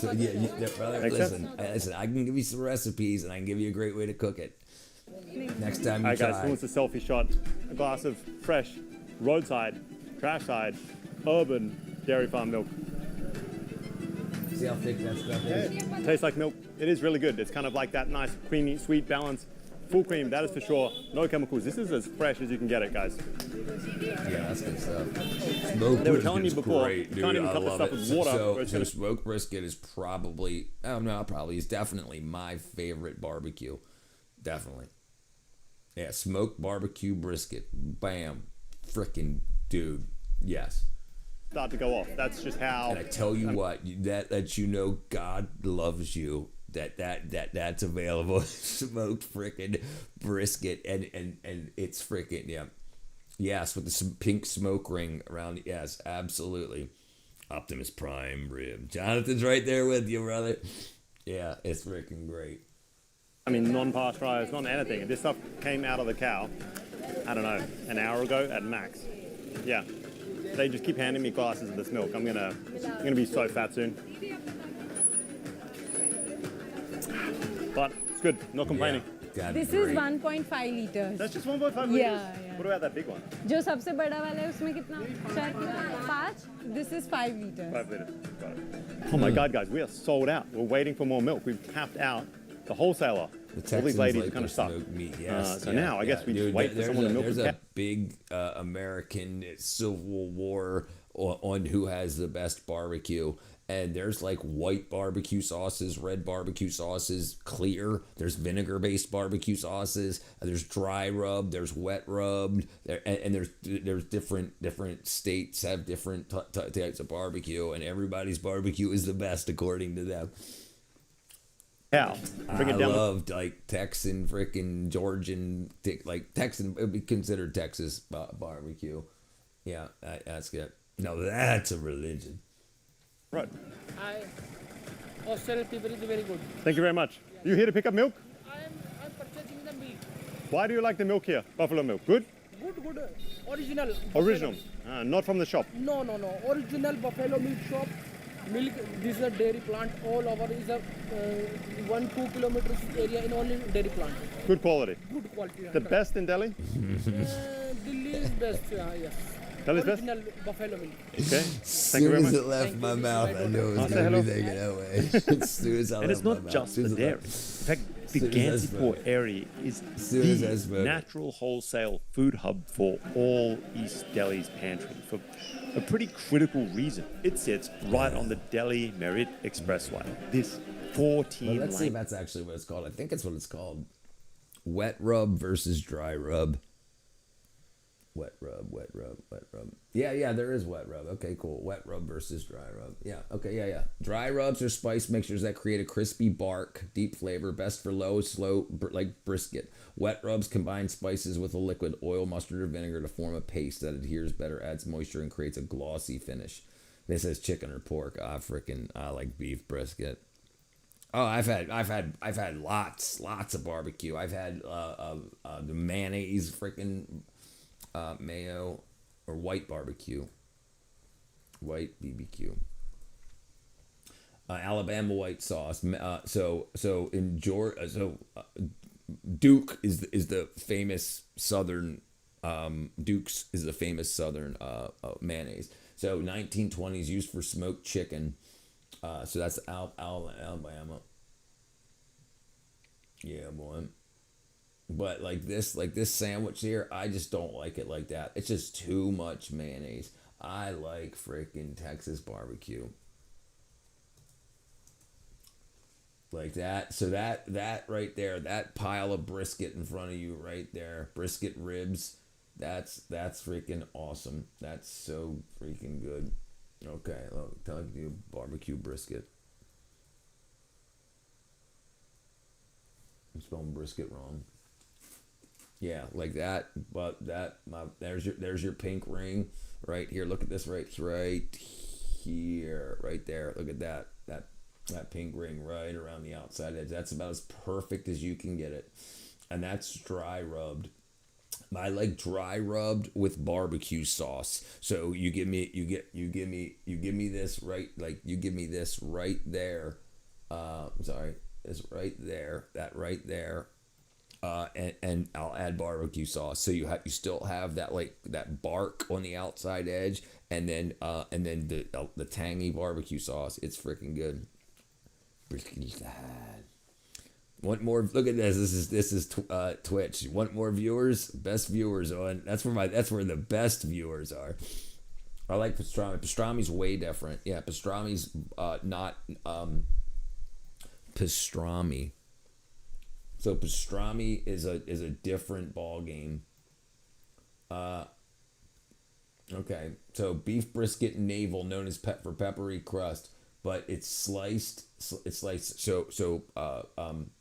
pastrami is thin sliced, and you get a bunch of it. Brisket brisket's the part of the animal, but it's thick sliced. When you order brisket, if you order pastrami, you're almost always getting a sandwich.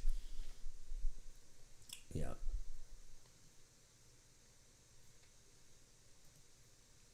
Very good, boy. Behemoth that can shuttle and pastrami, I believe you can get a hot pastrami sandwich or a cold pastrami sandwich, and I don't like cold barbecue. I'll heat it back up if I get it cold.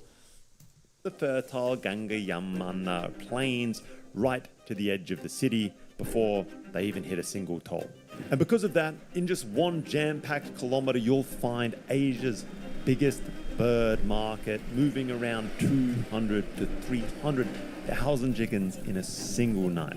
A fish hall with more than 250 stalls selling 150 tons of catch a day, as well as fruit and flower markets.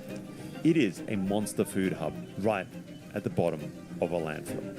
So I don't know if you can see it behind me, guys, but that is the landfill, and that is why this market is like kind of controversial. It's just we're right on the doorsteps of it. And it's definitely a lot smellier than most fish markets, which is saying a lot, obviously. Roughly 250 wholesalers and 1,500 workers tear through 200 tons of seafood every single day. This is 200 tons of seafood every day. They have all kinds like in the market, but in their shop they just have ocean It's fishes. the Jewish spelling. Massive blocks of ice get ground into just giant snow cones. Let's see if you're right. Let's see. I can eat 3 tons a day, brother. I'd try. I love seafood. Like really, if I had to if I was put on an island and I could choose one freaking type of food, I had to choose one type of food, one variety. I would choose seafood, dude. Freaking scallops, like bay scallops, big ass bay scallops. Freaking crab cake, fish. Yeah, I'm a big fan. Yeah, gotta be clean. Gotta be new.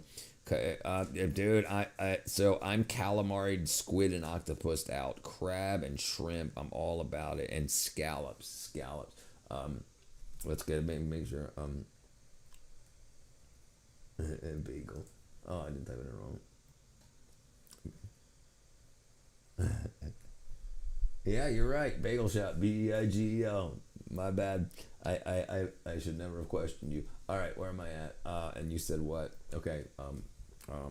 Scallops. Oh, even scallop potatoes are good too. But these types of scallops, these big old fat daddies like that, pan-seared scallops right there, right there.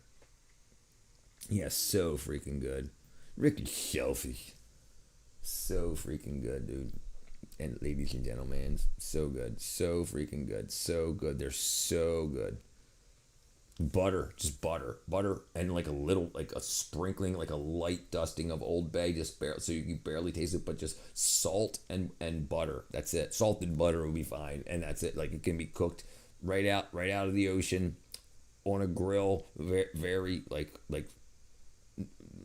30 seconds to a side, and then let's let it sit for about a minute, and then so it's still like just warm on the inside. It's so good. It's thermidor, garlic. Garlic's good too, but listen, I don't need none of that. I really like seafood straight out the sea. A lot of times, I'm a fan of garlic. I'm a very big fan of garlic, but when I have seafood, I like Old Bay on pretty much all of it, except for fish. Fish, I like just salt and pepper typically, and if I'm depending if I'm having it, I can have like lemon garlic. Like if I'm having like haddock, I'll have like lemon garlic like that's really good too. But I really like the taste of fresh freaking like proper seafood. Then hustled off to whichever stall needs a chill boost. I've had snails when I was 13. I was on a cruise with my parents, and I got escargot. Yeah, fine. I didn't know what it was really at the time. I think they told me after I ate it. I was fine. Yeah, it was hustling catch everywhere. They're rocking these kind of styrofoam hats or padded blocks so the ice cold loads don't just nuke their skulls. I don't really get it. There are some fish that look a little bit worse for wear, I'll say. It's obviously a little bit dirty. I mean, it's Asia or it's India.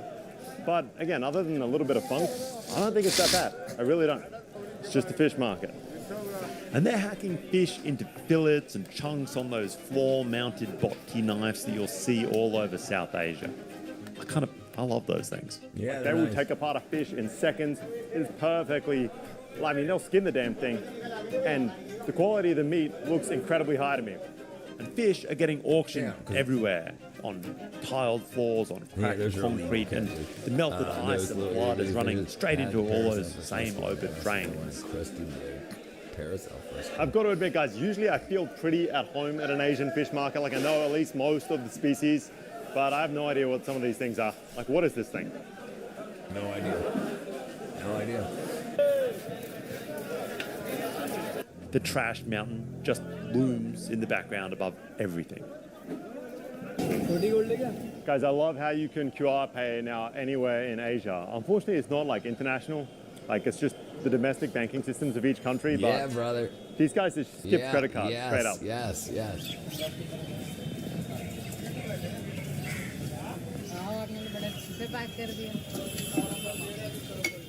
This feels like coffee. It's chai. This is chai? Yeah. Chai tea. It looks like coffee, yeah. It's scorching hot, dark. Side of this fish market, through the fence. I don't know why. It feels like I'm a prisoner. Through the fence, right. Oh, the first thing that hits you is the heat. But really good, obviously, like always. But it's nothing really compared to the chicken market just across the road. Basically, same sort of thing. It's this giant wholesale hub that's going to fuel all of Delhi. A lot of chicken eaten here, despite all the Hindus, despite all the veg. Chicken, fish, going down right here. From 3 a.m. till dawn, more than 200,000 birds roll in by truck and tricycle. Porters hustle crates through just ankle-deep mud and then stuff butchered birds back into these burlap sacks and hawk them right on the curbside.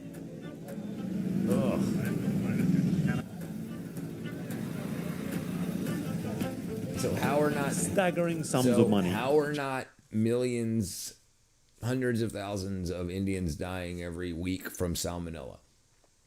Change hands here, 6 to 8 crore every single morning, and that powers 3,000 to 5,000 workers. Some of the waste does get carried off, but most of it, the blood, the feathers, it spills straight into those same open drains, and it causes thousands of hawks and kites and vultures to circle above, waiting for a scrap. Yeah, it just is, really brother. completes that really whole is. It really is. post-apocalypse. They don't have a culture of cleanliness, right? They don't have a culture of it. It's not like they don't see it as a big deal.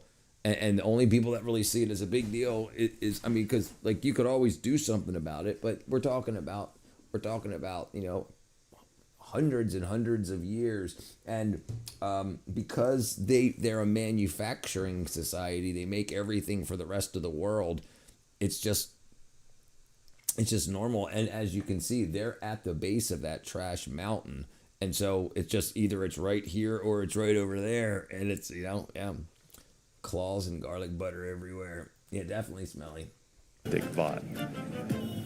The hard truth is that more than half of Delhi's chicken comes from a place that is, by nobody's standards, sanitary. Yeah. Honestly, Look, despite the conditions, we got to put this food to the taste. And, I mean, it was pretty good. So what do we got? It's like tandoori? I can try a little bit? No, just a small bit, Okay. Thank you, sir. And I'm kind of cheating. These kind gentlemen here have thrown me this piece of tandoori. Indian chicken. Yeah. Tandoori. All right. Let's give it a quick whirl. It's like sweet, like really spicy flavor. They're telling me to dip it in some of the cream sauce. Yeah, definitely. Communal dipping plate. It's it's kind of like a little bit overwhelming here, I've got to admit. But honestly, that is juicy. That's really, really solid. They're handing me more of it. That's so much. These guys are really kind. Oh, a little bit of roti, huh? Okay. Look at that. Bit of roti. And dip, and in here? Okay. I don't know how this goes down. We're going to go one more bite. This is really kind of these guys. They're just handing me their breakfast. Yeah, bamboo for scaffolding. Honestly? Old man Jenkins. What's up? Who knows? Yeah. If you're like comfortable with the sort of communal sharing aspect, the very handy aspect of Indian street food, that is damn good. I make Indian food once a week at least. Yeah, I'm a fan. I mean, I'm not gonna lie. A lot of spices, and remember, the wars have been fought over the spices of India. Juicy. I mean, but then again, like I only like that rarely. Like I don't like it. Like I like salt and pepper, and a little bit of pepper. I like my food to taste like my food. Flavor overload, They still like warm. to taste like the ingredients of That the is food. really, I don't really really good. I don't like Thank you a very much, lot guys. of like super overdone stuff like fried. Like, Is this a I common like like how, breakfast, or when I like would you? how fried chicken makes chicken taste good. Like the taste like fried. Like you don't need to add 1,000 herbs and spices to it. I mean, people do, but I just like freaking fried chicken and spices. But up the core, brother. Usually eat this What? dish. Usually for dinner. So- yeah, they also use it for starters, I like see. the pre-dinner. But because it's like a chicken market, here it becomes breakfast. Yeah, probably. Hey, I don't know. It seemed like a great breakfast to me. But the good taste ain't gonna save this place. The open air slaughter, those sludge slick lanes, and the just giant dump next door keep Yeah, that's regulators crazy. constantly breathing down the necks of these sellers. The market gets shut down whenever bad press hits, and the second I pull out my camera, I'm getting bounced. I can't even get into the main complex. The guards hate me. The vendors hate me. And look, I get it. 'Cause they think I'm just is another probably gotcha Delhi. tuber Yes, trying it's to Delhi, dump yeah. all over the working conditions and kind of condemn them. East The truth is, Delhi. though, is There's that it's called Trash Mountain, East Delhi. God support him. guys, they're not the villains at all. The city parked its biggest landfill right next to its most logical food hub. And the continued failure to get rid of it is just pure insanity. In November of 2022, the then Delhi Deputy Chief Minister Manish Sisodia had said that garbage mountains would disappear in 5 years if his Aam Aadmi Party came to power in Delhi's municipal body, the MCD. And it gets worse. The waste to energy plant. Waste What energy problems does it plant. cause? क्या problems होती हैं उससे? कि air pollution अभी आप कल रात So के they're बाद burning the trash and plastic. They're calling it waste to energy. So they're just burning the plastic and trash to make energy. But that's going to be a lot of smoke and a lot of soot, a lot of everything. Our politicians in there. Yeah, just like our politicians. Same trash liars. Yeah. 5 hour energies. Yeah, there's a में lot of इतना that there. धुआं था इसका धुआं निकलता है बहुत खतरनाक. There's a lot of smoke that comes out of it, which is very dangerous. The cherry on top of this whole contamination sundae is the waste energy. Yeah. You hear that everywhere, right? Yeah, a bunch of liars. Everybody, all politicians. Doesn't matter what country. China produces 60% of global pollution. Right. This is why, like, some countries produce 2%, and they want them to stop doing everything and buy from China so that they stop producing their own waste. But then China then will produce 62% of the global pollution. The stuff is still going to be made. If you don't make it in your own country, you got to buy it from no country, and the waste that's created from those products will still happen. The pollution will still happen. It'll just all happen in one place. They're going to pay us for air. They're going to have to. Yeah, you guys got right. You guys got it really good too. You guys got it really good.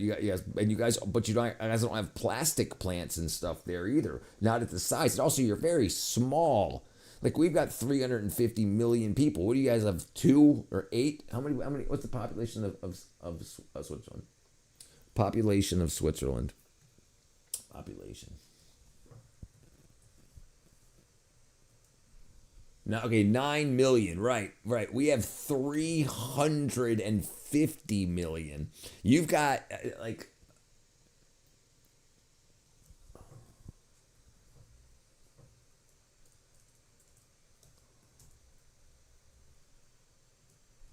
So my state, we have 11.5 million. Just my state has more people than your whole country. Right. I know if he was Ola's land, was actually 3 holes, one on each side, the other one over China. You're still rocking, John. They open a liquor shop on every corner locality. Yep, they absolutely do that. Buy one, get one free. The Obama got through in the vague of hope. Yep, that's what he did. Yeah, very small. My country is half an island. We have 11 million. Oh, you're in the DR, right. The government never let wine shop run and drive anything to make a stockpile of medicine and healthcare. What bigotry. Plant that's just pouring jet fuel on this complete dumpster fire of a situation. This thing ain't some shiny, green, friendly power plant that you might find in Singapore or Norway that somehow takes in trash and churns out roads and bricks and somehow everyone gets electricity at the same time. No, it's this old, dilapidated, 2011 issue incinerated that can only burn half the promised garbage and delivers just a fraction of the power that was promised at an astronomical price. Yeah, they overpaid for it and they pocketed the whole environment is polluted, he's saying, whether it's animals, humans, everyone is affected. At this point, they need to mix in diesel with the trash just to get the thing going. You couldn't make it up. Every megawatt generated here comes with a mountain of toxic trash that walks just a few meters back and ends up in that same giant landfill that they're supposed to be trying to get rid of. The operating license expired years ago. This thing's not even really legal. The regulators just keep handing out these temporary pauses while they hold on and hope that somehow it passes a test or a benchmark, which it doesn't. It continually fails all its legal tests, like the dioxin tests, that lethal compound that gave Agent Orange its infamy, one of the worst things you can ever let into your food supply. They're drifting out the stack at roughly 170% over India's own legal limit. That same test caught acid gases and soot spikes and all kinds of stuff that the plant didn't even know existed. And it's all just raining down right over the chickens, the fish, the fruit, the dairy that fuels half of this megacity. वो हरियाणा राजस्थान से poisoning वाला plastic आएगा उसको जलाते हैं. It should be shut down right away because the poisonous plastic and waste that comes from these other states, they are burning it over there. The craziest part to me is that they could have made a much more expensive, or probably just the same cost that they spent to make it a clean burning environment. But they bought a cheap ass thing and spent way more money on it because they pocketed a lot of the money. Finally, government proposed to brand new ICE and completely shifting to electric vehicle by 2030. From West Wyoming takes the crown as the least populated state, 584,000 residents. Is also its lowest population, usually 6 people per square mile. Add Iran, America war going over the edge, losing current stock of gas and fuel. I know fuel will go to the electric with everyone. Right. Yes, that's what it is. It's a converted coal generator, but it was old, right? And it wasn't meant to burn trash originally. They were just like, but it can. That's why it can only burn half as much as they said it was going to be able to. They lied to everybody. They just gave them something to look at, and it makes everybody's lives worse. I have a thing for a cheap ass. Delhi's utilities are legally bound to buy every kilowatt that this plant produces at a fixed inflated rate that is twice the going rate of just about anything in India. Coal, solar, you name it. This stuff's astronomically priced. That extra cost gets baked into everybody's utility bills. So in the end, the public ends up bankrolling the poisoning of their own food supply. Gansipur runs on anxiety. Everyone I meet there is afraid. They're afraid that just one court order and the livelihood of everybody involved in the milk, the chicken, the fish, the veggies, that their lifeline could just be yanked from under them. And I know that I'm just some YouTuber who cares what I think, but it just doesn't seem like rocket science to me. Remove that whole bureaucratic mess, that web of overlapping agencies that has stopped this place from actually making progress towards the semi-logical plan that's there. Right, Finally, carve down this damn mountain, or just cap the thing. Finish the new enclosed market that's been stalled for years upon years, and obviously, shut news down is the too, giant poison machine. News is in the heart of all this mess. Talik, the news is just a television show, brother. It's just a television show. Our home is gone. They took everything. Our fleet, our planet, our future. I start with nothing. Failure is... We've been conditioned to think the news is the news. It's not. National entertainment, weather, and sports. It's just a television show. That's why they have commercials and everything. They're making money. They're there to make money. Television. Tell a lie.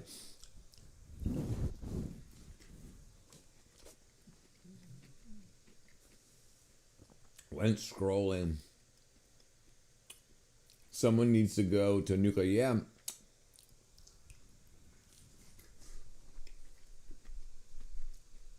The algorithm brought you back.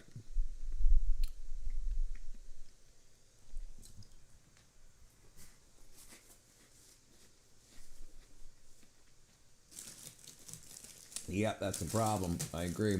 Yeah, no, right. I got you, coming to right. It's not right. It's the news. Like, why does anybody watch it? They're not telling you the truth. They're telling you a story. It's obvious, because how can one be true and one be false? How can you like CNN and hate Fox? They're saying two different things. So the news obviously doesn't have to be true.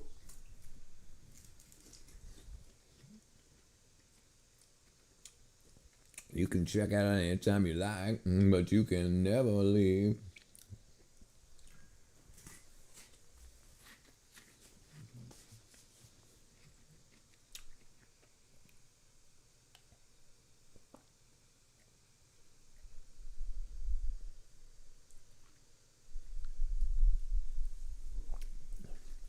I had to get me some milk.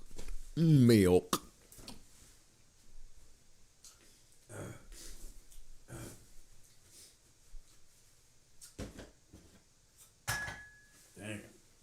There we go. Now I spilled it all over the place. I'm probably going to step in it. Okay. All right.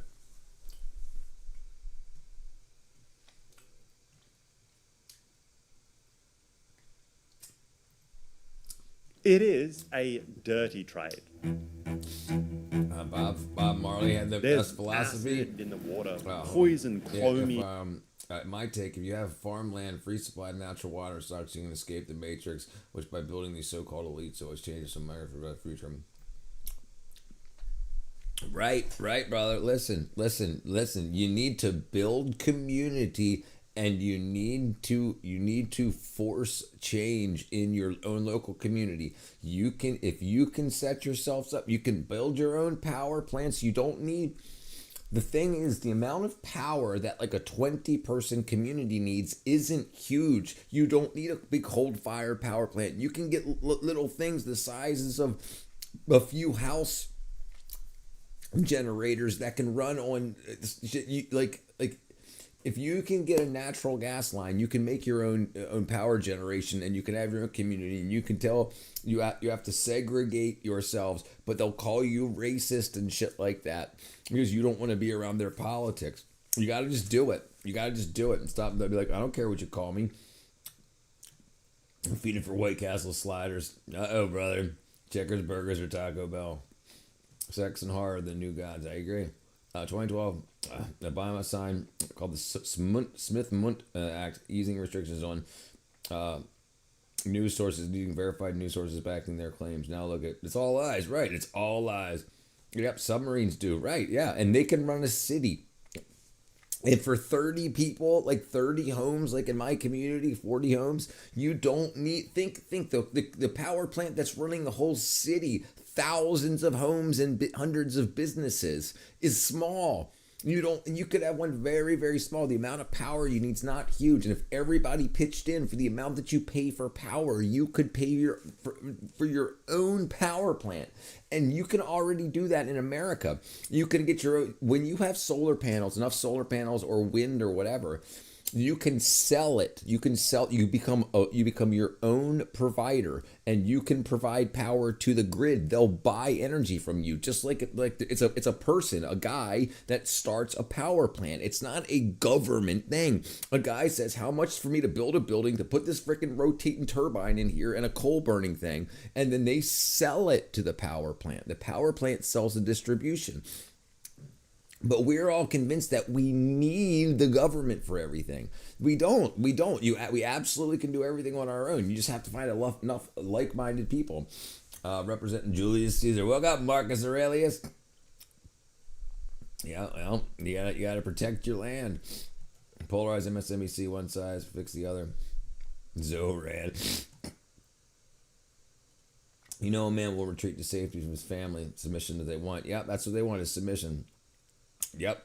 And if you are quite influential, they will do negotiations offering name. Right. So what politics is turning influence into money, influence into affluence. I like ham and pineapple, brother. I like ham and pineapple. My favorite pizza toppings, absolutely.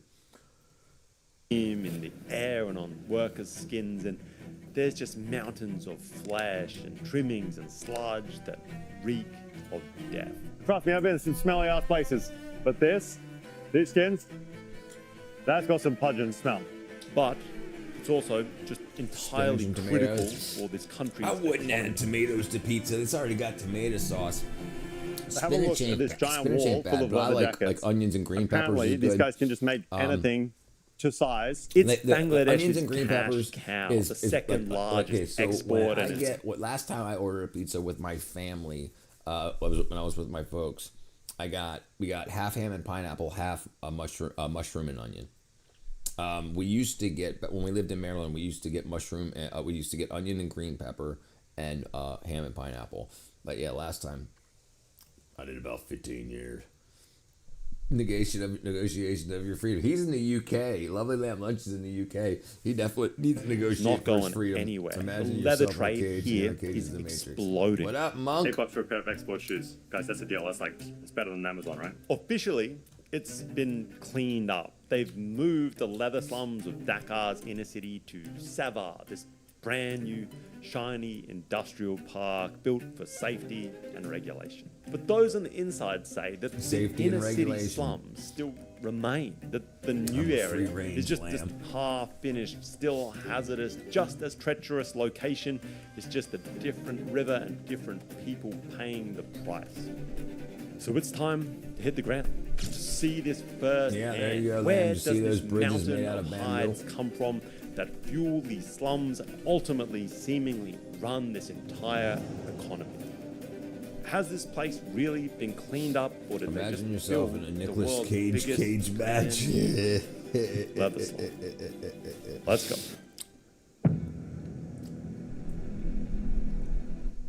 At dawn, the Burraganga turns into a I saw that movie. It was slow-moving alright. cattle convoy. A was pretty full-on boat traffic jam. I liked it at the time. Row I haven't watched it. I after watched it row when it of came out. barge just jam-packed with cattle, inch to inch, headed towards Dakar. There's beat-up lorries roaring into town too. Shamar They're brand stuffed shoes. with cows, there's handlers squatting on top. There you go. $60 here in India Chamar is a community. Oh wow, they're expensive. $159. Jeez. How much can you guys get them for? Maybe we could start an import-export company. I can buy Shamar shoes from you for like $6 a pair and sell them over here for $60. Give me 5 pair.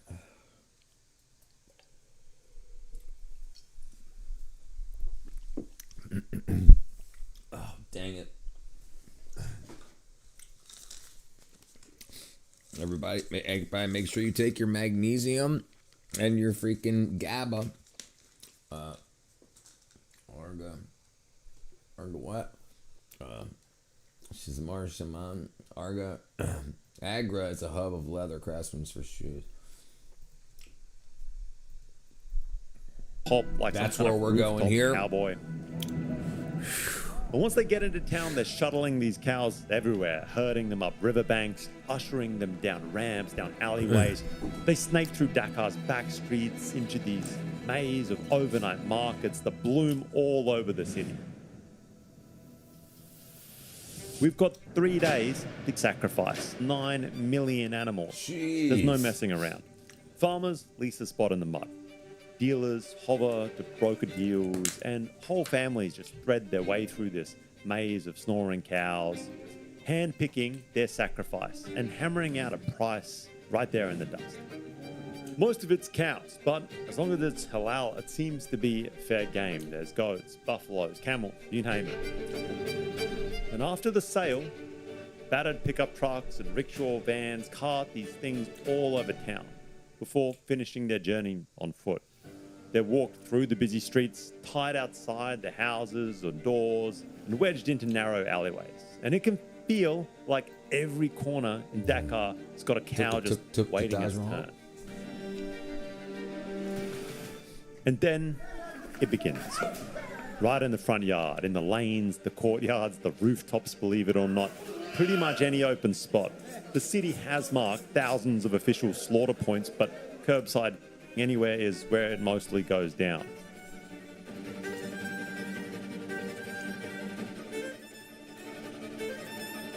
And rinsing the blood down. Many families still do the cutting and packing themselves, but you can call in a few helpers if you need. And by Islamic tradition, the meat is going to get split 3 ways. A third for the family, a third for your friends and relatives, and a third for people who might need it the most. But with just the mountain of beef that's going to be flying around the city, plenty of it is going to be filling the restaurants all over the city. The hides themselves are a big part of it. That's one of Bangladesh's top 3 industries, leather. Jeez. And they get bought up by middlemen who go alleyway to alleyway and pile them up onto carts. That's gotta stink so bad. The state lives. They're often salted right there in the streets to try and halt that rot. Right. And by the time they reach the warehouse, they're going to be practically just slathered in this stuff. Salt is the core to all preservation. Right, because so basically bacteria is what eats our food when we put it into our mouths. And so after the slaughter, the animal will start to rot. So the salt dehydrates the bacteria, killing the bacteria and then dehydrates the skin. So there's no bacteria, no water, no life. So the skin is just dead. Really, I thought most of India was jungle or no, dude, no way, dude, jeez, no, it's mostly in the cities. There's lots of lots. Well, you talking about the land or where the people are. Hurt the government and ask the masses just subdue every data. That's what they do. That's what all governments do because they're slave traders. And we'll pick back up with that leather, trust me. But first, we got to try some of that beef. The land, All right, guys, good morning. I'm here on the... How can that be, right? How can that be? Every country in the world's in debt. Who are they in debt to? Who are they in debt to? Other countries? Then they wouldn't be in debt. Like, so if we were $1 trillion in debt to India and India was $1 trillion in debt to China, then India wouldn't be $1 trillion in debt because the trillion that we owe India would be canceled out. Your net worth would be more than that. The debt thing doesn't work. Don't ask too many questions. Just restructuring the debt and paying more interest. Yep. Over these and streets over of and over Bangladesh. again. Let's pass it around, pass it around.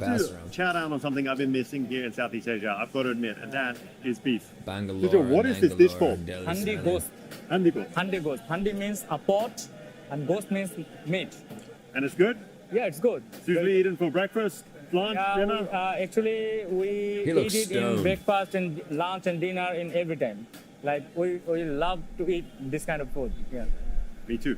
I love me some beef. Let's see how this goes down. Too. And it starts with the flatbread. It's whipped into these perfect discs, flipped onto these red-hot sergeant domes, and cranked out by the thousands, right here curbside. Yeah, so we have this just like giant conveyor belt of different types of flatbread getting cooked up for just a variety of different dishes. So like whatever it is, flatbread seems to be the kind of base. And that's my kind of meal because flatbread, that's where it's at. We've got sort of like a big, long, thin one. We have a naan roti going inside, you know, one of those giant steel ovens. And then we have like a fried flatbread over in the corner here. So it is like flatbread central. Then right there on the curb, they start throwing it all together. Garlic on top of the secret masala. Have you come across a tweet where an American, I think, saying that we are so done with printing dollars now should consider bringing land, oxygen, water as a commodity token? Listen, it's going to happen. I have not seen it, but I believe it. I believe it. So everything else, we know what it is, but the secret masala, that's like the unique recipe for this restaurant. For this restaurant, yeah. Understood. So this masala mixed up with more than 20 masala. Wow. Yeah. 20 the ultimate masala. in secret flavor right here. Yeah. That Exactly. unlocks this whole dish. Yeah. Red peppers, extra chili, a ton of salt, and some kind of magic leaf that's going to really bring out the best in this beef. Guys, we can work out every leaf. ingredient other than this. Somebody tell me what it is in English. It looks like a eucalyptus leaf, but it can't be, right? Doesn't smell like eucalyptus, that's for sure. It's a bay leaf. It's a bay leaf. Water will become a factor. Yeah. Purple field. Wait until I find Agent Smith. Just an Instagram reel. Gone to a search with the same handle though, and they just scroll through. Yeah. I'm not worried about it. Yeah. I mean, I understand how everything works. It's they want you to own nothing and they want to own everything, and that food and water. I mean, even California, you have to pay for the rain that hits your roof. The rain that hits your roof, you have to pay taxes for that. Or fees. So the size of your roof, you get a fee charged. So the water that hits your roof that goes into your drains, it's got to be drained away using city drains and state drains. So they charge you based on your roof size, and you cannot capture your own water because that water is used by the city after they capture it. So they charge you to take it away from you, and you can't not do that. You can't say, no, I'm not going to pay that. I'm just going to capture it myself. They won't let you do it. But in Georgia, they absolutely do. So you got to listen, when you're an adult, you got to choose where you're going to live, and you have to understand that politics absolutely do matter at the local level. I understand how the plumbing works. Right, but the fees the fees, right? Like it's crazy that's how the fees work. That they don't just say, you know, that the gutters are this. They say you're paying for wastewater. Oh, and by the way, there's also rain wastewater depending on the it's crazy. This is going to be a really hot dish. And the beef comes out last, just mountains of it, getting tipped on top of that giant mix. They start stirring it all together with a huge ladle and then scoop it into 16 clay pots that line this curbside grill-like contraption. It is getting absolutely dolloped in there right now, guys. And I've got to admit, there's a lot of beef. And just when you think it's all set, there couldn't be any more flavor loaded into this thing. They start loading up garlic, handfuls at a time. Just huge chunks of garlic into every single pot. And I mean, as if this dish was not going to be packed with enough flavor, I think this thing's going to be an absolute flavor bomb. Like, just overwhelming the senses. All right, I don't even know if we're going to eat that dish over there, but I see just an absolute ton of ghee getting poured into everything there. Finally, they slap a dough sealer onto every pot. And there you can see it, like the same treatment to each of these individual pots. It's just like sticky dough. It's getting applied to the outside. It's just going to air seal the whole thing, turn it into a little bit of like a pressure cooker, help tenderize the beef. The land is pregnant. And then it's time to crank up that heat. Just hazing everything. Yes, it's giving baby earths. That's what volcanoes are. It's pregnancy time. Maybe 1 hour and 1.5 hours. The earth is creating more earth. Just 20 minutes because of the dough. Yeah. And about an hour later, we're ready to eat. All right, guys, here we go. We have this giant smorgasbord of food in front of us now, most of which we will definitely not be trying in front of camera. But we do have the star of the show here, this sort of like this crazy curried beef that we've seen just cooking along street side. This is the handi gosht. That is a heavy curry. Like, there's a lot of flavors going on there. It's super hot. It's like this really earthy, heavy mix. It's like the opposite of any kind of like light curry you have. It's not that sharp. It's more like a really flavorful beef stew. The beef is incredibly tender. We're going to go for some now without any of the rice. I left eating the market food. That is incredibly good. It's just like the most... Yeah, dude, listen, I got you. I wouldn't do it either. Me and my pal saved our milk money up and paid Melanie Griffin to show us the way. Like it, dude. Beef stew you've ever had in your life. It is spicy and it does hit you, but it's not all that curried. It's not all that sharp. And there's sort of like a little bit of that aromatic flavoring, that more herbal flavors at the back end of it. But other than that, it's pretty clean. If you are after one of the most tender flavors, John Julio, beef stews almost that you've had in your life, then this is where it's at. Like, that is just out of this world. Back to that leather. You can't just process 9 million raw hides overnight. So they're trucked into these warehouses that hug the outer suburbs around this new industrial park, the new leather slum, I'm calling it.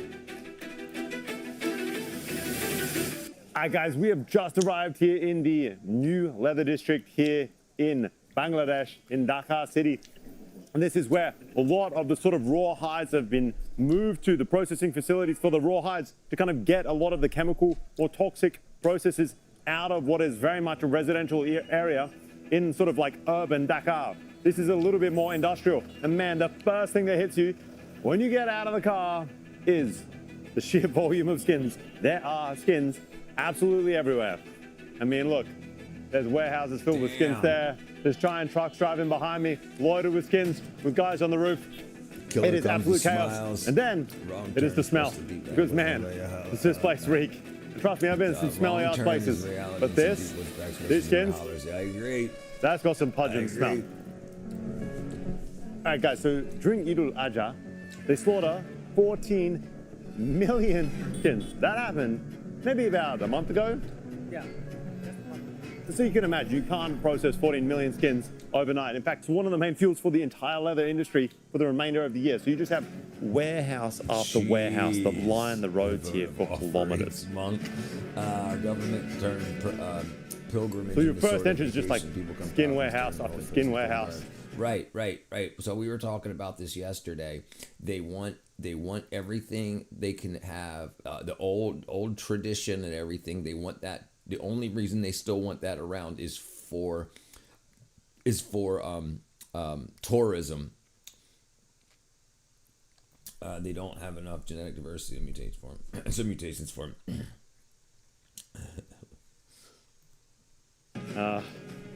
And they're everywhere along the sides of the roads. Smell is horrendous.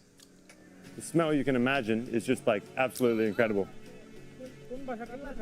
Guys, it's crazy how nice these people are here. They just like, you can bust in and just start walking through someone's warehouse. He invites me in. Being Australian is kind of like a superpower here. It's like an entry pass to any of these factories. Thank you, Australian cricket team. I think it would be very different if you were Israeli or American, though. Just a heads up.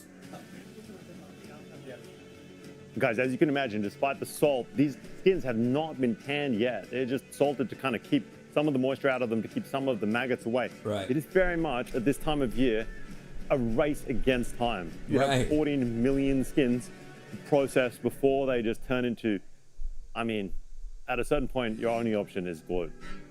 Because these skins are going to take 6 months to process, there's just a massive amount of raw hides just sitting there.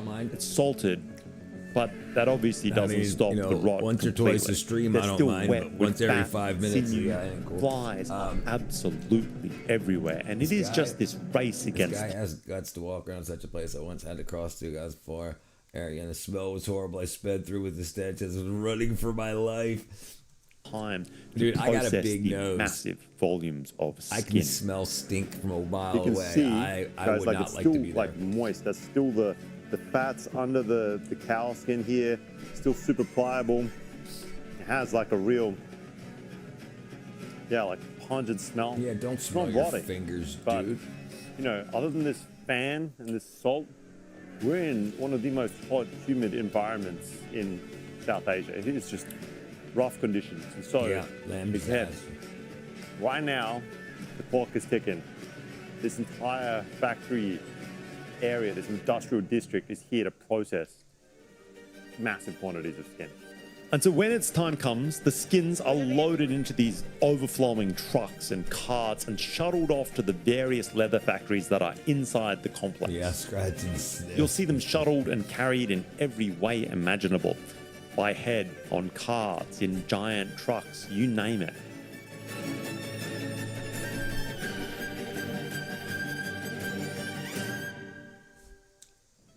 Now that we're inside this kind of gated industrial community, you have the more modernized leather factories in here. And it's still a little bit rundown of an area, but this is where everything has been migrated. Essentially, what is outside those gates, those leather warehouses, that's still semi-unregulated businesses.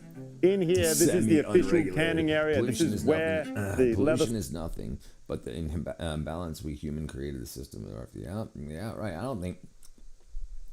Right. Yeah, I don't think the pollution is the problem. It's something that you can see and smell is the pollution, so they can sell it to you. You can't really sell the inhuman, the imbalance of humans. You can cause that, but you can say, oh, look at this problem. Look at these people with blue hair. Look at these people that kiss whatever. And you can say, look, this is what we're changing. And the pollution is something they can sell. Like, you can smell it. It's bad for you. So we're going to do something about it. Vote for me. Vote for me. Everything will give you cancer in 2026, especially your food.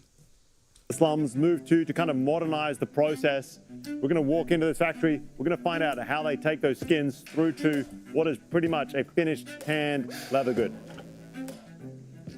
And when you walk into a factory and it smacks you in all your senses, there's raw hides everywhere, towering above your head. It's kind of crazy when you're walking around, you're just always working through this kind of like salty sludge. It often obviously has like so much liquid in the hides at this stage. So skins are coming right off this truck and just getting loaded into this factory. And just look around, I mean, it is a sea of skins absolutely everywhere. Like everywhere you can see, there's just mountains of hides. These are the raw hides right here that have come like straight from the warehouses. They're sort of loading them up and stacking them in neater piles. And then they're even gonna have like a little bit of processing first. They're gonna cut off any of the, like the tails, the rougher parts of the skin before they bother trying to tan, get rid of the hide. Toxic carcass they fed onto. Jeez. Hi guys, once the skins arrive from the warehouses, they're sort of immediately thrown into these large chemical drums. So they're just loading skin after skin. There's someone inside there, and they're basically going to pack that thing as full as they can and then fill it with the really pretty hardcore tanning agents, the chromium sulfates. They're wearing gloves. They have some level of protection equipment, but I mean, I can't imagine it's all that great in that drum. No. It is pretty smelly here, let me tell you that. Once it's fully loaded, these drums are going to spin non-stop for 24 hours. First, with a mixture of just water and germicide to kind of wash off all that salt, dirt, and to begin hydrating the skins. And then with this kind of harsh lime and sodium sulfate that's going to blow up the hides and inflate them. It also frees up the hair. They just start dropping off, and there's these steel paddles inside the drums that are just going to scrape them completely clean. Man, I hope it comes across on camera how massive these big ass drums are. Probably doesn't. But it's just like they are the essential part of this process. It's essentially just turning the drum after drum after drum with as many different chemicals that are as required. It is no... Let's take a look. Hold on. A link or a metaphor? Okay, hold on. In India, I'm guessing you mean obviously.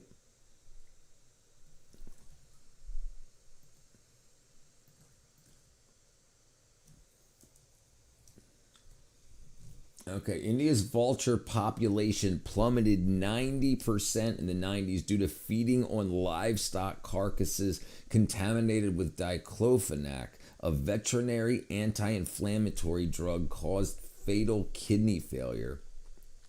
The fastest collapse in bird history created a public health crisis, estimated 500,000 human deaths. Because the pharmaceutical industry decided to use a veterinary anti-inflammatory drug that killed people.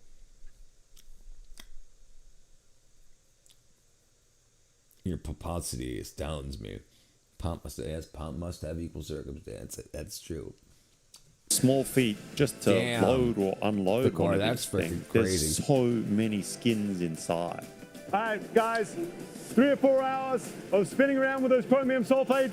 This bad boy is ready to chromium sulfate unload. What we have now is essentially tanned leather or preserved leather ready to be dyed, dried out, ironed, the rest of the steps.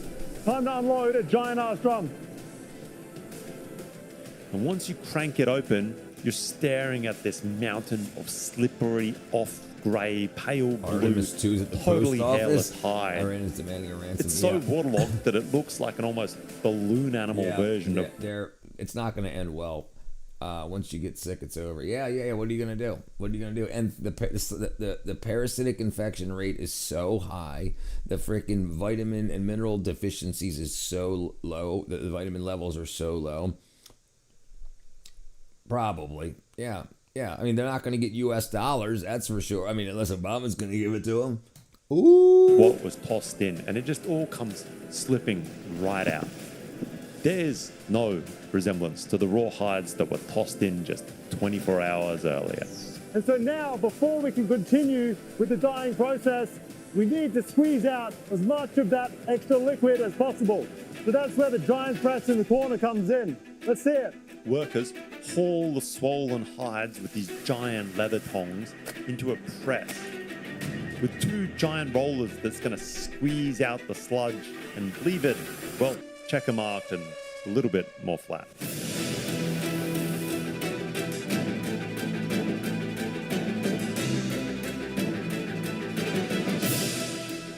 It is just wild how much water gets pressed out of those skins. Like they have just 10x in size and width. And once they run through that press, that salty water is just spraying everywhere. And chromium sulfate.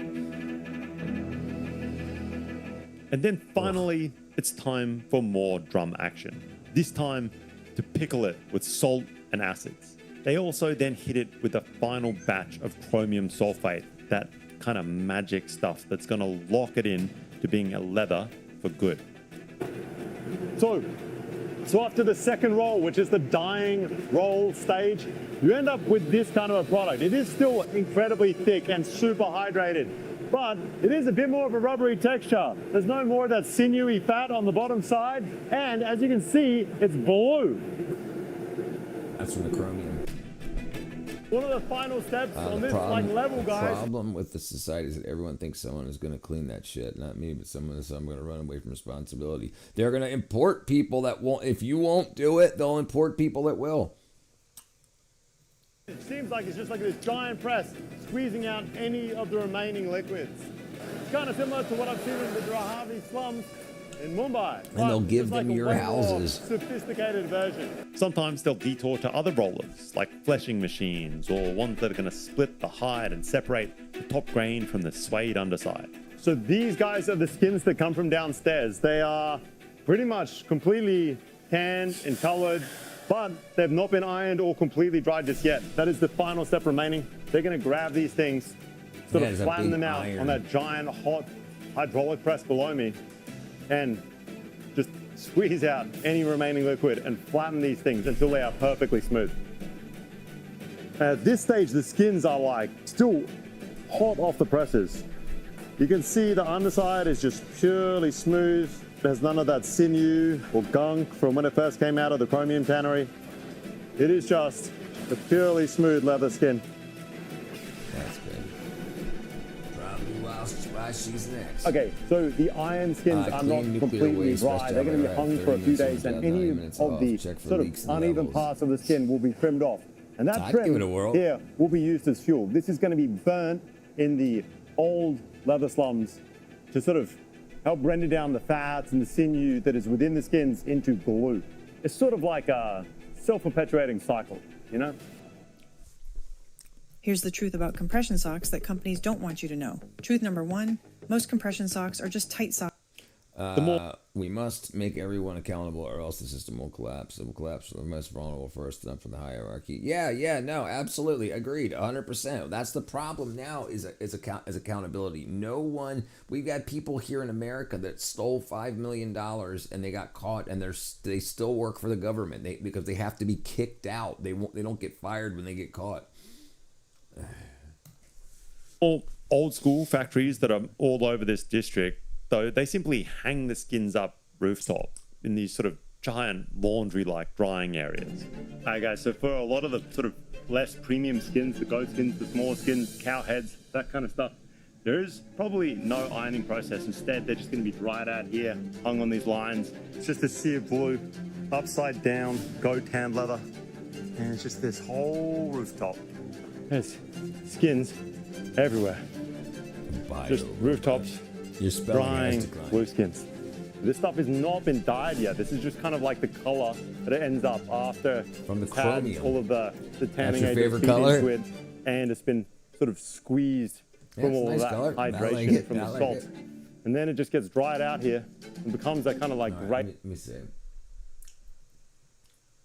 Chromium sulfate. Chromium salt, it's green violet crystalline compound, right? So that's why it's turning that color. That's the color of the chromium sulfate that they use. No power plant settings. Scrubbing down transfer equipment. I like blue, and just this whole rooftop. And then when they are 100% dry, they get loaded up onto some. Hold on. Is it a carcinogen? Of course it is. Most commonly used with sulfuric acid, causing skin and eye irritation can cause allergies. It doesn't say. Usually treated with sulfuric acid can cause respiratory infection, skin contact irritation, regulated by OSHA. Basic chromium sulfate industry. Reagent grade. Cancer.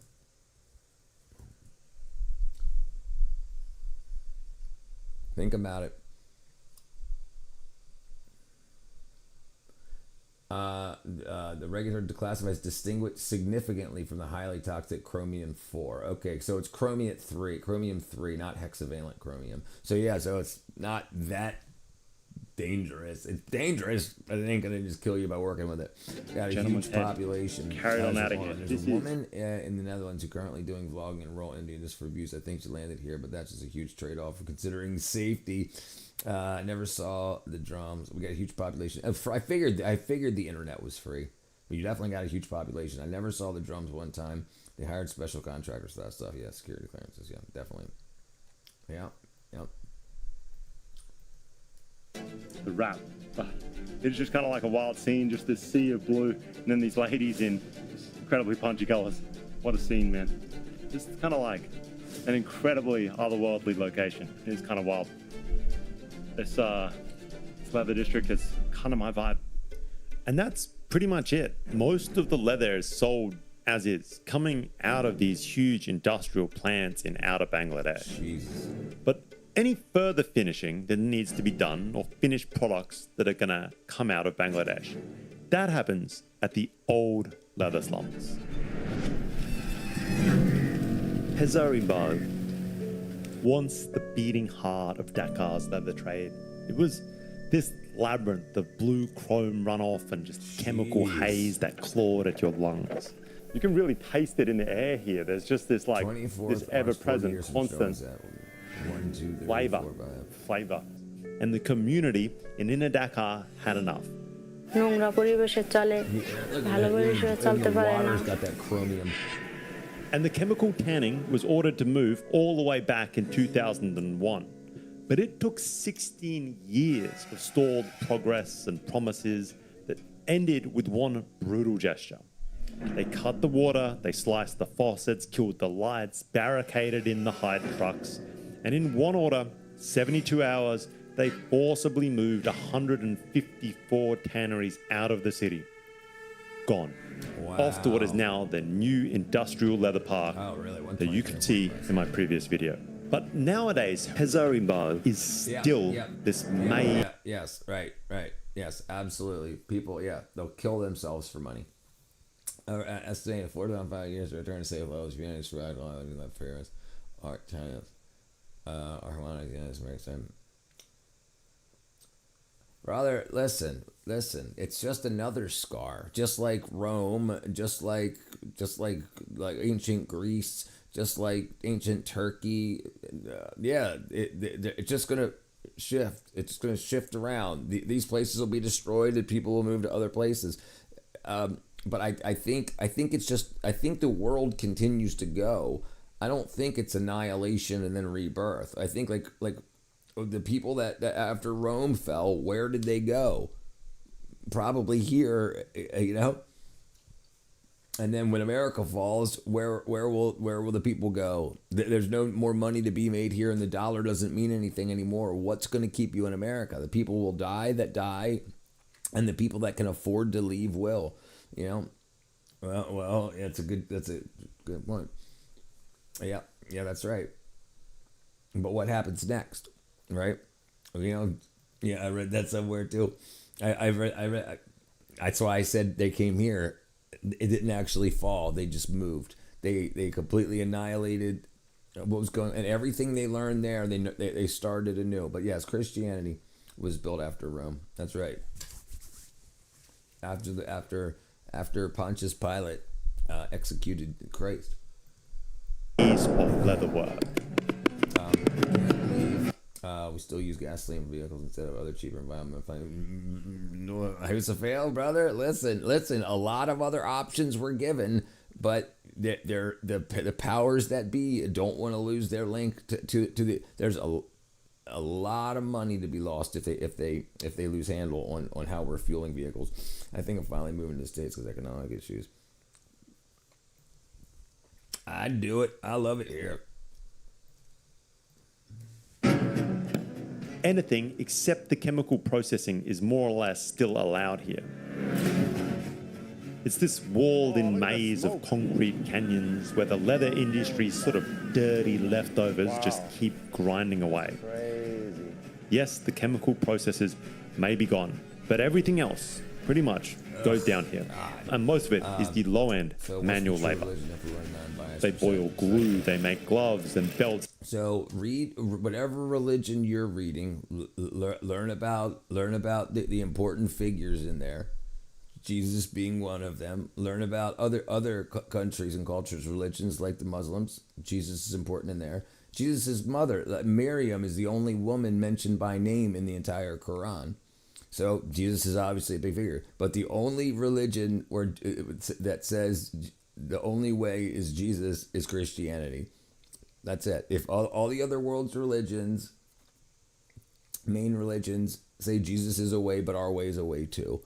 And Christianity is the only one where Jesus says, I am the only way, I am the truth and the life. You may not like me, you're likely right. China has many mountain projects going on. I'm thinking a very large part of the population will survive disaster. Yes, they will. Absolutely. Yes, absolutely. Yeah. Yeah, right. No way to be sure. Every perspective is skewed. Sure. We are going to start mining the moon. Everything will be fine. Big up, JC. Yes, he did, supposedly. But so this is if you read your holy books, you'll all of it. It took me till my mid-40s to finally catch on what was going on. But I'm now what you would call a standalone Orthodox. Like I don't, nobody preaches to me about it. I read on my own and I decide on my own.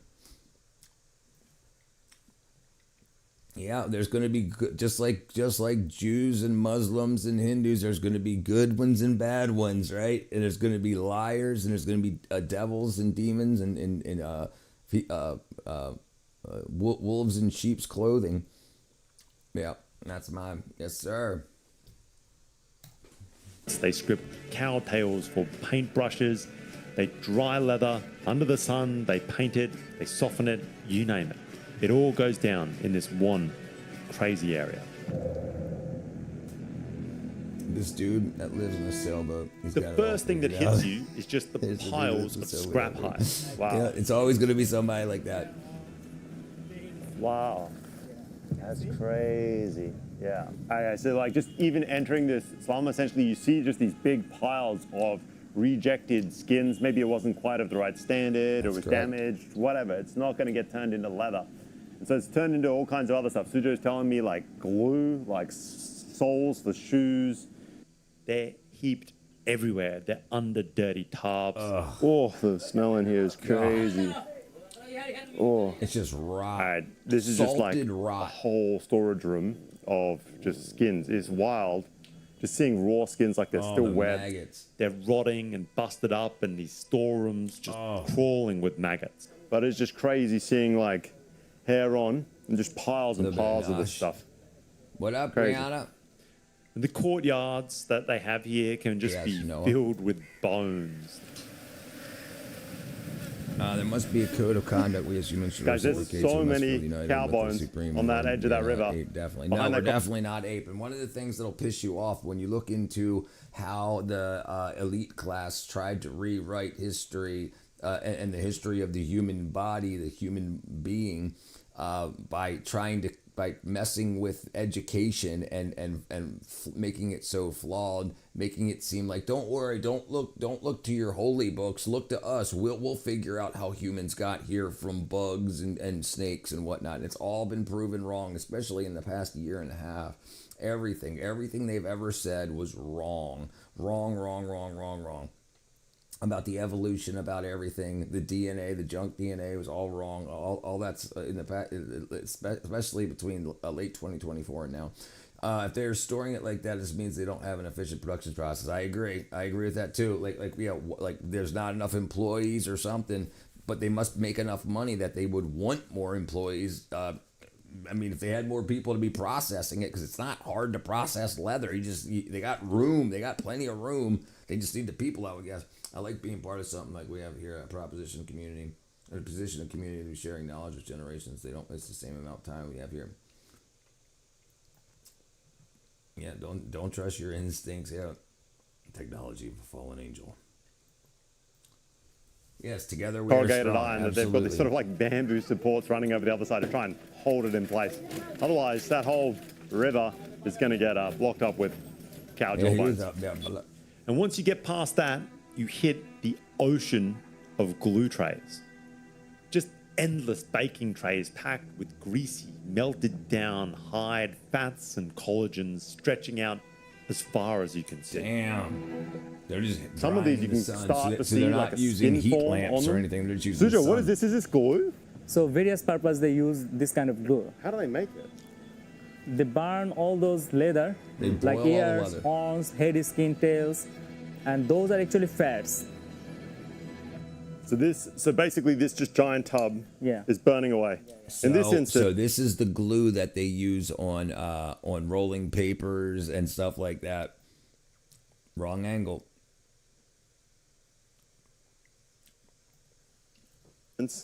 Skin, dry skin. Oh, this is skin? Yeah. Oh, I thought it was plastic.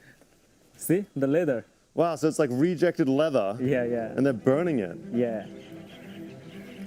So they're using they're burning the leather to melt down and boil the other skins. They're still very half-rotted, ligaments attached, sort of and then tossed into is it giant Chernobyl? drums.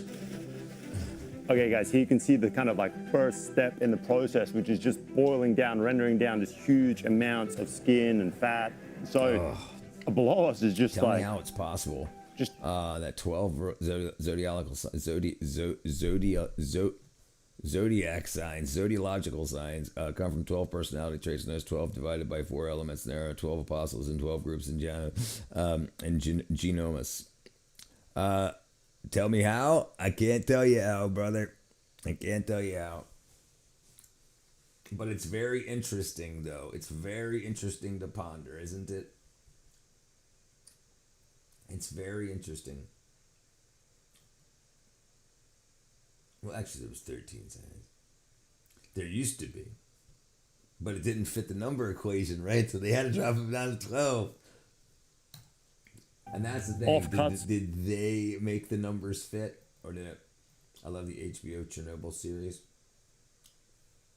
Of leather and hair. Oh, and dude, don't that's touch that actually what's going to be used as a fuel. So the dried leftovers can you themselves imagine that? also They're burning hair and skin. It's got to stink so bad. I get tunnel vision like a ass when I'm skipping my greetings. It's all right. That's how they made the 13th ghost.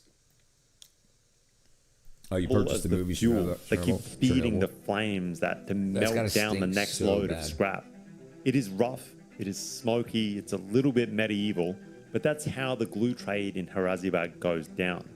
And they're going to keep boiling this until it turns into this thick, syrupy, brown substance. The gluey fat that is kind of remaining is just sort of dribbling out the bottom. I thought it would just like tap out. I don't know why. It's glue, I guess. You can find the fuel for these drums everywhere. There's walls lined with off-cut leather bags. Here, like, obviously right next to these big burning vats is just pile after pile, just sack after sack of leather. Some of it is kind of like post-factory. So we have like rejected leather being used as the fuel, or even just the scraps of skin that like raw hide that oddly enough doesn't smell. You think like burning hair would smell horrible, but I don't know, maybe I'm just used to it. There's loose skin and hair being laid out to dry like dirty laundry in the sun. Standing against the Goliaths of industry. Hey, brother, listen, I'm working on it. I'm working on it. It's gonna take me a couple years, but I'm trying. And it actually looks like I'm not gonna have to work that hard at it. It looks like a lot of changes have already been made this year on just standing against the medical industry and the food industry. I think a lot's going to change in this next year. A lot of lawsuits are happening. A lot of blame's going to be placed, and a lot of lawsuits are going to say that these food companies knew that they were poisoning the people because they were poisoning them slowly, but with the pharmaceuticals used by the pharmaceutical industry just to send them when they're sick back to the medical industry to get better off the pharmaceutical industry. So it was just a loop. Not a long time ago, I shoot hoops in the summer and play tackle football a few times. I suck at tackle football. Yep. We're else the same fate as Michael Jackson. Exactly. Oops. So not like soccer, no actual football.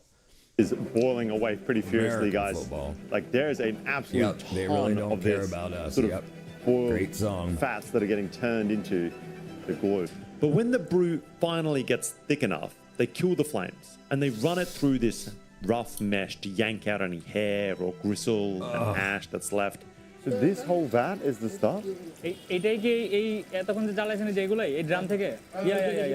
then they're going to pour it, still hissing, into these low metal trays, 2 to 3 centimeters deep. It's kind of crazy just how thin it is when it comes out of the sort of boiler. It sort of just looks like gravy. It's hard to tell, isn't it? Sit there Isn't in it these hard to dusty tell? courtyards under the sun, plenty of air. They get covered up in between rain spurts. And as it cools, the glue is going to skin over from the edges. And it slowly starts to lock up and look kind of solid. How many days does it dry for? কতদিন লাগে এটা শুকাতে? Minimum 8 to 10 days for dry. Wow. And then on the racks? আর rack-এ কয়দিন লাগে দেখে? 2 or 3 days. 2 or 3 more days. And once the slab cures, it's kind of this tacky, rubberized texture. So these are the kind of like finished glue sheets that they're like extracting from the drying pans. And at this point, they've got almost some hide. Rubbery. They do. It's a solid. There's nothing liquidy about that. They crack them open by hand into these chunky bricks, picture like an oversized chocolate bar, and literally nothing goes to waste here. So the tail hair is being saved. That's the one. Dude, I don't know if I could have hacked it in soccer. Same with wrestling. I tried out for wrestling, but 3 days tapped out. They ran us till we puked multiple times. Yeah, I'm not interested in that kind of shit either, dude. Yeah. Sort of offcut that is used for something else. Shoe brushes, hair brushes, makeup brushes, paint brushes, toothbrushes, you name it. Not the toothbrush. I made that better. Right. We come across elderly women hunched over piles of cow tails, peeling the hair away from the gristle. She tells us she sells these tails to factories making all kinds of brushes. They made shoe brush, and then paint brush, and then makeup brush, and then toothbrush too. Dater brush. Toothbrush. Sotti? Okay. This is true. They are making toothbrush too. Boston crap. No. Yeah. Come with you? No, this is true. I thought she was doing the same joke that I did. I don't know. No, she said it's true. Hey guys, this lady's got to be fucking with us, right? I'm telling you, there's 0% chance that's real. Next time you're picking up one of those organic special toothbrushes from the convenience store, just be a little bit careful. It's kind of gnarly, guys, because as much as a lot of this meat is salted, like a lot of these tails and just like offcuts, I don't think they really are. It's just sort of rotting away. And it's much more than just glue. Authorities still let most of the leather finishing slide here. So as long as it's not chemical, you can probably find it in these slums. And so once you slip down these alleyways, you start to hear it. These huge softening houses. Saffron hides just thudding away inside big rumbling drums. Hi guys, so here behind me is basically one of those like rehydration drums.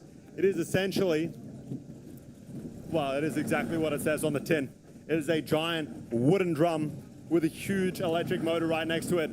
And it is just rotating raw hides, dried hides, over and over and over. So hopefully voiceover Andrew is going to save me right now with a few more technical details.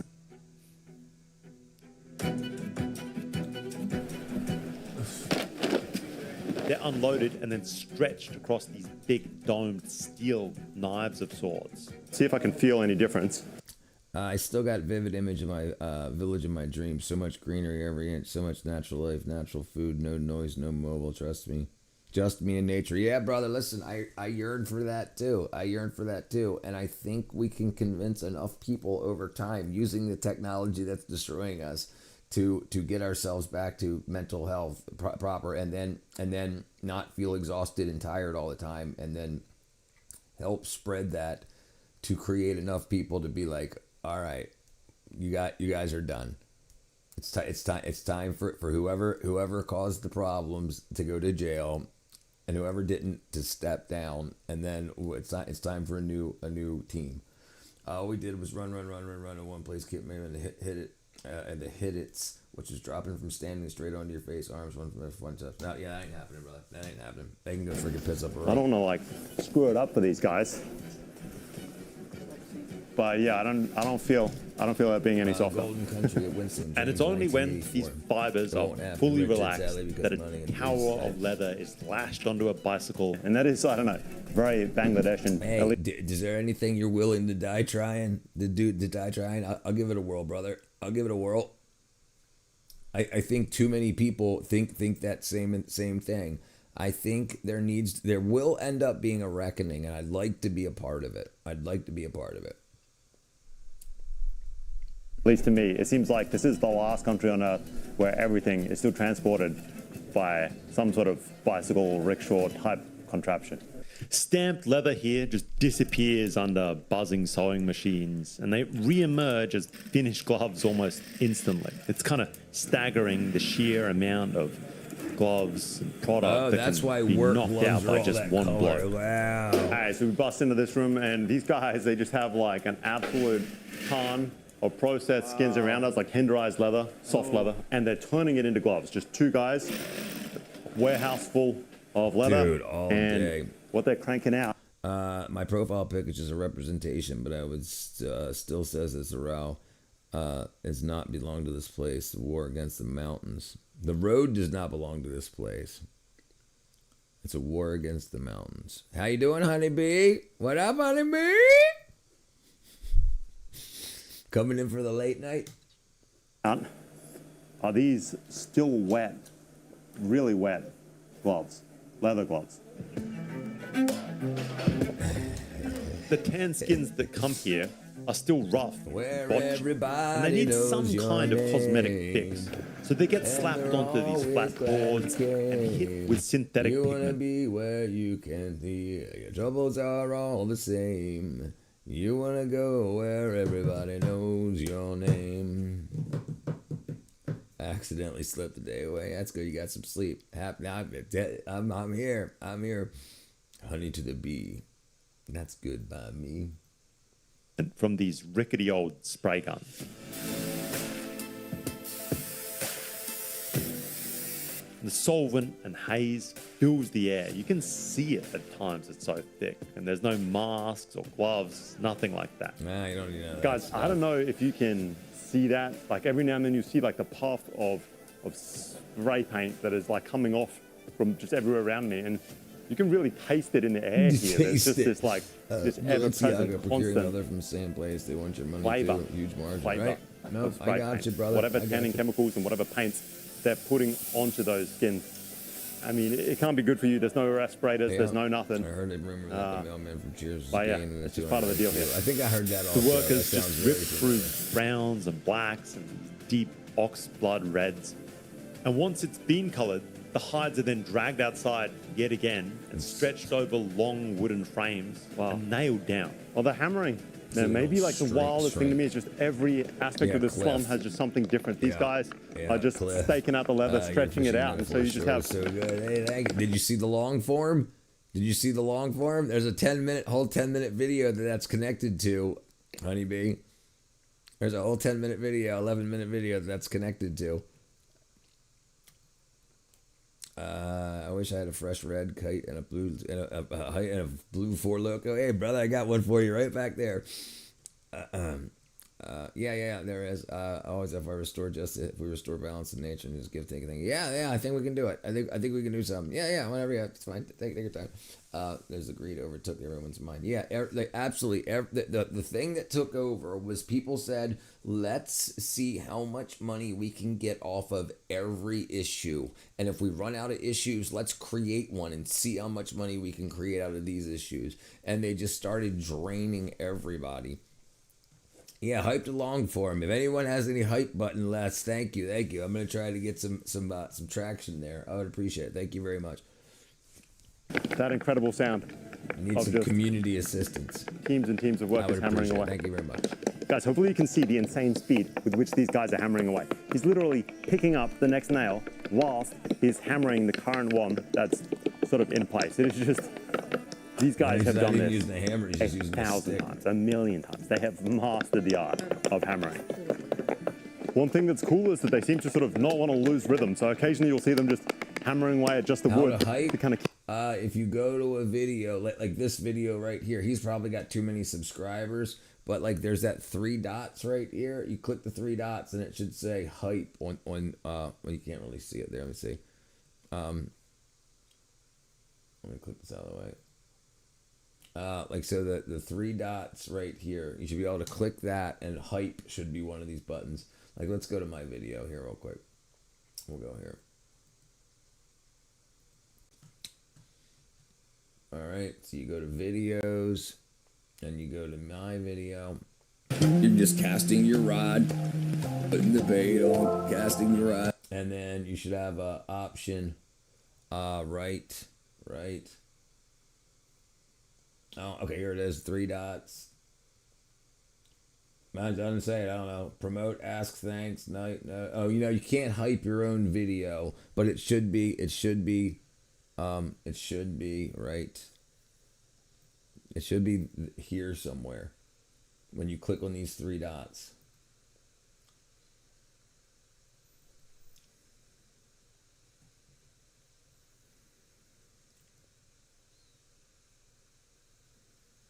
Yeah.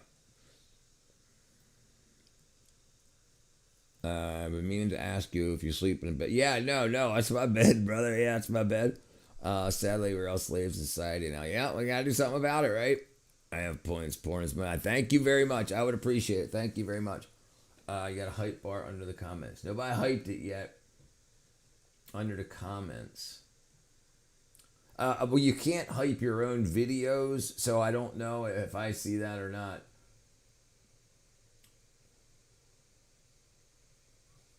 I'd appreciate it, though. Don't believe the hype in the comments section. Swipe over. I don't see nothing. Oh, yeah, no, show less. In the comment section, swipe over. Yeah, I ain't got nothing. I ain't got none of that. Just says remove ads and hype for me. Okay. I haven't hyped a single video yet since they came out with that. Hype me up, brother. Hype me up. Yeah, hype a brother up. I'd appreciate it. You can hype 3 to 5 times in a week. Yes, awesome. It's better than likes, Lamb. It's better than likes. It puts you on a leaderboard to let people know what people are watching. So if people are hyping it, they're saying, hey, other people, it's better than sharing it. Yeah, that's all. Hype it up. I'm hyped too. I do not take iron supplements. I eat like a pound of beef a day. I take B12 supplements. I take a lot of other supplements. I do have them right here.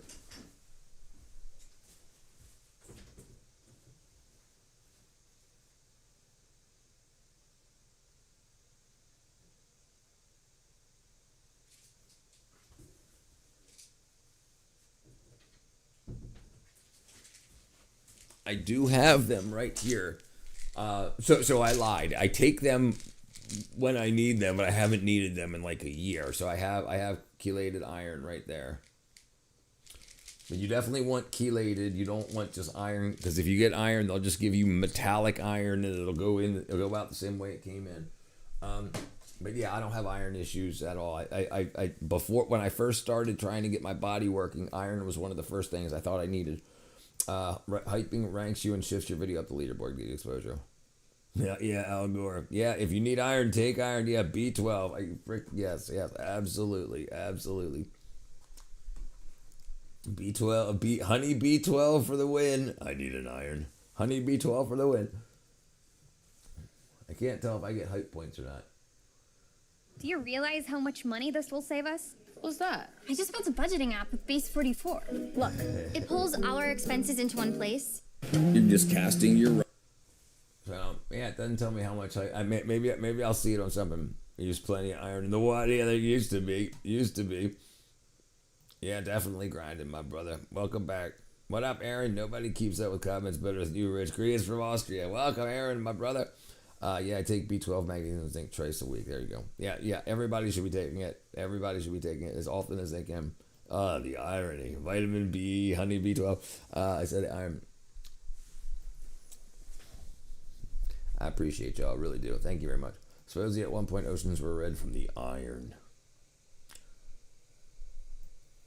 Okay, let's go back to that. Sorry. What did I break? Oh, I clicked them. keep the rhythm going. And again, of course, no hammers, just kind of chunks of steel. It is loud, it's toxic, it is the next video I release, I'm gonna have to remember to start asking people like a couple of days before it's released, like on the release, hype it. I gotta remember to I gotta do that stuff. Oh my! But it keeps hundreds of these small-scale finishers alive, doing those last-mile dirty jobs that the newer Savar estate wants absolutely nothing to do with. Right. And the drying here just never seems to stop. Between every rainburst, you'll see hides sprawled out everywhere, on fence posts, draped over bushes, tossed across cracked pavement. Skins just drying everywhere. It's like every inch of unused land in this kind of urban area is used for some part of the leather process, the leather industry. And it's often the scraps. It's making money where there's still room to make money. Just anything that you can eat by with. There's this kind of just like eeriness to this place. It's largely quiet. None of the workers are really talking, and you just have just this wind whistling through this kind of factory graveyard that used to be this vibrant leather tanning industry, and that is now just the scraps, the fish food. Oh, I see. The glue, what's left, what's legally left, what's allowed, is done in this kind of like residential area of Bangladesh. There's just skin everywhere. But once they are finally, this right here, this is the leather tanning areas or cities, slums in India. I'm okay. The government just revoked my many laws. They just revoked them? That's odd. The governments don't typically do that unless that's from keeping them, the laws that keep them from stealing money. Then they revoke that stuff. They get tossed on carts and hurried down alleyways to the workshops that ring the slum. I still hurt. Factory area.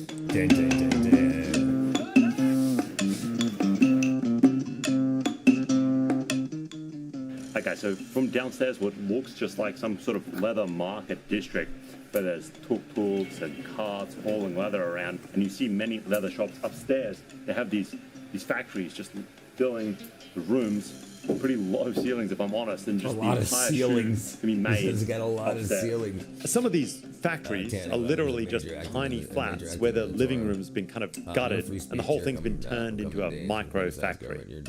Leathers hanging from the ceilings, sewing machines are tucked away in the corner, and guys are just cutting away at hand-drawn patterns. And once you wander these back streets long enough, you realize that every doorway, every building just hides leather factories in disguise. Hey guys, so I kind of feel like... Do you know a lot of Christians there at the core?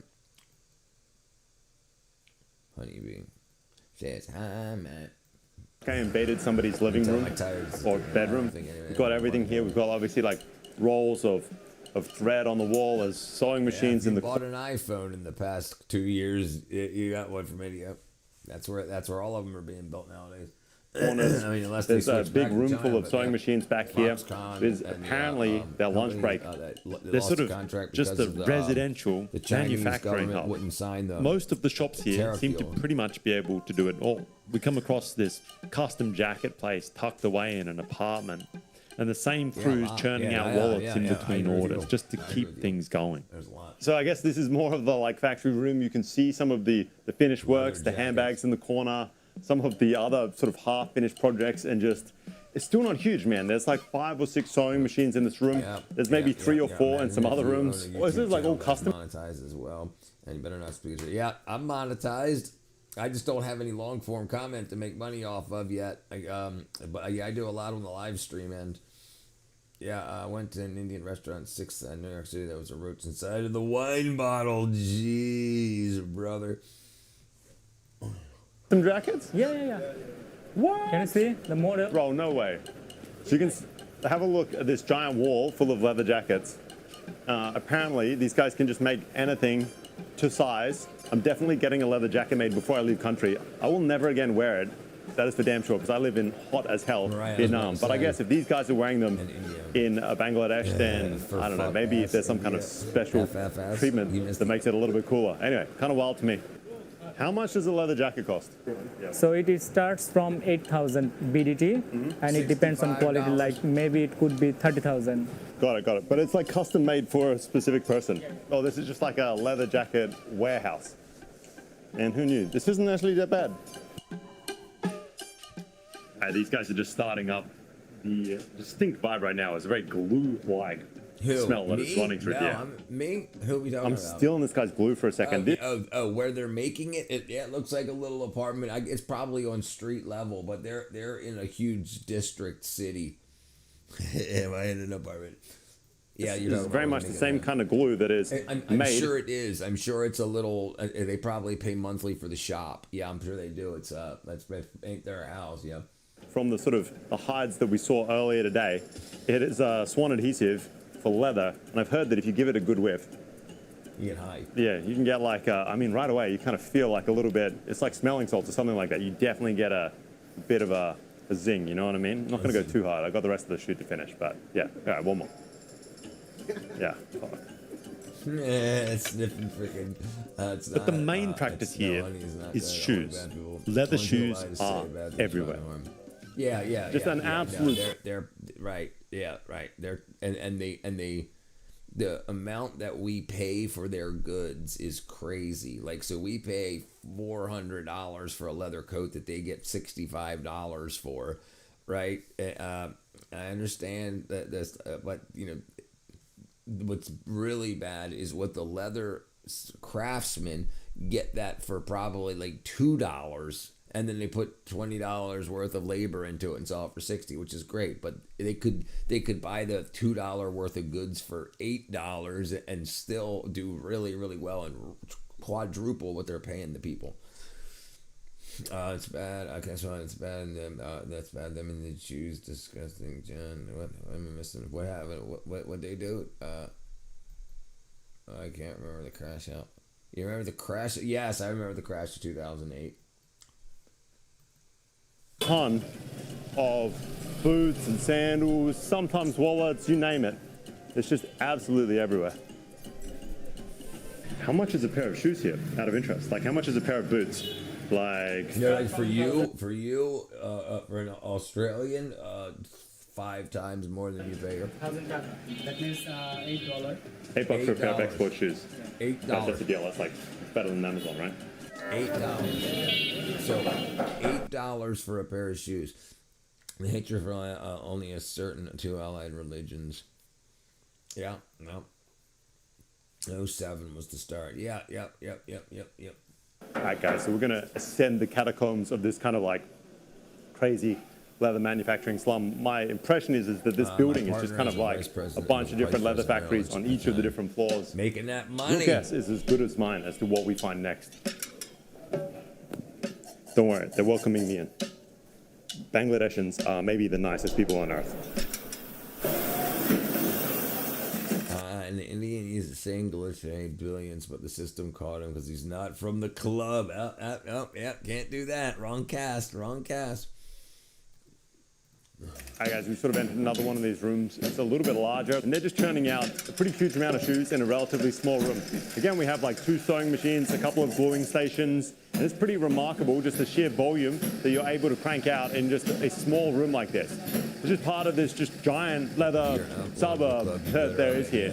In ways, it kind of reminds me of Dharavi in India, but I've got to admit, I think this is kind of like maybe a little bit nicer, at least out on the streets.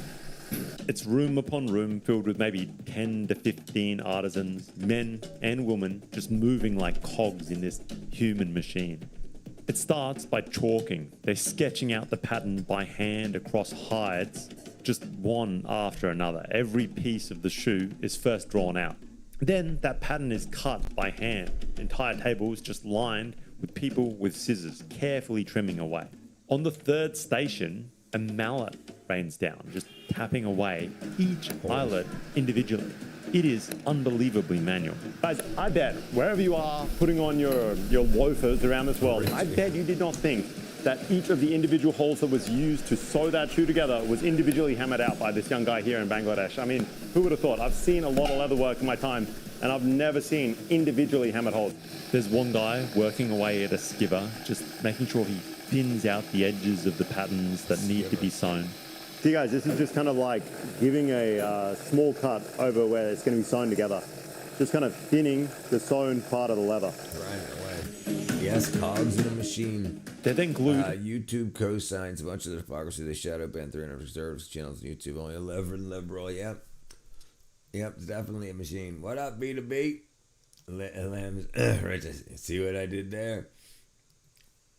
Yep, they definitely sewn together.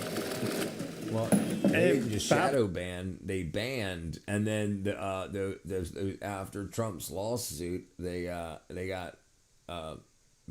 some of them got back pay and reinstated and back pay, but yeah, they still did it. Before I go to jail, check my Facebook for the truth. Oh, dude. Midterms coming up, we want to win. What happened? Oh, B, Jesus, B.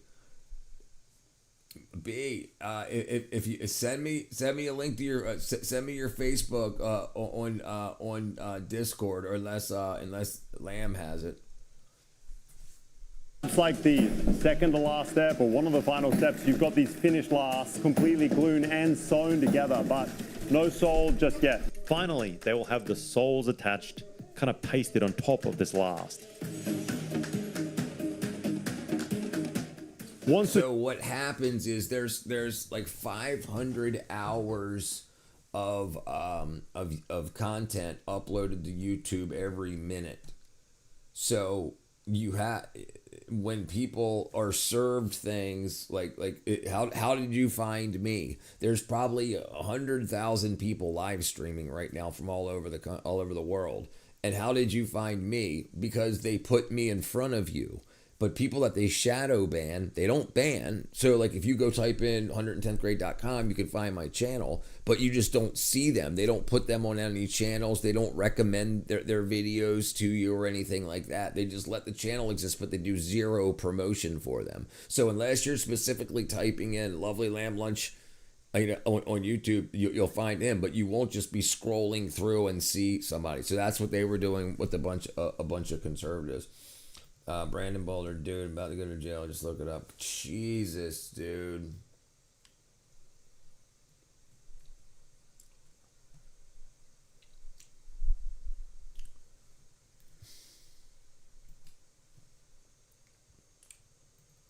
All right, we're not gonna do a Brandon Bullard stream right now. I'm gonna put it up and we'll look into it, but I'm not gonna put it on the stream right now. But you really said they really care about climate by banning public restoring groundhouses. Yeah, they don't care about the climate. Absolutely not. Absolutely not.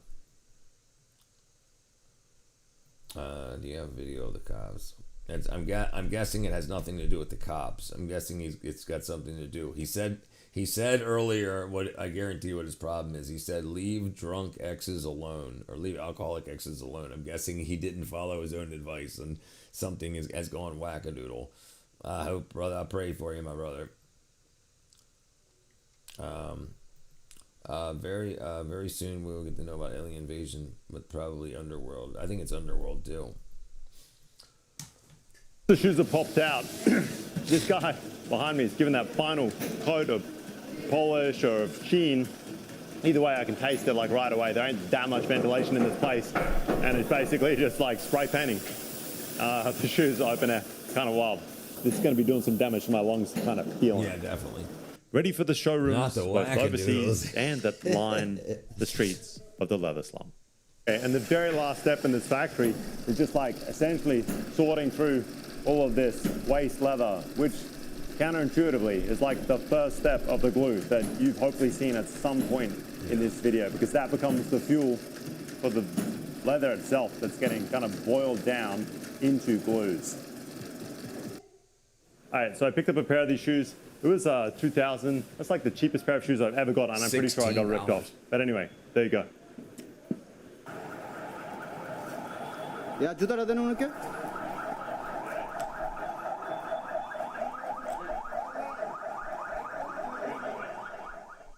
Skip in 5, skip in 5. Or just click below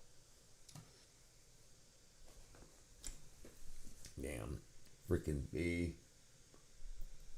I don't even have freaking Facebook. Who's got Lamb? You got Facebook? Lamb don't have Facebook.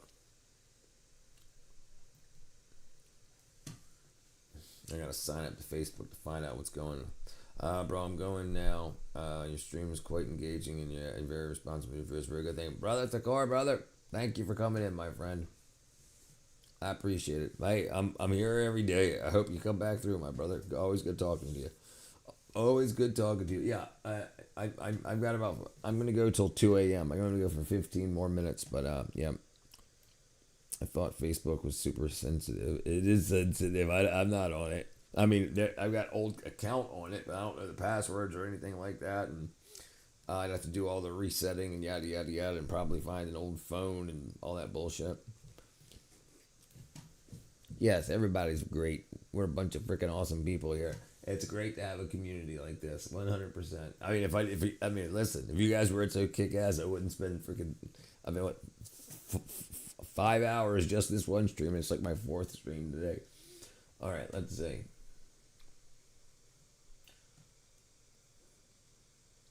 Oops, what was I looking at? I don't use my. I don't use my Facebook. Yeah, I don't either. I mean, it was a hellhole when I was on it. Where are we at?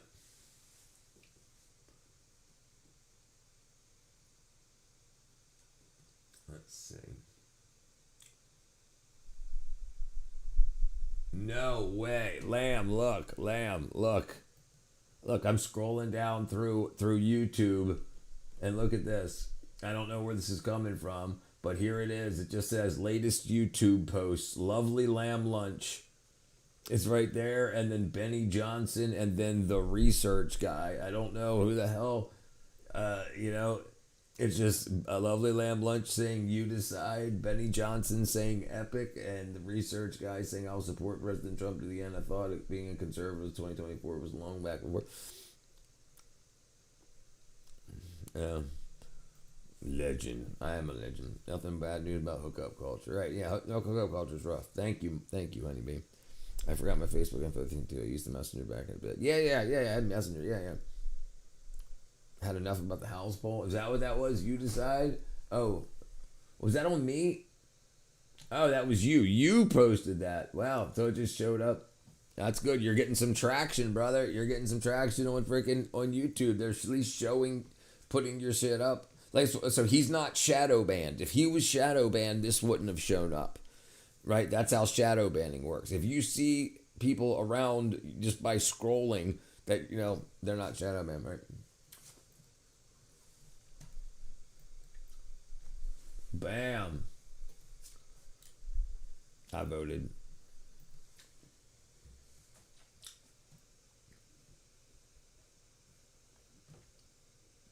All right, we'll watch this and we'll go.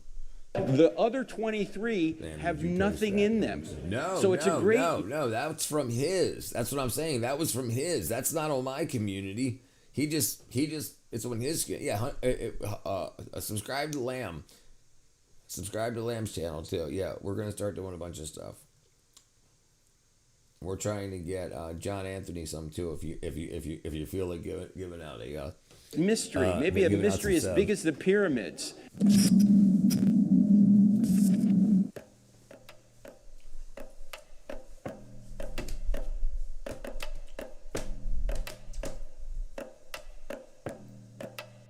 There you go. Can I drop a link in here? Yeah, drop it. Here, I'll do it.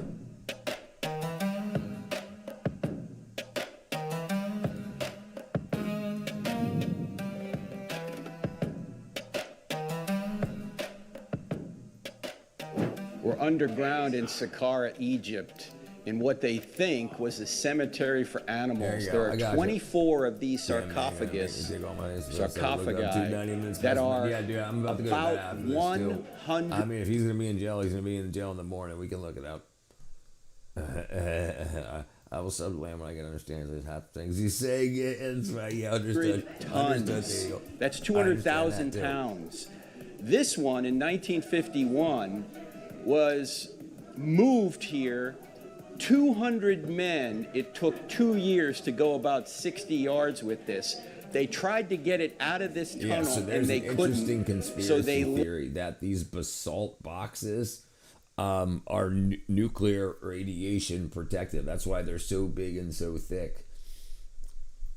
Yeah, fair comment. Definitely a fair comment. Left it here. How these sarcophagi got down here is a complete mystery. We have no idea how they got down here. In the 1800s, one of them had a bull, a mummy of a bull in it. The other 23 have nothing in them. So it's a great mystery, maybe a mystery as big as the pyramids. We can't even, with modern technology, get these sarcophagi out of this tunnel. And could it be the Nephilim? It's possible. Giants, we have no idea, but it's one of the great mysteries of Egypt.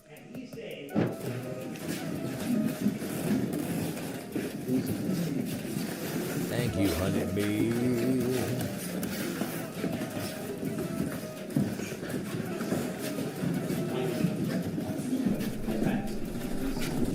So, what is this one for? We didn't know.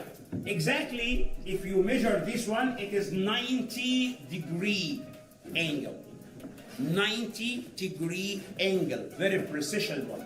From inside, they measured it from inside, 90-degree angle, all the way deep down.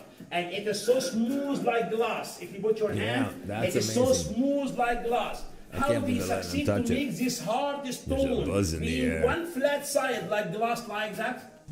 We don't know. So they can seal very well, right? They can seal very, this civilization is much older than what we know under the name of an Egyptian civilization related back to 3,000 years BC. I believe this one is much older than that. Yeah, they're touching back again. Which time? We don't know. The only way to understand it if we connect it with the story of the Nephilim. If we just try to understand it with a scientific way, no answer and no result. That is the sarcophagus that they tried to get out of here in 1951. They moved it 60 yards. It weighs 70 tons. They couldn't get it out. Here is the top to that sarcophagus. This weighs 30 tons. They tried to turn the corner here to get it out that door, and they couldn't do it, so they just left it. Even with modern technology, we can't move these amazing sarcophagi. They're 100 tons. It's a mystery how they got down here. Yeah, the type of stone doesn't make any sense either.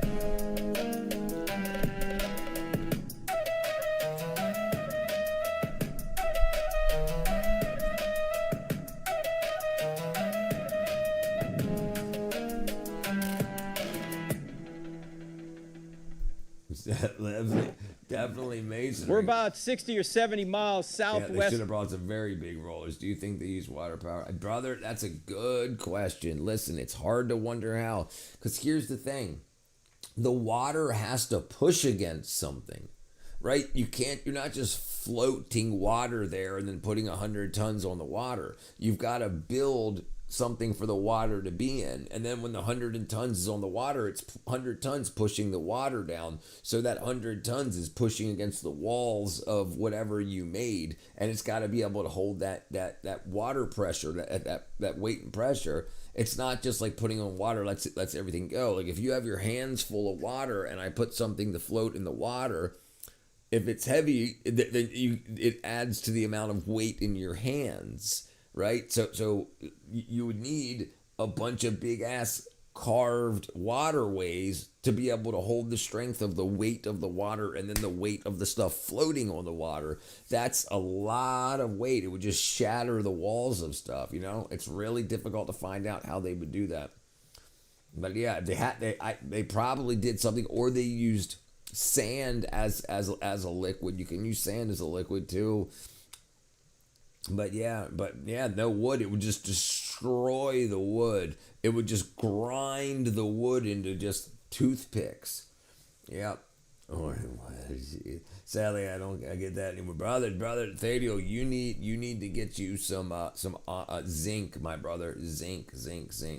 I do know that they had a lot of people with a lot of work. Yeah, but the problem is think about this. It's 100 tons and it's like 12 feet long and 6 feet wide. You can't get enough people around it. Their hips and stuff would all get in the way. You can't get enough hands on it to lift that much weight. There's too many people. Like, it would take too many people. They would be crowded around it and they wouldn't have rooms to put their hands beside each other's hands and stuff, right? So that's what really gets things crazy for me. And they don't have like hooks built into it so that they could have ropes. And even if they had ropes, the ropes would snap because the 60 tons, 100 tons. Yeah.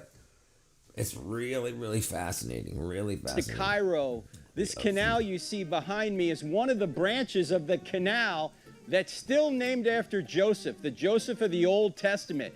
When he came here in about 1900 BC and helped build this canal from the Nile River to bring water into an area. They were able to dig that canal back in 4,000 years ago. Preparation for the famine. Now, right next to me is a pyramid of Amen-Emhat the third. Amen meaning the invisible God, exactly, much more like Yahweh. Exactly, the ace in the hole. It was the aliens helped him. Slip that out of your sleeve. Exactly. Then Ra, the sun god. This pyramid was discovered to be his in 1968 when Polish archaeologists went in there and discovered an inscription. And he was in about 1850 BC. If you move over this way now, you're going to see all these humps down there in this area. Those were the storehouses that Joseph had built, thousands of them, in this area to put the grain aside from the 7 years of famine that were coming. So the pyramid, by the way, is the Hawara pyramid. And it's very windy here right now, ladies and gentlemen. But all this goes back to about 1900 to about 1800 BC in the Bible. The Canal of Joseph, the Pyramid of Amen-Emhat III, and the storage bins or the storage places that Joseph had built for the famine. This is one of the storehouses where the foundation is still intact. You can see this is straw brick right here. In fact, these bricks right here are all put together with mud and straw. These were not put together by the Israelites. They came later. But that pyramid right there for Amen-Emhat III, who was a pharaoh whom Joseph served, his pyramid is made of these mud straw bricks, as are the storage facilities, which have since caved in. I mean, it's been 3,900 years. Look at all of these that have caved in over the period of time that they've been here, 3,900 years. In fact, in about 300 BC, many of these were converted into tombs from Alexander the Great's period, when the Greeks came in here, and later the Romans used these as tombs. In fact, the Greeks began to mummify their dead. And one archaeologist found over 300 mummies in this area. So these storage facilities were converted to graves. Pitfall, but the bigger point here is this is the area. Pitfall on I think it was on the Super Nintendo, but yeah, Pitfall 1 and Pitfall 2. Yep, good games. Way back that Joseph put aside all the grain to save Egypt between 1800 and 1900 BC.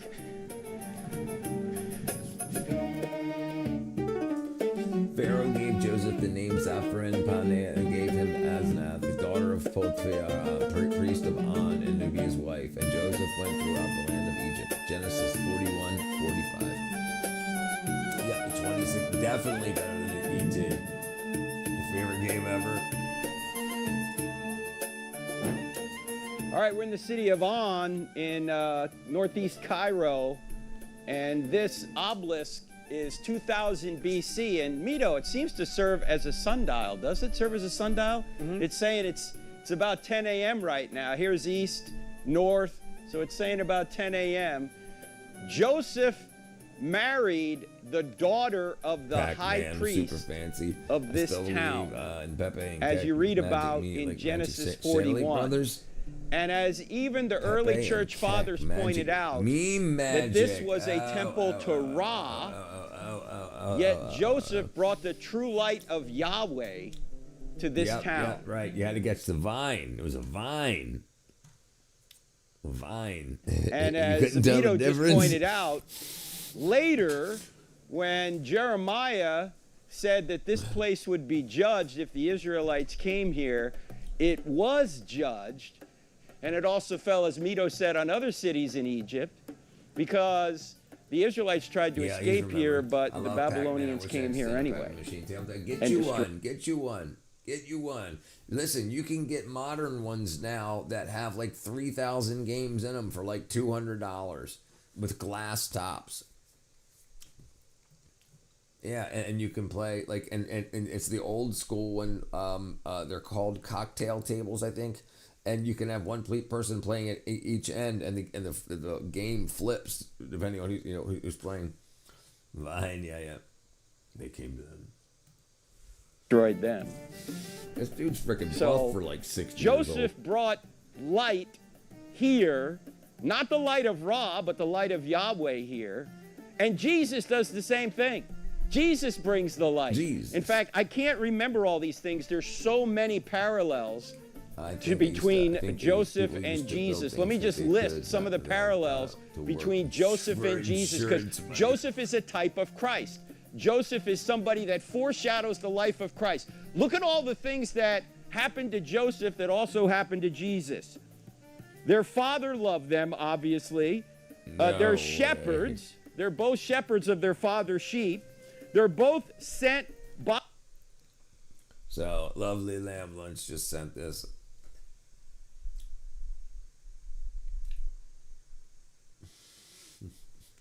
The freaking Pong game.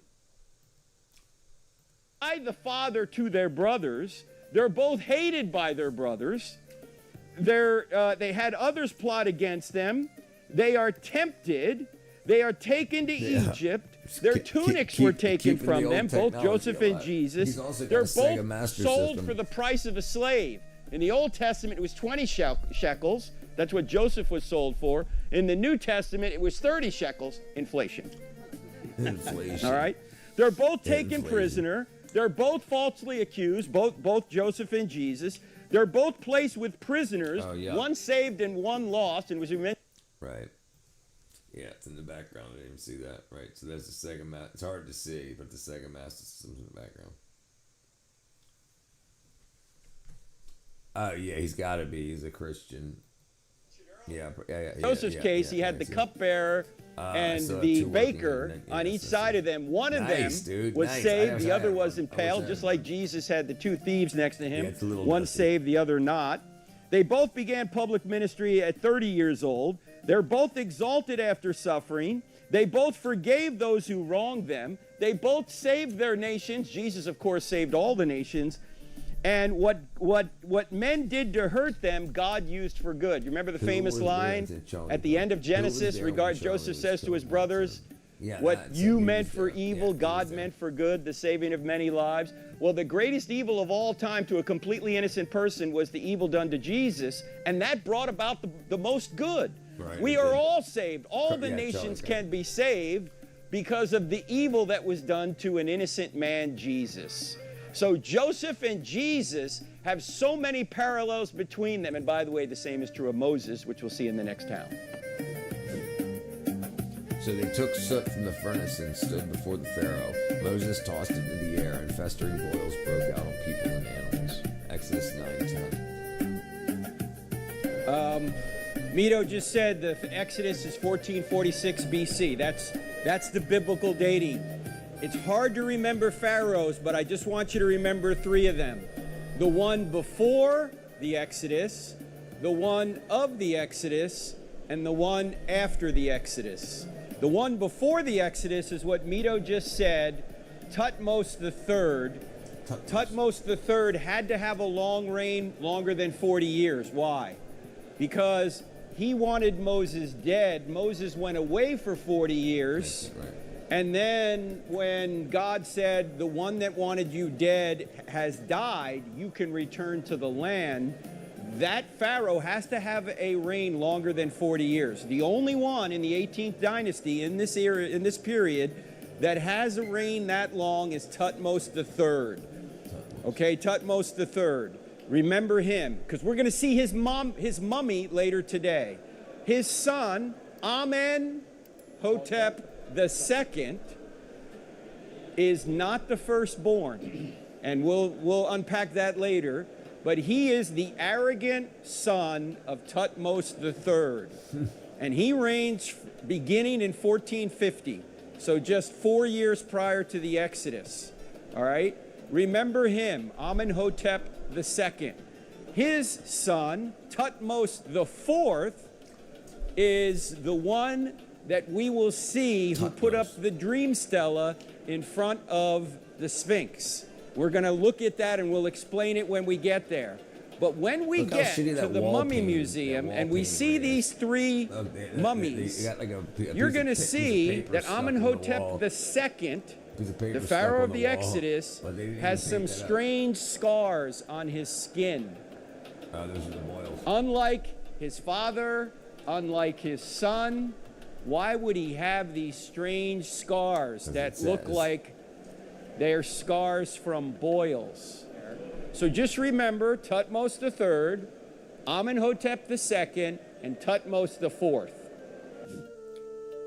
At midnight, the Lord struck down all of the firstborn in Egypt, from the firstborn of Pharaoh, who sat on the throne, to the firstborn of the prisoner who was in the dungeon, and the firstborn of all the livestock as well.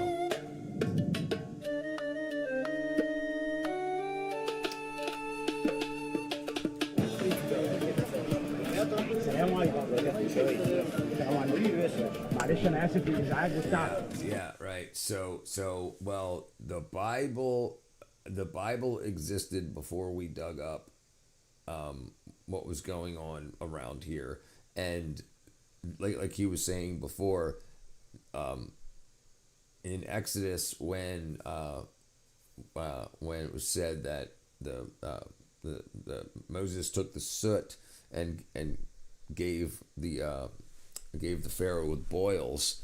Well, we dug up a bunch of the pharaohs, and the only one with boils matches that time. And then when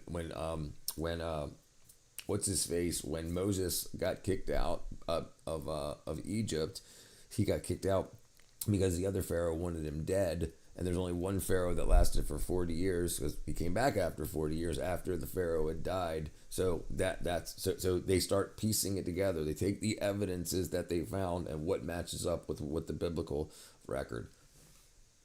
So they didn't know this at first. But they said, okay, now that we've got the Bible, this corresponds with the Bible. Like you said, look at these sores on this guy. Then it says this happened to him. It's to show that life and death was not God's intention for us. That life and not death, right.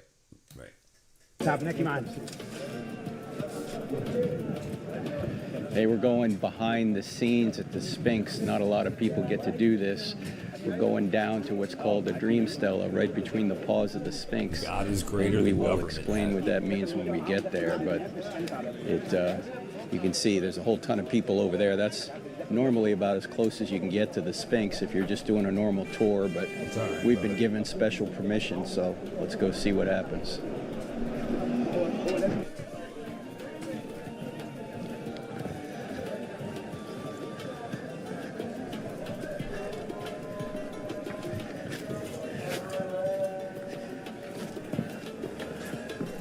Wow. Look at this. This is amazing.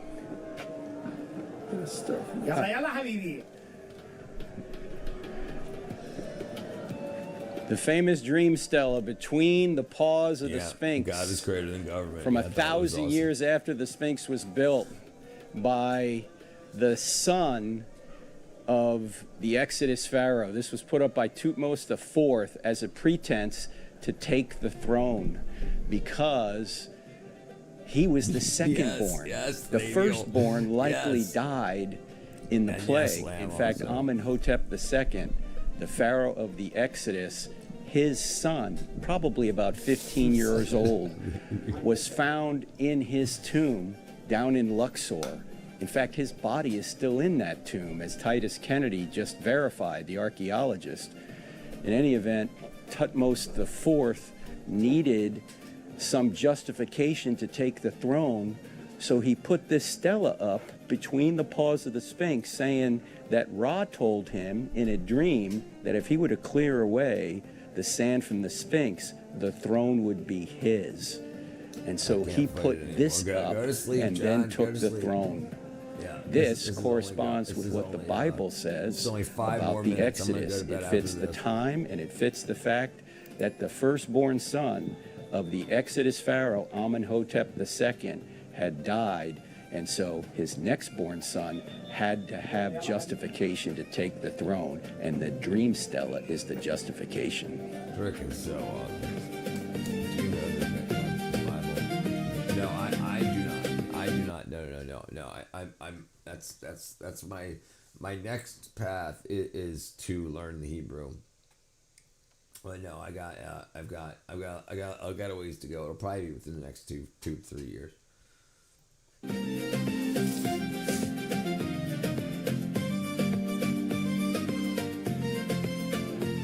We're in ancient Pithom, now known as Tanis, in the land of Goshen, Egypt. The Israelites were enslaved here, and in fact, over that hill, in that direction, they built. Oh well, God killed the firstborns of everybody in that area. Yeah, we can go back. Store and it's okay to that tomb as in mystery.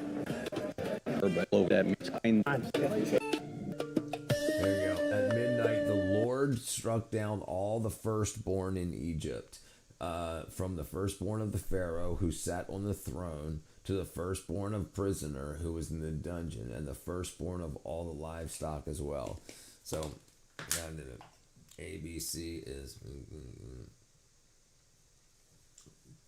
Yeah, it depends who you ask, Lamb.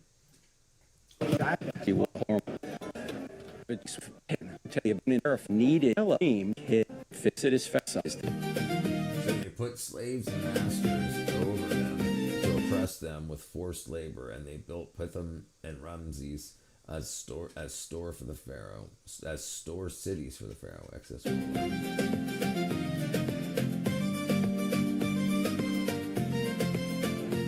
We're in ancient Pithom, now known as Tanis, in the land of Goshen, Egypt. The Israelites were enslaved here, and in fact, over that hill, in that direction, they built storehouses under the slavery of Pharaoh. Moses was here. In fact, there are so many parallels between Moses and Jesus, the lives of both of them, that they call Moses a type of Christ. I can't even remember them all. I'm just going to read you some of the parallels between Moses and Jesus. They're both descendants of Abraham. They're both priests. They both have in their childhood, their infancy, a king that wants to kill them. I'm here to. They are both. One is placed in a tiny ark, another's placed in a tiny manger. They both find safety in Egypt. The murderous king that wanted to kill them dies, so they can then return and go about their business. They both speak directly to God, both Moses and Jesus. They both intercede for their people, but are rejected by their people. They both perform miracles. They triumph over evil forces. They both shepherd their people from slavery to freedom. Moses starts the sacrificial system. Jesus ends it. He is the Lamb of God who takes away the sins of the world. And Moses brings people into the promised land. Jesus brings people into the ultimate promised land, heaven. The Bible is literally true, but it's also literarily true. There are literary parallels between characters of the Old Testament and the ultimate Savior, Jesus. It's an interwoven tapestry that the God of the universe has helped put together through men, and you can trust God was it. in the conversation, right? But at this time, Pharaoh hardened his heart and would not let the people go. Exodus 8:32. All right, we're in the old Egyptian museum here in the hallway here, and many people read the Bible and they read about Pharaoh hardening the heart, or God hardening the heart of Pharaoh, and they think this is somehow immoral. First of all, Pharaoh hardens his own heart first, and then God completes the process. But there's another element of this that many people don't recognize, and it has to do with Egyptian theology. Look up here. Do you see this goddess Ammit, who is part crocodile, part hippopotamus, part lion? And do you see right next to it a scale with a heart on one end and a feather on another? This is how the Pharaoh would be judged in the afterlife. His heart would be put on a scale, and if his heart was light, meaning he was a good Pharaoh, the feather would outweigh the heart and he'd be admitted into the afterlife. If, however, he was a bad Pharaoh and the heart outweighed the feather, his heart would be consumed by the demon goddess Ammit, and he would not be admitted into the afterlife. In effect, what's going on here is that Moses is saying, Pharaoh, by your own theology, you're not going to make it in the afterlife. You're a bad guy because your heart is hard. Yeah. You've sinned. Well, he was evil. So Moses is demonstrating he knows the theology of the Egyptians by talking about hardening the heart of Pharaoh. It's not immoral. It's pointing out the theology of the Egyptians and why Pharaoh is not going to make it in the afterlife because he is a bad guy. Yeah, man. He's a bad dude. Rich, you need to listen to Tobias Singer. You will really want to understand this.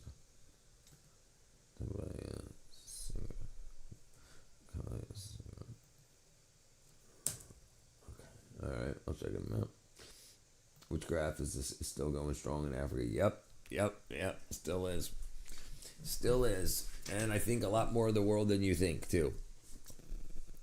There, it seems to be going very well and strong. But hey, there's a price to pay for all that stuff, right? All right, I love you all. I'll see you guys tomorrow. I'm going to bed. Aaron, Daniel, Honeybee, Lamb, everybody, anybody else a nice guy, brother? My ass is going to bed. All right, everybody, I'll talk to you later. Thank you much. Love you guys. Bye-bye.